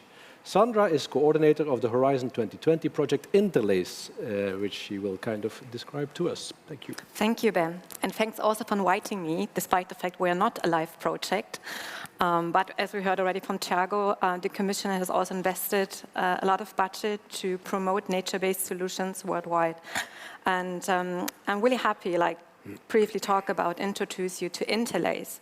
It's a 4 years research and innovation project funded under Horizon 2020. We just completed the first year, and I'm really excited that we still have 3 years to go. And we also started as an offline project, as so many others. And this project is about empowering and supporting urban environment cities to restore, to rehabilitate, and to reconnect their urban environments using nature-based solutions, and also to promote biodiversity. And the focus is here on 2 regions. It's Europe and it's also Latin America, because we can learn from both sides a lot. So it's quite key part of the project to have an exchange and a dialogue between the 2 regions. And another thing which is more unique is that we emphasized on the small and medium-sized cities. so and left out the bigger cities, because also from statistic, more than 60% of the world's population live in those areas. And we often hear that those cities are less favored or less equipped with finances and instruments and opportunities than the bigger cities have. So there was a real purpose to focus on those cities. And we work, we have 6 city partners in the project from Costa Rica, Ecuador, Colombia, Germany, Poland, and Spain.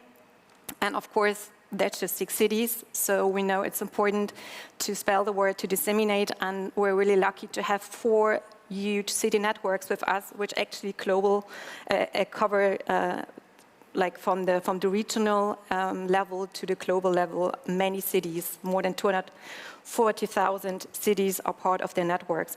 And those cities, they present different local and socio-political environments, and they all have the same shared challenge to preserve and to restore, rehabilitate their urban ecosystems, because this is the basis, like, for them to cope with the challenges that everybody is facing, like climate change, air quality, social cohesion, and the biodiversity crisis.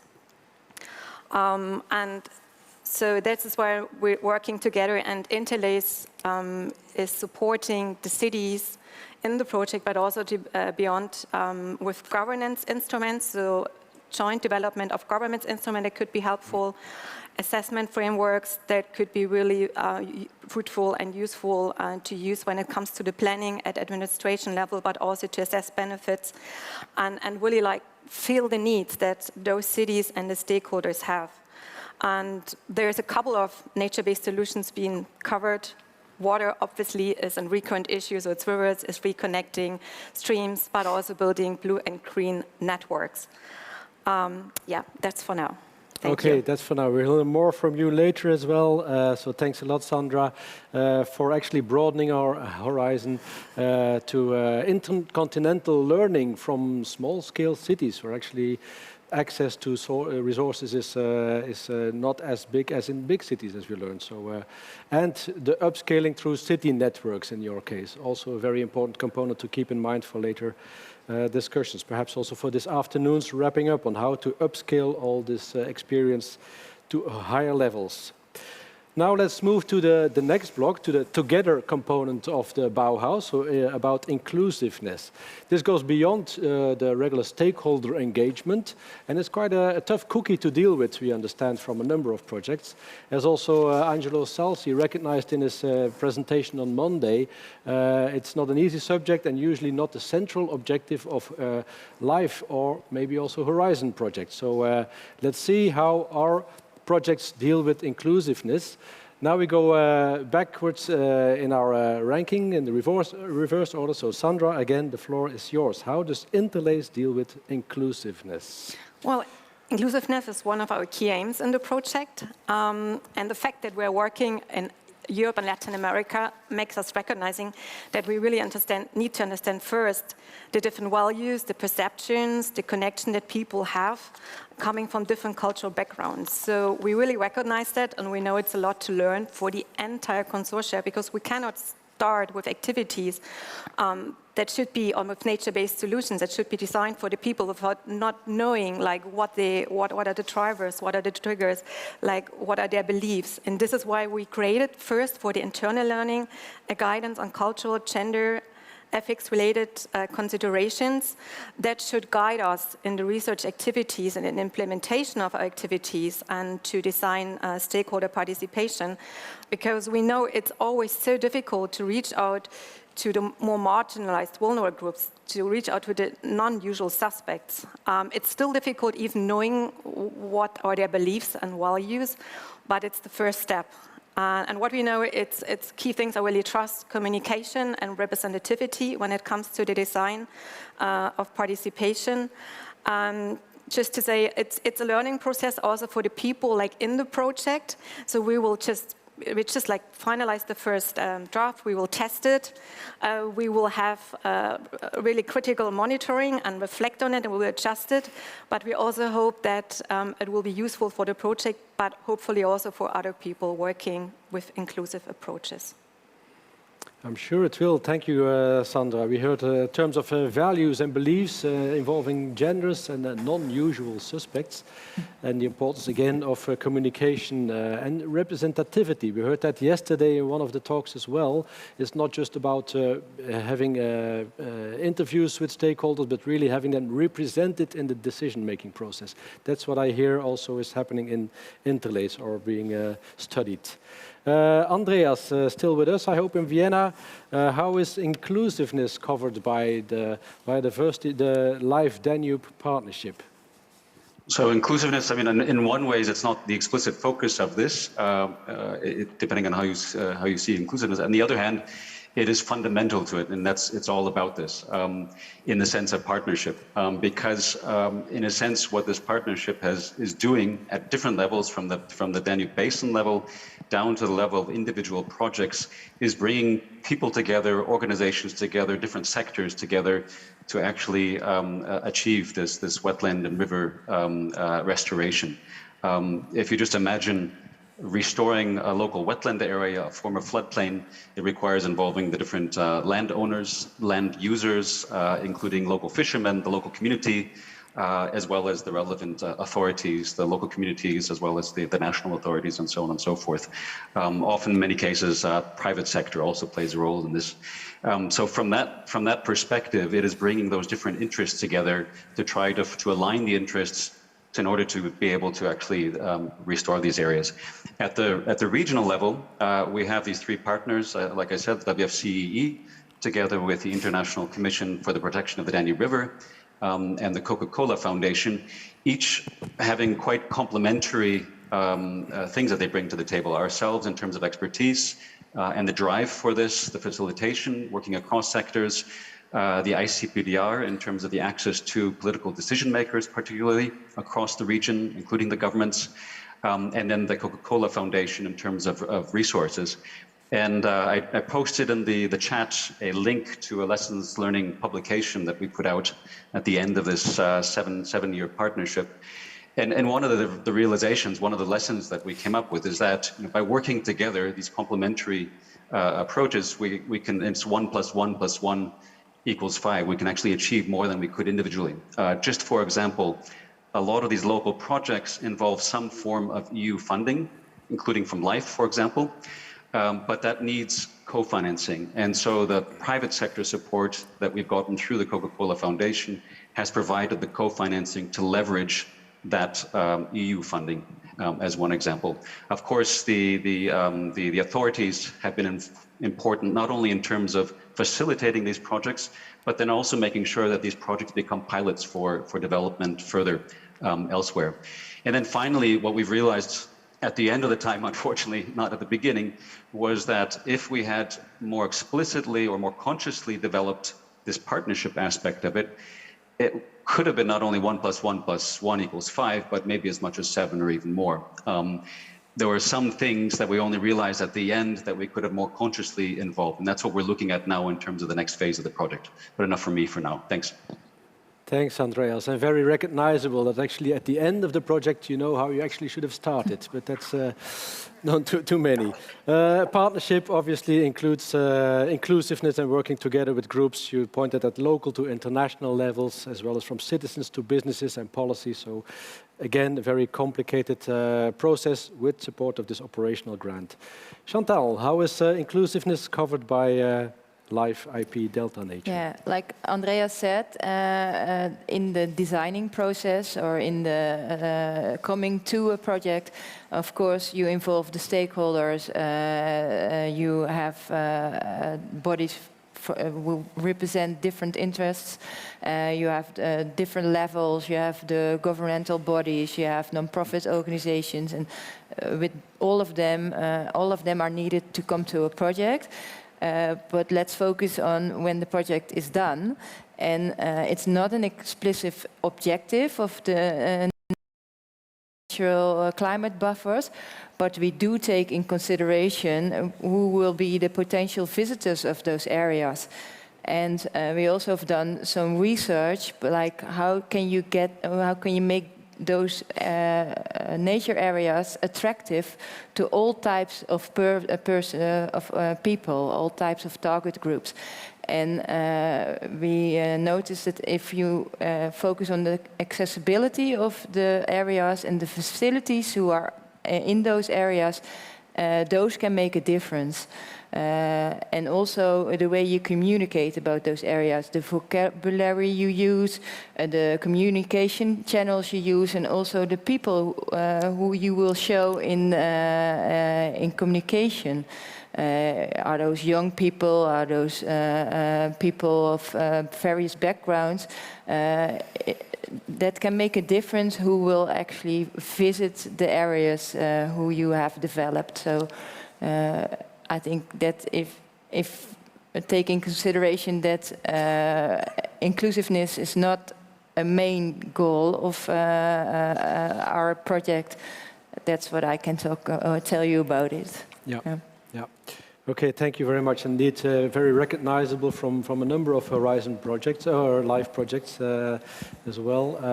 That inclusiveness as such might not be the goal, but you inherently have to work with a number of stakeholders or target a number of target groups. Accessibility is the first time we hear this term in this session, and it's indeed an essential component of this inclusiveness. Access for many in your design. Paul, how is that working in Green for Grey? Yeah, as I said before, collaboration and governance are key factors for success. So in the example on the slide, so please next slide, local inhabitants converted derelict land into a local food park combined with different other elements such as recreation for children, biodiverse area too. So, and this brings all local inhabitants together in this area and improved such the social cohesion for the different groups. And what is also very important in this is that celebration of common successes is an important added value, as well as the creation or the improvement of the ownership. And well, on governance and on collaboration, you have the different angles. We tried in the whole process to involve the policymakers and their, the experts, the planning vision of the areas, but we also used then students for starting experiments in the different areas, and of course we used then people in the fields, the people on the ground. We even used children to make some designs to use it in the real plan and the implementation of it. Mm-hmm.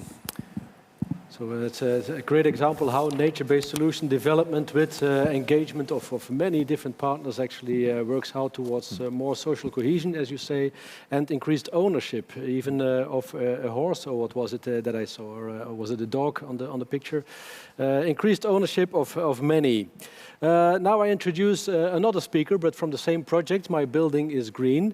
Online with us in Valladolid, we have José Fermoso from My Building is Green.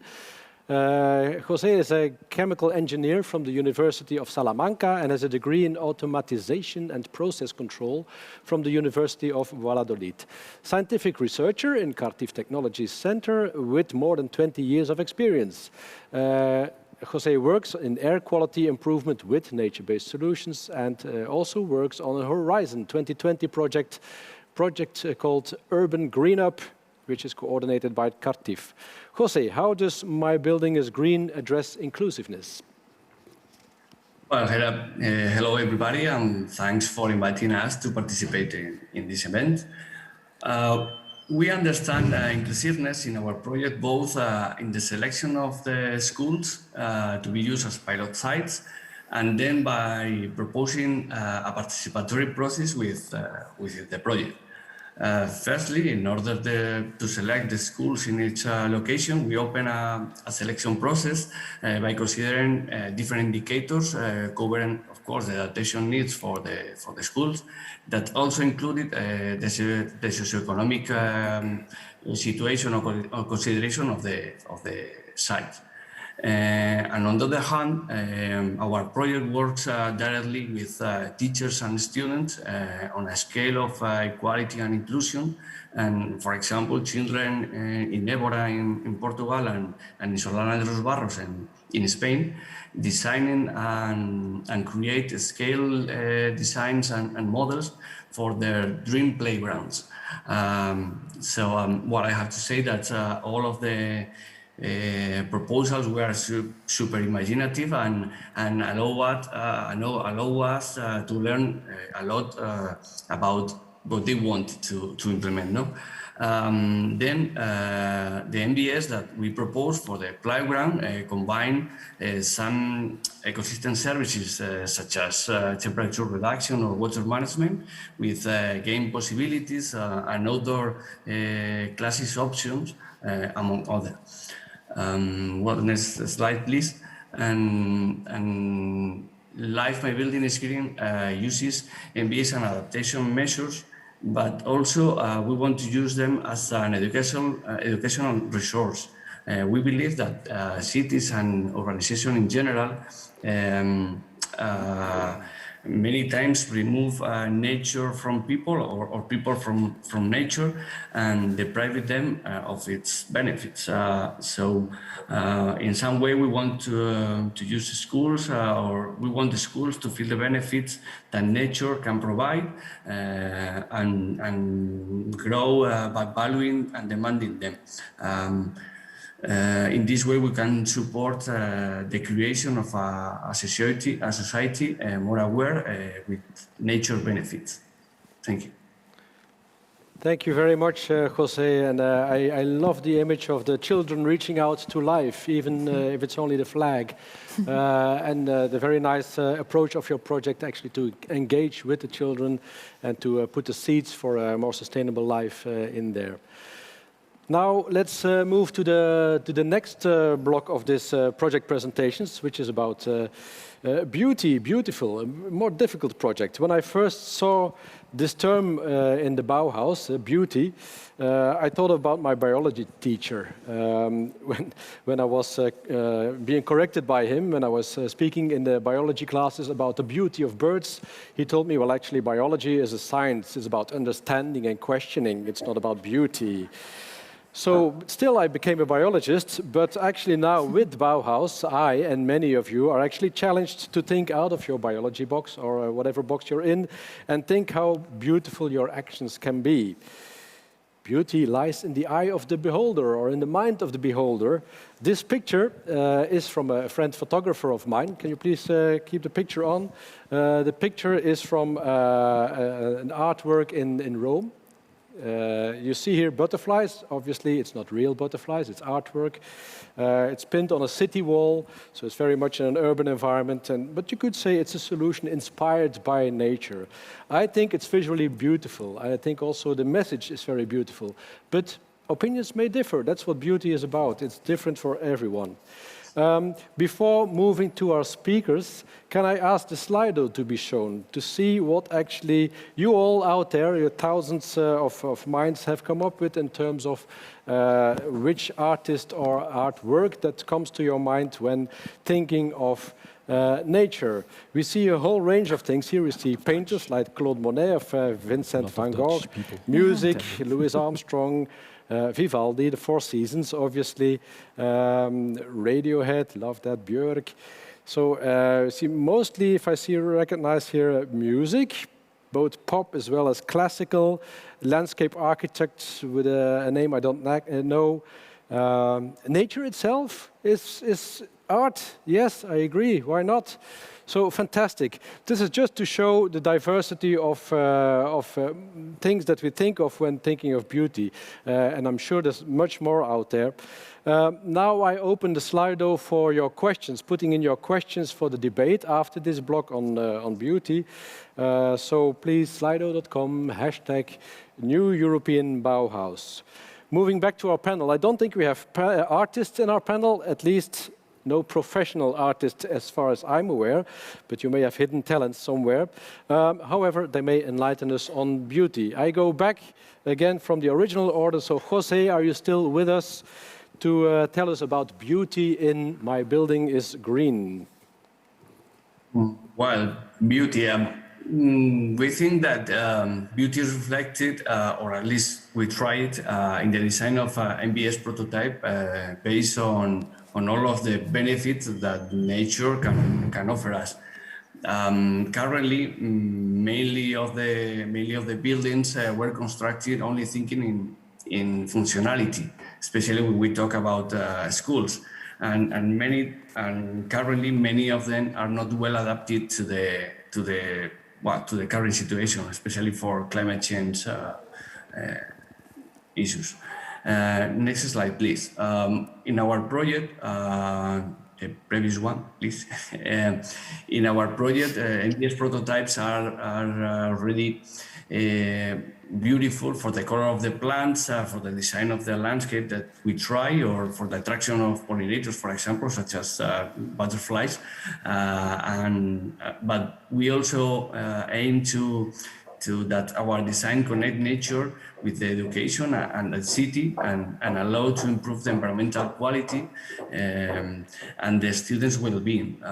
This is also beauty. We think that children, we want that children have better spaces for education without or with less stressing factors such as high temperature or bad indoor air quality. That is a common situation nowadays.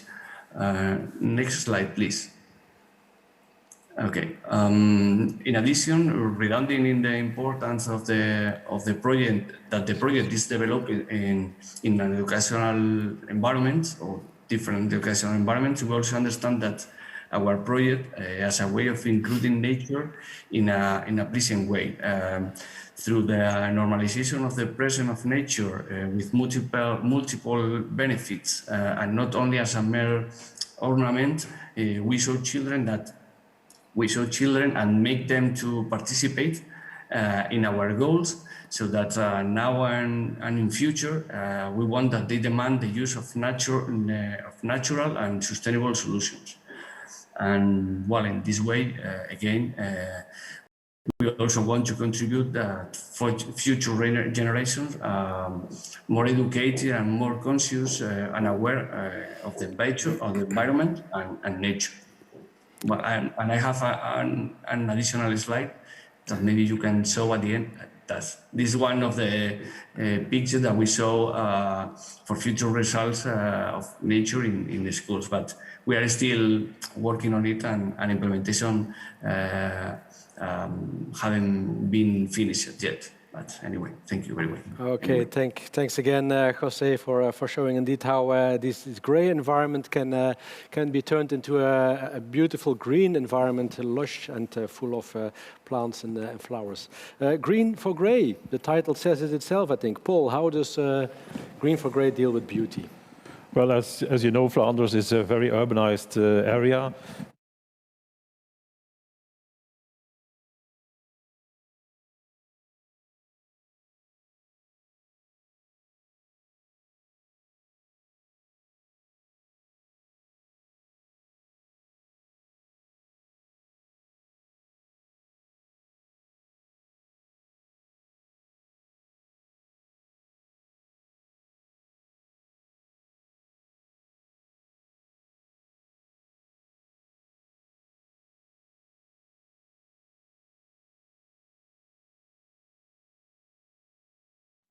Looking at everybody and beauty, that is quite a challenge, but a great effort there. Chantal, how do you deal with beauty in Delta nature? Yeah, well, the natural climate.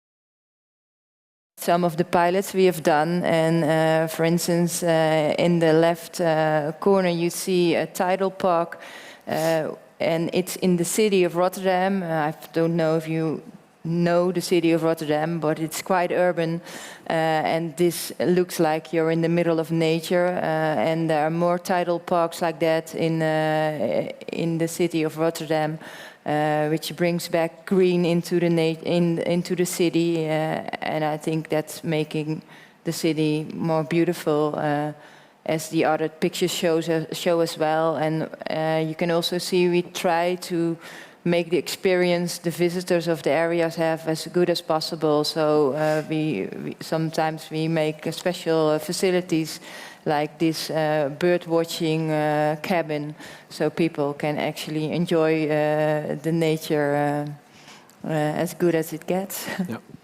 Okay, thank you very much. All looking very, very nice. I see the time is flying very quickly, so I go to Andreas and hear about his approach to beauty. And yes, thank you very much. I mean, I think it's too bad I don't have a picture of before and after. Many of the wetland floodplain restoration projects that we have are taking place in these relatively barren areas that have been disconnected, especially in the 1970s, for example, in Romania, Bulgaria, also Serbia, areas that have been disconnected from the rivers that once were lush and then had been disconnected in many cases for agriculture. In many cases, the agriculture has not been successful. So they've been relatively barren areas, and not very aesthetically pleasing. And not very living. And what we've been able to do is to restore these areas, so to bring this kind of wetlands that you have there with the aesthetic qualities, but then also, of course, everything with it, the ecosystem goods and services, the life, the fish, the insects, and other biodiversity that provides areas that are much more pleasing, not just for the eye, but also for recreation. Thank you. thank you, Andreas. And then final word to Sandra for beauty in interlace. Thank you. I also brought a picture, but I'm sorry I didn't brought like this wonderful nature pictures that you brought. So we have them too in interlace, but I brought a more fussy slide, but maybe we can see it in a sec. And as you said, Ben, like there are personal views of what beauty could mean, and I will just briefly share with you the approach that we take in interlace, which we find beautiful in terms of being participatory, inclusive, and user-driven. And what does it mean, user-driven? So we really want to move away from theory-driven like developments and rather really respond to the needs of the stakeholders we're working with, so our city stakeholders. And that means that we looked back to the software development enterprises and just were curious like how they do it, and they, not always, but sometimes they have what we call an agile process, an agile workflow. So it's close to co-creation, but it may gets even one step further because it means that you start with a user story, with a product vision. And it means that you just not develop your product, which could be, for example, we do an urban governance atlas, or it's an engagement activity package. You do it step by step. And it means like you develop and then you get feedback. So it's like short cycles. And every time you go back to your end users, you ask them for reflections. So it's not an easy thing. And it's all like for us a big learning curve, but even like we work also with city administrations, so with all kinds of stakeholders, but everybody is on board. And challenging in terms of we have to change routines, you have to give power away, you have to change directions, and sometimes you have to say no to your end users because it's just no time left, and you have to leave the comfort zone. But we've chosen the approach, and we're experimenting and learning with a view to increase the relevance and also the legitimacy and the impact of our impacts. Well, this looks beautiful to me. Thank you. Thank you very much. How a process can be beautiful as well. So this is the end of the small blocks on the key values. Thank you very much for this input. Short applause already for our speakers this morning for this input. Very rushed and very much, I think, supporting what this morning Florika Fink-Hoyer mentioned, that actually life is already about Bauhaus, and certainly the nature-based solutions projects are about Bauhaus. They do cover sustainability, they do cover inclusiveness and beauty. So now it is time to bring in you all, the audience, these thousands of people around the globe, and to have a wider discussion. Can I have the Slido input, please? And meanwhile, maybe is there anyone in the room, if you haven't put it into Slido, who has a question to address to any of the panelists? I see lots of questions coming in Slido anyway, so I will pick the first one to Andreas, that is, how do you ensure that including industries that otherwise pollute for the funds contributes effectively to real sustainability and not greenwashing? So that's a tricky question. Greenwashing by involving industries. Andreas, are you ready to respond to that? Yes, I mean, very good question. Obviously, a very relevant question for any organization like our own working on in the environmental field. In general, WWF as a global network has rules and guidelines for engaging with industry, with companies. I don't think we have time now to go into the details of that, but basically there are some industries, some companies that we refuse to take any money from or to work with. Other ones where it very much depends. There has to be kind of the rules of engagement in terms of what is involved. And in most of the cases, in the past, there was a situation, there was philanthropy where a company would give money to make something happen that was in many cases unconnected to their core business. What we're seeing much more increasingly, both from the company side, also from what we are going for, what we're driving for, is ensuring that the company is also engaging, actually taking action within their own supply chain, in their core business. And Coca-Cola is a good example. Although the funding comes from the Coca-Cola Foundation, so a somewhat special case, but in terms of the Coca-Cola company, WWF has been working with them at the global level for a number of years on issues like sugar. Unlocking a major purchaser of sugar has allowed us to then tap and work with local producers of sugar to address how they are producing actually that sugar. As one example, carbon in terms of greenhouse gases has been another area of work, and go into other ones.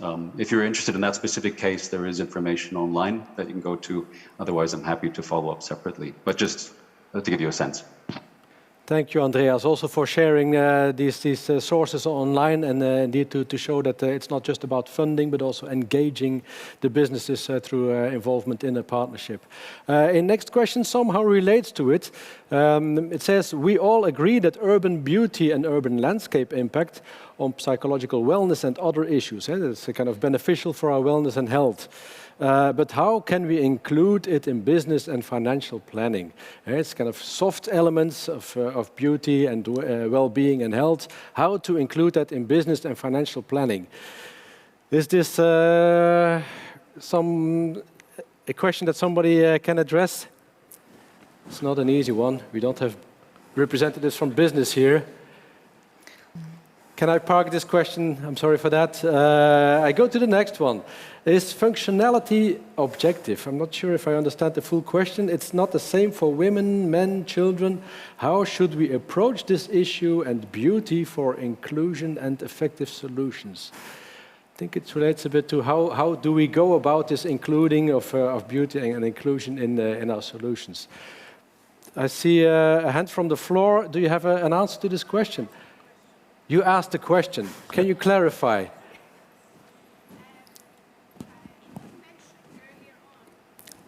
I will translate, just a moment. Yes.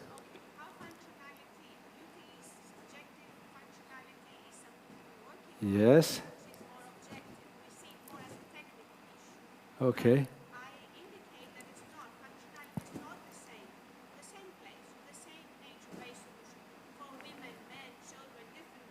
Yeah.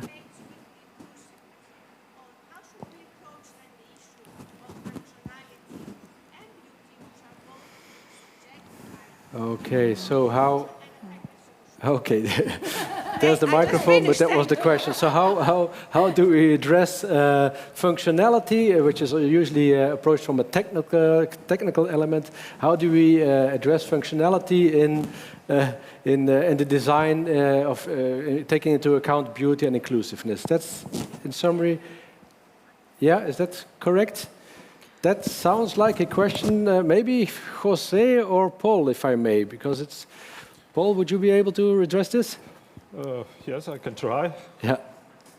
Well, what we did in the process is from the project process on, from the beginning on, is to involve as well as children, as men and women, as different stakeholders, and by using facilitators to involve them on different levels, but in a different way. Then you can have the whole amount of what functionality means to them, and then you can try to combine it in a multifunctional project plan, as well as on the field itself.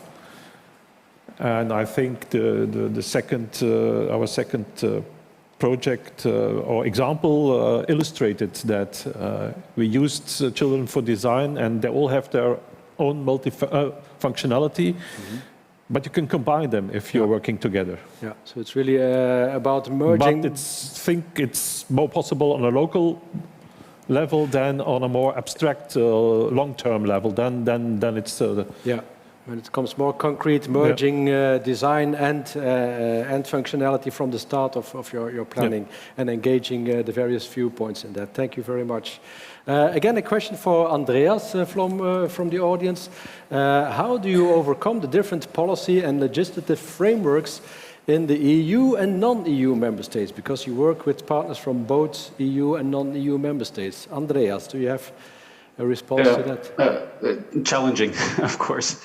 In our case, when it comes down to river basin management and the Danube, the big advantage that we have is that all of the Danube countries, including the non-EU member states, Ukraine, Moldova, for example, have taken on board the requirements of the EU Water Framework Directive. So using that legislation as a framework for their planning, that helps a lot. In addition, the non-EU member states that we have in the Danube region that we're working with are either candidate countries, or they are, in the case of Ukraine and Moldova, associates. So they also have look to the EU in terms of their legislative priorities. Of course, making that happen in practice and not just on paper is the real challenge, and that's kind of where this Living Danube Partnership and also our other work with regard to forest and other areas, that's what it's really all about connecting the dots and making things happen. Because without that, our experience is that often it doesn't happen automatically. Just because there's a good law, it doesn't mean it's implemented. Yeah. So it's partnering to learn from each other and to exchange viewpoints and improve on both sides your approaches, I understand. A very relevant question in the last 2 years. Has the pandemic and being forced to meet online, we had a similar question in the previous session, has it increased or decreased the inclusivity potential of projects? That's a good one. Did we notice any difference with the online community in terms of inclusivity? Sandra, I think your project is it's definitely hit hard. It's a challenge, and as I said, like if we go further in what means inclusiveness, and if we look at Latin America, like there are also groups that they live, for example, in informal settlements, and you will not reach those people like with a Zoom call. So there are clear challenges. I think it works really well in the remote world, like with people, like with your partners, even if they also learn. But I think there are certain groups, and I'm specifically talking about like this marginalized, vulnerable groups, which could also include kids, but specific women groups. But I think you need that the personal contact is key, and because it's part of the trust what we already talked about, and I think we cannot resolve it remotely. Yes. So let's hope actually we will very quickly be able to go back. Yeah, you have a response to this question? A response from the floor, please. I have a question actually. So a question? An additional question to this component? Yes. Yes, please go ahead. If it's okay, That's okay. Okay, this is something that actually emerged also yesterday, and I think it is relevant also for the discussion today. The question of capacity building of the workers that actually do the nature-based solution, that you hire to work to build the green roofs, to build the basins. Did you have issues with that? I mean, do we need to train this kind of workforce to be more aware and capable of doing nature-based solutions?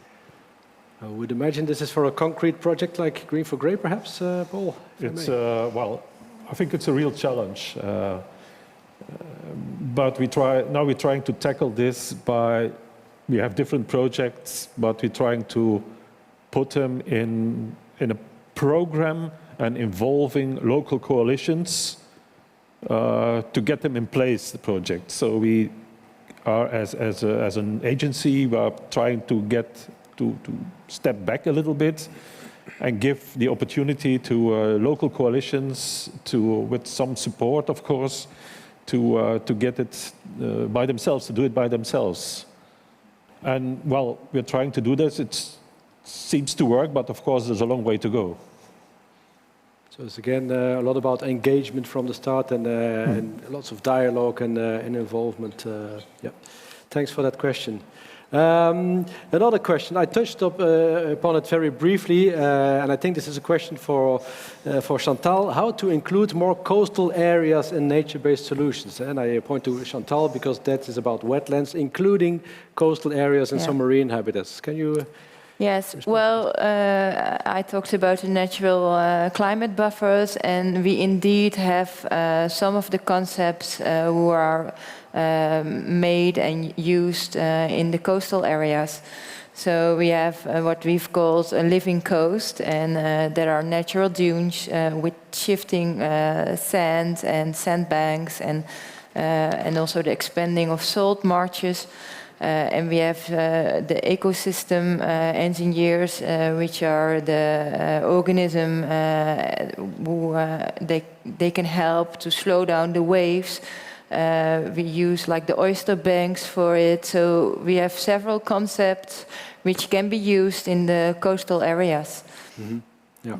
And I think in one of my slides you will see the website of climatebuffers.nl, and there you will find more information about that. Yeah, yeah. Perhaps I can just add that in the LIFE project, one project that comes to mind, or a number of projects that deal with seagrass beds, Posidonia beds. That's also a habitat to be protected, but it also offers carbon sequestration and defense for coastal erosion. So also there, nature-based solutions is quite central to those types of habitats. A last question I will take from the Slido we have here for Tiago and Sandra, it says, but perhaps also for Sylvia, if I may, how the right to psychological wellness is included in your projects. Difficult one, Tiago. Do you have an answer to this? Well, sort of. I think that wellness and well-being and mental health in general, they are included in several of our NBS projects in Horizon 2020. Most of the projects do not focus specifically on that, but this is included in the range of co-benefits of the nature-based solutions that they are implementing. And they are working together to select the right indicators and monitoring frameworks to actually evaluate the effectiveness of these solutions in mental health and well-being. We will now have 3 new projects in 2022 on nature-based therapies. And this is where we really hope to get more light into the question of causality between access and experiences in nature and mental health. So this will come with the new projects, and we hope to even start developing the first nature-based prescriptions. Okay. So, but this is coming up. At the moment, what we have is scattered experiences throughout the different Horizon projects, which do not look specifically at this. Excellent, thank you very much. So nature-based therapies and prescriptions coming up. Thanks for that. Sandra, do you want to add to this? Just quickly. So I agree with all what Tiago said, and it's not a specific emphasis on this in Interlace, but it's one of the things that helps us to get access to the people, because we know that nature can help people to disconnect from their daily chaotic hassles and bustles and to relax. So this is part of the key instrument also to get in contact in the people and increase also their interest and awareness for nature-based solutions in their neighborhoods. Mm-hmm. Okay, thanks a lot. I don't know, Sylvia, would you want to add something, or shall I proceed with wrapping up for this session? Sylvia. I mean, this is not on this specific question. Yes. I would agree with what Tiago said, and this is probably more addressed in a sort of indirect or implicit way. Although I think it emerged even from the discussion we heard, because we heard talking about what is the recreational value, the aesthetic value, and all that relates exactly to also the well-being. Probably a question is how to make it more clear to those who implement nature-based solutions or restoration activities that this is a value to be further emphasized, recognized, and maybe research can help us, because Tiago was saying there will be now work ongoing on how to measure it or to understand it better. Inside, but maybe there's some work even to recognize this additional value of nature. I like the comment that say that nature itself is a heart, and I think that's true.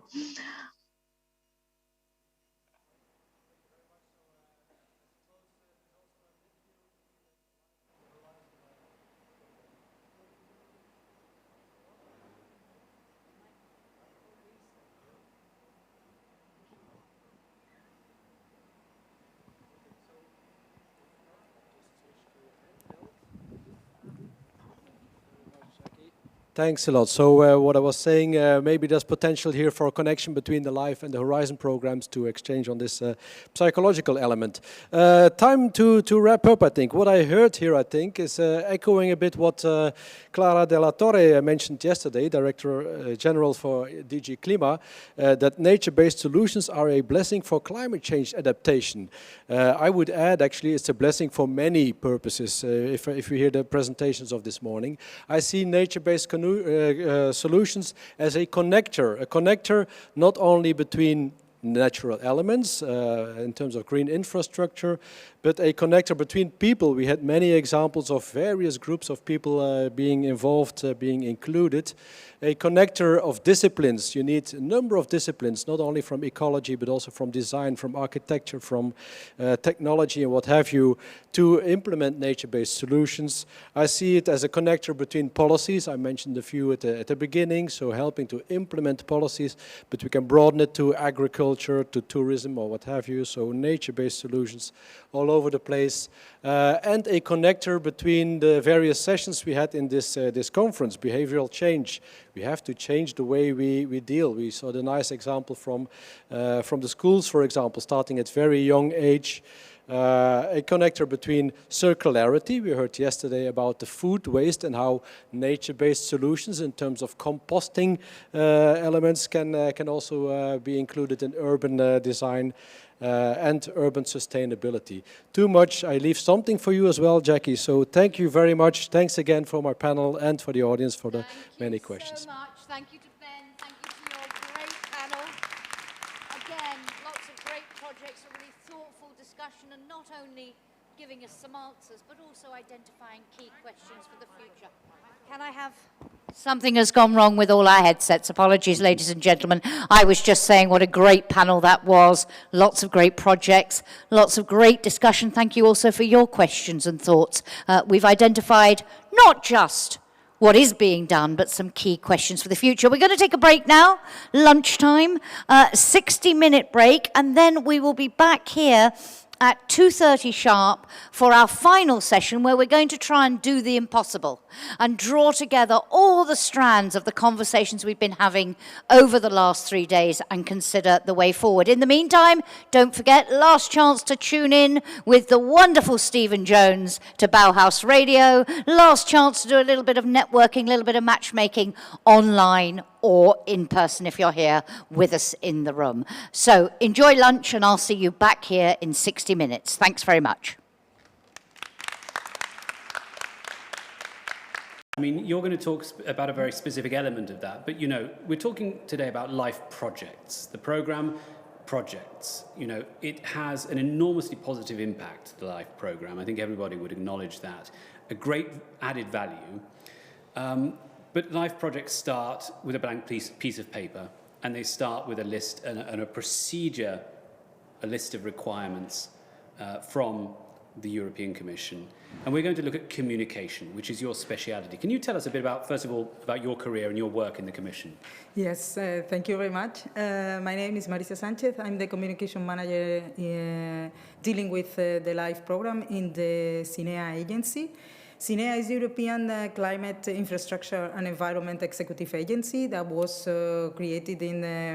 was born actually in April 2021 and is managing the LIFE program since then. Okay, so your background is you're a communications person, yes, officer, absolutely. Yeah. And you know, when you look at the LIFE program, can you take us through you know, the kinds of activities that are going on to publicize the work of the LIFE program at, you know, at a programmatic level from the Commission's perspective, rather than before we get on to the individual projects? Yes. What we do at Commission level, we do an intense promotion of the LIFE program, not only about the LIFE program, but about the LIFE projects. We think that the success of the LIFE program is mainly due to the success of the projects, meaning that this is a people's program. So people are very proud to communicate what their projects are about and how they are making an impact on the ground. What we do at corporate level, we have different communication means, communication channels. Our main one is the website, which is the entry point to the rest of the communication channels, where you can find information not only about our social media, one newsletter that we will talk a bit later about it, but also about the LIFE program as a whole. So all the funding opportunities, where to find budget, where to find funding for your project. There's now, for instance, a call which is opened with different deadlines, and there we provide tips and tricks on how to submit a very good proposal, not only with text, but also with videos. I think if you are planning to submit your proposal, this is definitely the way, the place where you have to go to have guidelines on how to do it. We also have social media. Actually, for us, our social media is very, very important, because we have realized, we have mapped our audiences, and we have realized that our audiences are on social media. For this, it's very important to know your audience and go where your audience are. Yeah. We are on the different social media channels: Twitter, Facebook, LinkedIn, and YouTube. You can find us, it's very easy, just go to those channels and look for the LIFE program. We also have a very well-established hashtag, which is #LIFEprogram, and for the projects, #LIFEproject. This is important not only to give visibility to the projects, but also because, and also for the branding of the projects, but also because this allows the projects to become part of the LIFE family. And this is something the projects are also proud of. It's also important for us because this allows us to track them, to track their activities, and also to put the spotlight on them on our social media channels and also on our website. On the website, for instance, I have forgotten to mention, we have different sections. Besides the funding opportunities, we also have putting the spotlight on projects, events. We have an event calendar when we feature the project's most important events. For instance, the final project events, when they participate in bigger events. We also have news where we communicate about what the projects want us to communicate about. We are really in close contact with the projects, because not only the website, but also we have a very high reach. The website is the main entry point, but for instance, on social media, we have more than 50,000 followers, all social media combined.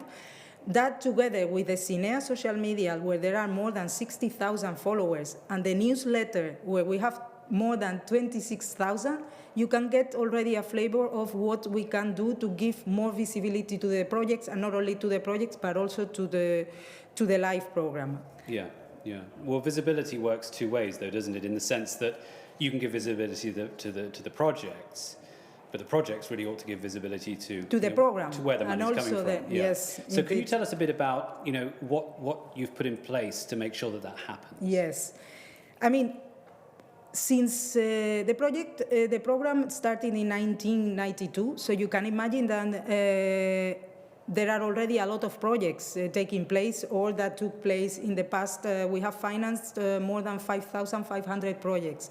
And with that huge amount of projects, it's very easy to spot live projects all over, close to your place. You can see them when you're on a holiday, can't you? Indeed, not only on holidays. Yes, we were in Rimini for a very important event, Ecomondo, the Green Technology Expo, and there are projects in the parks. We saw it everywhere. This is also very rewarding when you are the communication manager of such a project. But it's not only because the projects are proud to communicate about it, because there are so many projects, it's because there are some compulsory requirements that the projects have to comply with.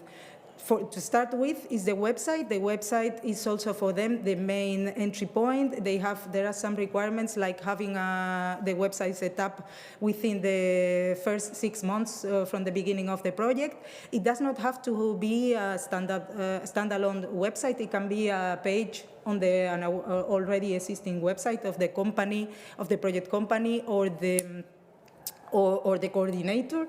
What is essential is that it features the project, the objectives, actions, the progress, and also what is an absolute requirement is that it has the live logo and the Natura 2000 if it's appropriate. It has to be updated and it has to be well designed and easy to understand. This is the main source of information about a project, and it's also the hub where we can find other communication channels that they are potentially using, like social media or newsletter, podcasts, if they go the extra mile, but the requirement is the website. Then there are notice boards, there are on-site panels, they describe what the project is about, and it's also a requirement to have it in strategic places, so that they are visible to the public, to everyone.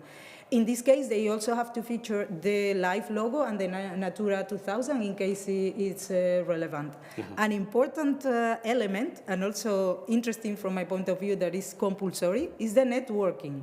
For us, it's very important to make publicity of your project among other stakeholders, which may not be other live projects. It can be other projects funded by other funding sources, but that they are working on the same areas, on the same ideas. It is very important to know what is outside, to pick up new ideas, to go out, see what you can use for your project. This you can do it via visits, meetings, participating in events. This is also very important, exchange of information.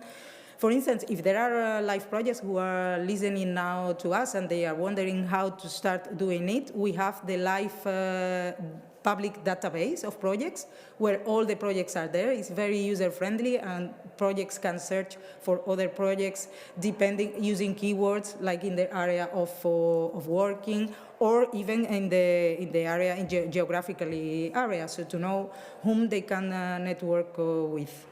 There are other three important elements, which is at the end of the project, is what we call the layman report. So the end of the project report. Towards the end of the project, the projects have to submit this report, which is a short report. It has to be in English and in the local language. It has to contain, and very important, it has to be written to be understood by everyone. So, it's meant for a general audience. Should include the project's objectives, the actions, and the results. And then afterlife plans. So the name Afterlife. I like talking about the afterlife, yes. Says already a lot. This is a separate chapter in the final report. It's in a nutshell what happens next. So the project should provide an overview as the situation of the project at the end of the project. So the objectives, methodology in the identifying future funding needs, so to show that the project is sustainable. And something very important that we have already mentioned is the live logos and the Natura 2000 logo in case it's relevant for the project. This is very important to ensure that the visibility of the LIFE program funding is and the acknowledgement of the EU funding is there. These logos have to be in all the communication materials, so starting with the website, but not only that, social media, all the reports, presentations, everywhere. I mean, it has to be omnipresent. Yes, yes. This we provided in different formats, yeah. so it's easy to integrate it in your communication materials. You can find them on our website, and also it's not only important, but it's also very useful. There are lots of live projects who have told us that it gives a boost to the visibility of the project, especially at the beginning, because at the beginning no one knows the project, but everyone knows the EU flag. So immediately they identify the EU funding, the live funding, and this gives a boost above all at the beginning of the project. When it comes to helping the projects with communication activities, do you have a guide? Do you have tools at your disposal to give to the projects so that they know how to effectively communicate? I ask that because, you can have a great botanist or a great zoologist, a wonderful scientist, but they may not be the most spectacular communicator. And so therefore, I'm interested in how you can help them to actually fulfill that element precisely and more effectively. Yeah, we do a lot of trainings. We also provide the specific, we do a lot of trainings, but communication is just a part of the training once they sign the grant agreement. This is but we consider, and from the beginning of the LIFE program, it was considered like that. Communication is an essential part, a key part of the LIFE project. So it has to be conceived and taken into account from the beginning. So once you sign the grant agreement, you have already to think about your communication strategy, your communication plan, and what you want to achieve. We provide trainings for projects that have already signed the grant agreement, but we also provide trainings, specific trainings on communication that you can find on our YouTube channel. They are available for everyone. We have also a functional mailbox where people can, this is the way how we coordinate with the projects. They let us know what they are doing on a regular basis, and we let them know how we can help them with disseminating and having visibility to the projects. Also, we do have monitors in each country, and this is also our contact point between the projects and we that we are here in Brussels, a bit far from what is really happening on the ground. We also have, guidelines, please. Not only communication guidelines, but also social media, because social media, as I mentioned, is not an obligatory requirement, but we put the emphasis on social media where we think, not only from the program side, but also from the project side, that this is a very good way to get the message out, to get to the audiences, because all the people are on social media. Before, you need to know your audience to know which social media is the most appropriate for you. But we consider social media as a very important communication tool, so we have also social media guidelines with hashtags, not only the official hashtags that we use, but also recommended ones that we have seen depending on the topic on social media. And in terms of the products that projects can produce, we've seen a lot of innovation, I think particularly in the social media era, haven't we? You talked about podcasts. There are little videos that come out to enhance the project impact. Can you give us some insight into what you're seeing from projects? Yes. Let me start by saying that not all social media or all communication channels are appropriate for all projects. We consider that it's very, very important to start mapping your audience, so to know who they are and who you are talking to. Once you know this, you can choose your communication mix and then see what is the most appropriate way to reach these people. What we see is that most of the projects, even if it's not a requirement, an official requirement, they are on social media. Mostly on Twitter, on Facebook, but also more and more they are on LinkedIn. What we are insisting on is that not only to be on social media as such, but also to have a visual identity so that they can show on all the communication channels that they are.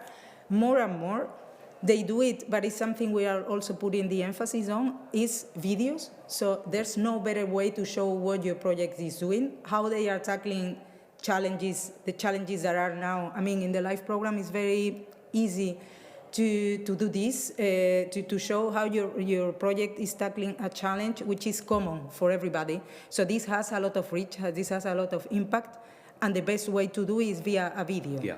And this on social media has a lot of reach. There are also projects that go the extra mile, and they have apps where they showcase, their project, where they can find the partners, for instance, where the project is taking place. Yeah, and there's some element of interaction sometimes, like if you're needing the public support to, I don't know, identify let's say an invasive species, where have you spotted that? That's some of the very things useful. Podcast as well. This is something that there are a lot of them doing. What we also, in order to do all this, what is essential is also we provide lots of advice in this sense to have storytelling. Meaning, the key issue is not to talk about your project, but about the issue that your project is tackling. So to relate it to people, to local people, to people who are there, to local audiences, this is the best way to reach the people, the impact that your project is doing, to show how your project is having results. All of this. What we have noticed also that is very successful is actually to go to events. To events, sometimes when we go to events, because we consider it as an integral part of the LIFE program communication, we have a stand. We also launch a call for for success stories, successful projects to come along with us in the LIFE program stand. But what we do as well, when we get to know that there are projects that are in different events, we also promote the presence there. And once you are there, not only, when we talk about events, there are very big events, but there are also small events, which can be, a conference, a local conference, maybe something in your local school, if your target publics are children, or you want to reach that community. So there are a lot of possibilities. Imagination does not have any limit, and in this, you need to be creative, because your communication mix can include everything. It has just to be targeted to the audience that you want to reach. Also important is to bring media on board. To get to the media, to get to local media. So the people at local and at regional level know about your project, know how you are helping to solve the issue that they are also experiencing and that they are also seeing, and how your project is doing an impact, thanks to the LIFE program funding. Yeah, that can be quite an important issue, particularly where you have a nature project, you're reintroducing wildlife, I guess, and we've seen this in some LIFE projects in the past, this controversy between, let's say, for example, reintroducing a predator, and local farmers are thinking, what's going on here? But in a sense, preempting that from a communications point of view. You kind of dealt with the question I was about to ask you as a final question when you said that not all communication methods are suitable for all projects. You talked about engaging the community, and you mentioned schools.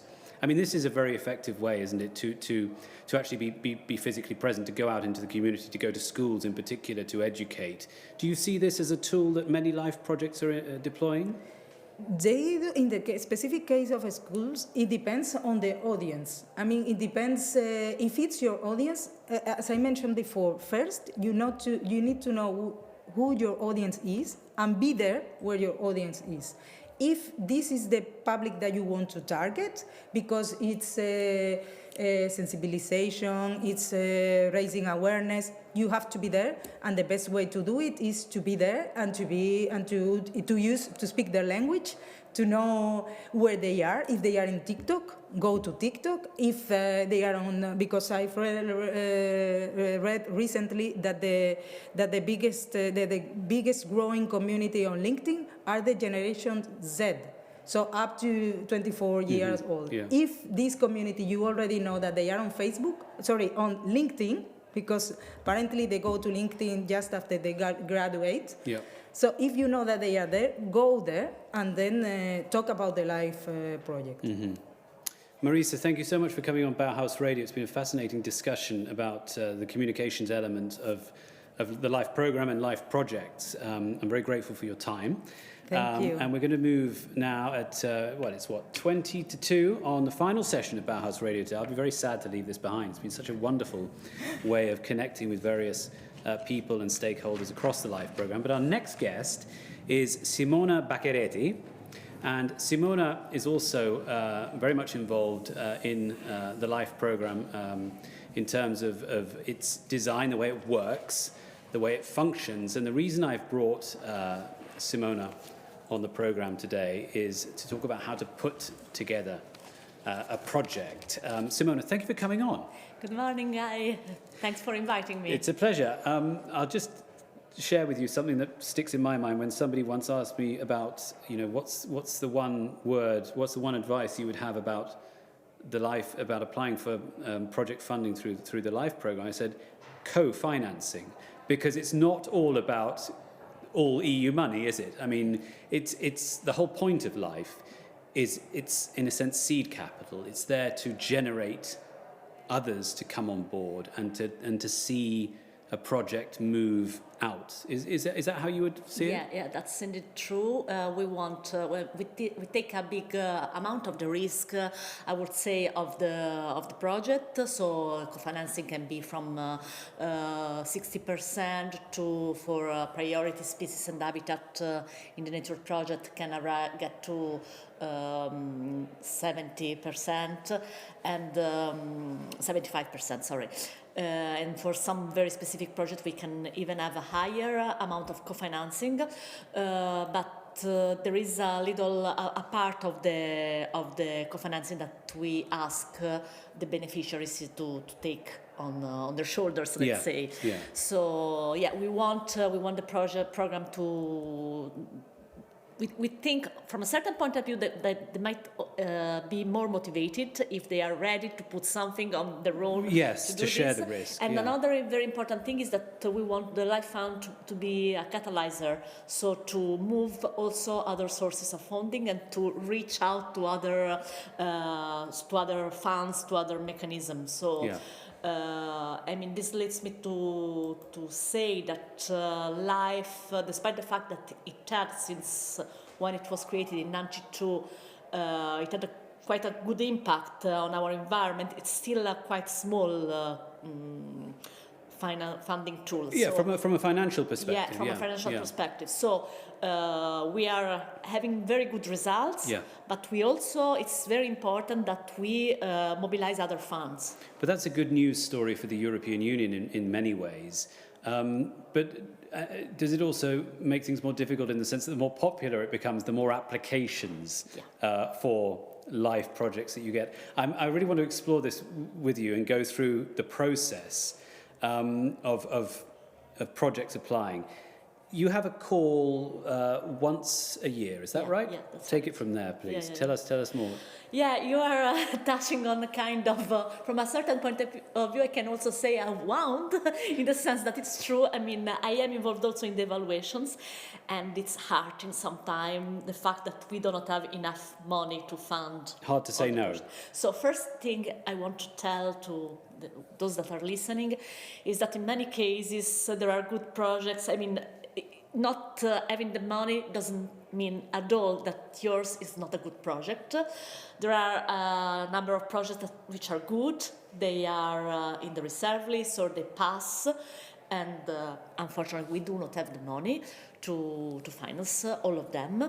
But we do encourage the applicants to come back. We usually try and do all efforts to give a good feedback so that they can tackle the weak points and come back stronger. Okay, so you would tell a project, well, we think you might improve it in this particular way. Yeah. So we really welcome applicants to come back if they don't manage to get financed the first time. So if the idea is good, otherwise they will get a rejection letter. But there are a number of projects that receive a letter saying your project is okay, but unfortunately we do not have the money to finance. Yeah. So in this case, it means the idea was good, perhaps also the project was good.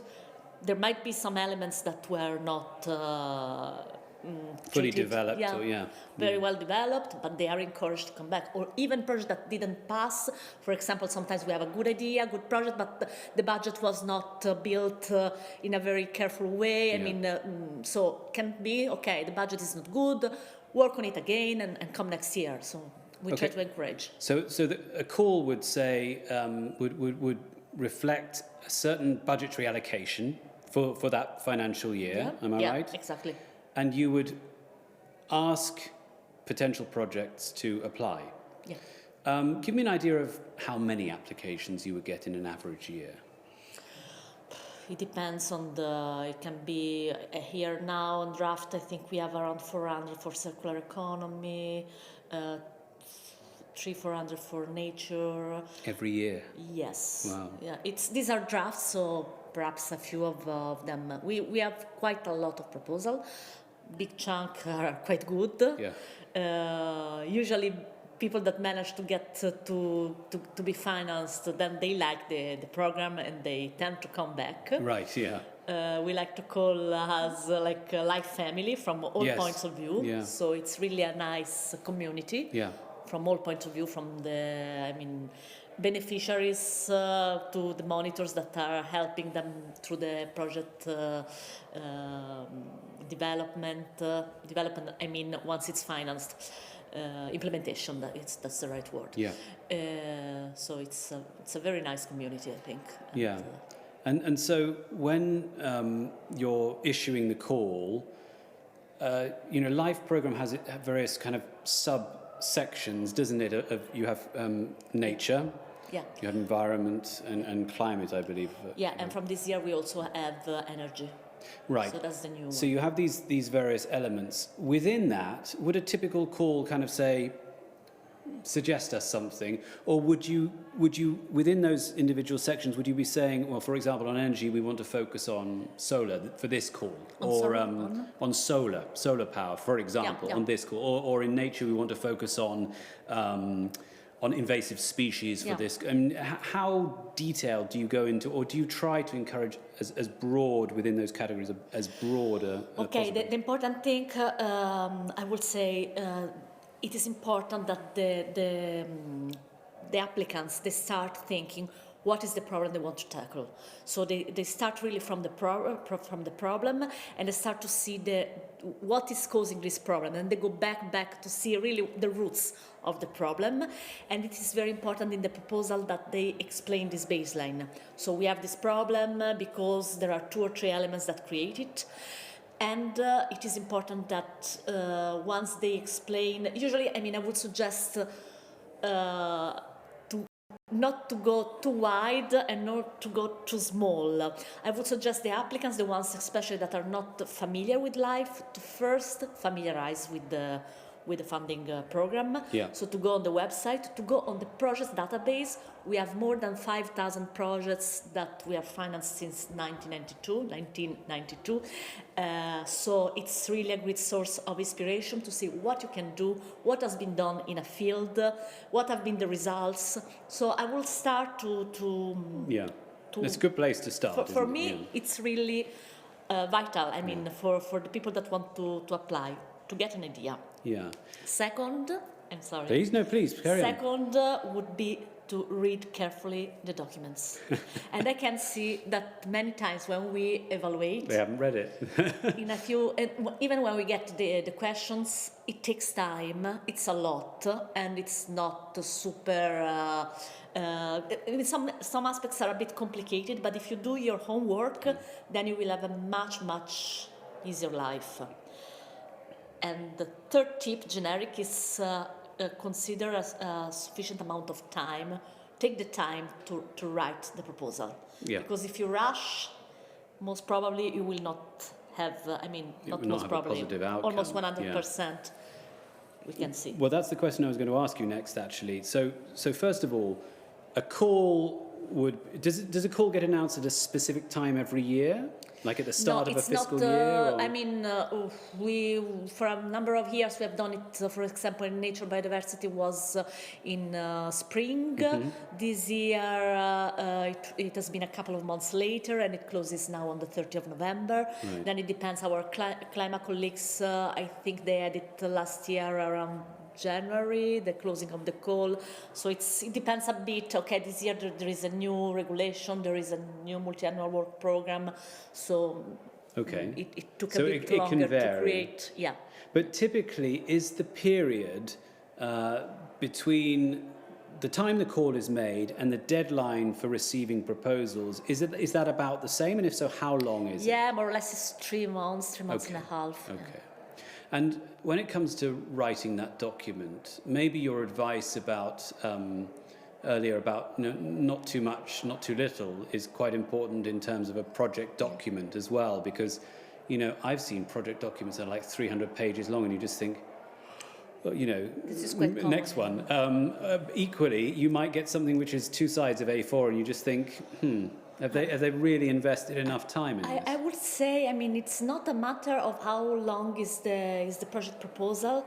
I see from my experience that the tendency for environment, now it's called the circular economy and quality of life, but from this field perhaps there are a bit shorter projects. In nature they tend to be a bit longer. It depends a bit on the theme as well. I would not focus so much on that, but I would focus rather on the fact that you have to be clear. You have to put yourself in as if you were in the person who is reading, and don't imagine that you don't have all your knowledge, and that you write for somebody that doesn't know all the stuff that you know about that specific matter. Yeah. Because we are lay people. And even the ones that are not lay people, they are supposed to evaluate the proposal on the basis of what is written on this. Not what might be assumed. Okay, we use our expertise, of course, and the state-of-the-art information. But if you are saying, I want to solve this problem in that area, you have to bring in the information. Yes. Some beneficiaries say, but we have done another project on this. The information is there. You need to put it into the proposal. Yeah. Because we ask also the evaluators not to assume and to to assume. We have to work on the basis of the proposal. Let's talk about money, because ultimately this is all about requesting public funds. Yeah. Tell me about the budgetary process that a potential project needs to think about and should go through, because budgeting can be hard. How do I know now, how much this project activity might cost? And talk to me about this, because it's just that can really mess you up, I guess. If you can have the most brilliant project proposal, but if your budgets are way too much or way too little, then I mean, the LIFE program is not a strict program in this sense. There is a lot of flexibility. It depends on the ambition of the project, what you want to do. What I would suggest, it's to have a clear budget, to think about it. I mean, I think the beneficiaries have more expertise for sure than I have on building the budget. They know how much it can cost. Yes. I think the important thing is, for example, is to write a clear budget. When there are little sums, okay, they can be put together. But when there is a big budget, it's important to to itemize, to itemize and to explain that if I see 70,000 euros from something, okay, how did you build? How did you reach this? Yeah. If you build a prototype and you have a big amount of money, please show me that you have asked, for example, a price to a company, or show me how you have built this. Then it's perfectly fine if I see that it's market price, if it makes sense. But you have to show me that you have you've thought it through. Yeah. And in terms of when you think about budgets, there are certain rules, aren't there, within the allocation of LIFE program funds? Can you just tell us a little bit about those? I seem to remember, they can't be used to pay interest, for example. Sorry, I didn't hear. They can't be used to pay interest, for example, on loans or things like this. Rather strict, and it's public money after all. What sort of restrictions? Where can budgetary funds really be directed within a project, and where can they not be used? I mean, it can be used mainly. It is on personal costs. You put personal costs. Jobs for people that work on the project, of course. Then here as well, usually you see the cost of a project manager X. I don't know how many hundred euros, and you see that in that country the average cost for that know-how and that position is half. We will come and tell you, please, how did you come to this? So it can be this. It can be on subcontracting, especially for some things that you are not able to carry out on your own, but you have to say why you are not able to carry out that activity with your own strength. Okay, I'll come back to that in a moment. Well, actually, I'll ask you about it now, because subcontracting, I mean, if you have a subcontractor in mind at the start of the project, you need to include that, right, in your project? No, usually we don't. You don't insist on that? No. You put that this task. Usually, it's even strange if you already have the name of the company or of the person. That would raise. Unless you say, okay, I know that in this field of expertise there is only this company that can do it, so I will ask them. Otherwise, no. You put, okay, I will need this to. Implement this task, and then there are rules depending on the budget. You will have to do an open tender and ask for a number of offers. And okay, so those rules are spelled out as well in the project agreement. And everything is in the application package. So it's very. Yeah, it's very. It's this is clear, why I say it is important. Read. So. The call closes, and then what happens? So the call closes, we go on the portal, we check how many proposals, and we start giving assigning the proposals to the different experts. Usually we have 2 experts for each proposal who evaluate the proposal. Plus, each proposal is assigned to a project manager in our agency.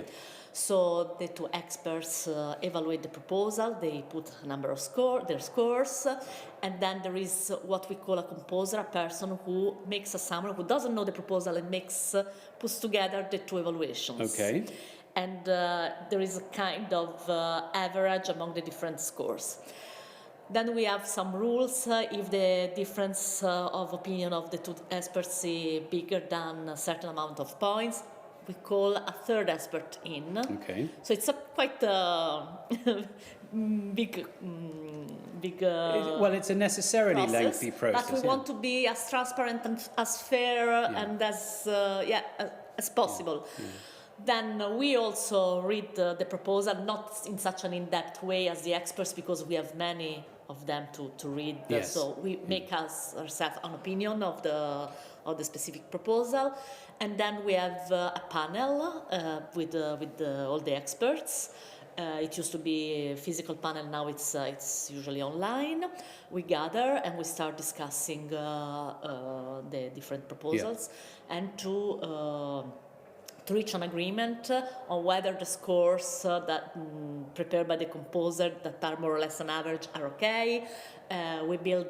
We also ask our colleagues from the policy unit in the Commission to intervene if they think, for example, that the project has a particular importance from policy point of view. So there are a number of elements, and there is really a big, thorough discussion on the different proposals to reach an agreement and to give a final score. Okay, so you have X number of 100 projects coming in. How long does that process of evaluation take? So, for example, now the end of the call, it's 30th of November, at least for nature and biodiversity, I think also for circular economy and quality of life. And we have the panel with the experts end of March, beginning of April. It's 1 week. So the decision's been taken. You would typically communicate, let's say a project has succeeded in... That is the panel. And then Oh, there's another stage. I beg your we have a pardon. ranking. We put the scores, and then we don't know if a project is in or out. Once we have the scores, we check the I budget. see. Okay, right. And we go down until we have enough money to finance. I see. So that's how you do it, right? So Yeah. the projects are ranked in terms of the points that they are given by the evaluators. If you're happy with the budgets, with the co-financing that they're requesting from the LIFE program, you assign that in terms of earmark that for that, and we reach. We don't know when we evaluate. We don't know where we will end up. Right. Okay. So this is why I'm saying there are some projects that are borderline, and they just don't, and they get pissed. My project is good, and it is good. Yeah. It is good, but unfortunately, they are in reserve list. Sometimes some money becomes available after, because we also do a revision process. We have some savings. Would there be one or two projects that you might then just, for whatever reason, money doesn't go to them because the project consortium collapses? It can also happen. Yeah. Now we have started evaluations for another 3 projects, because there was a bigger project that in the end didn't work out. Okay, so that happens. Yeah, it's almost every year. I mean, there are a number of projects from the reserve list. And also, I mean, as I mentioned to you, sometimes even if a project is good, there are some costs that are not really justified, and we ask the beneficiary to cut on those costs. Yeah. So more budget becomes available. Yes, yeah. And in terms of the proposals coming in, the EU is 27 member states now. Are there member states that, obviously some member states are bigger than others, but, are there some that aren't benefiting or aren't as engaged in this process? Not member states, but I mean projects from certain member states. Where are you trying to kind of equalize that out in terms of matching funding to per capita populations to make it a kind of more... No, we usually, there has been until some time ago, there was a national allocation. So at the end, it was not every year, but at the end,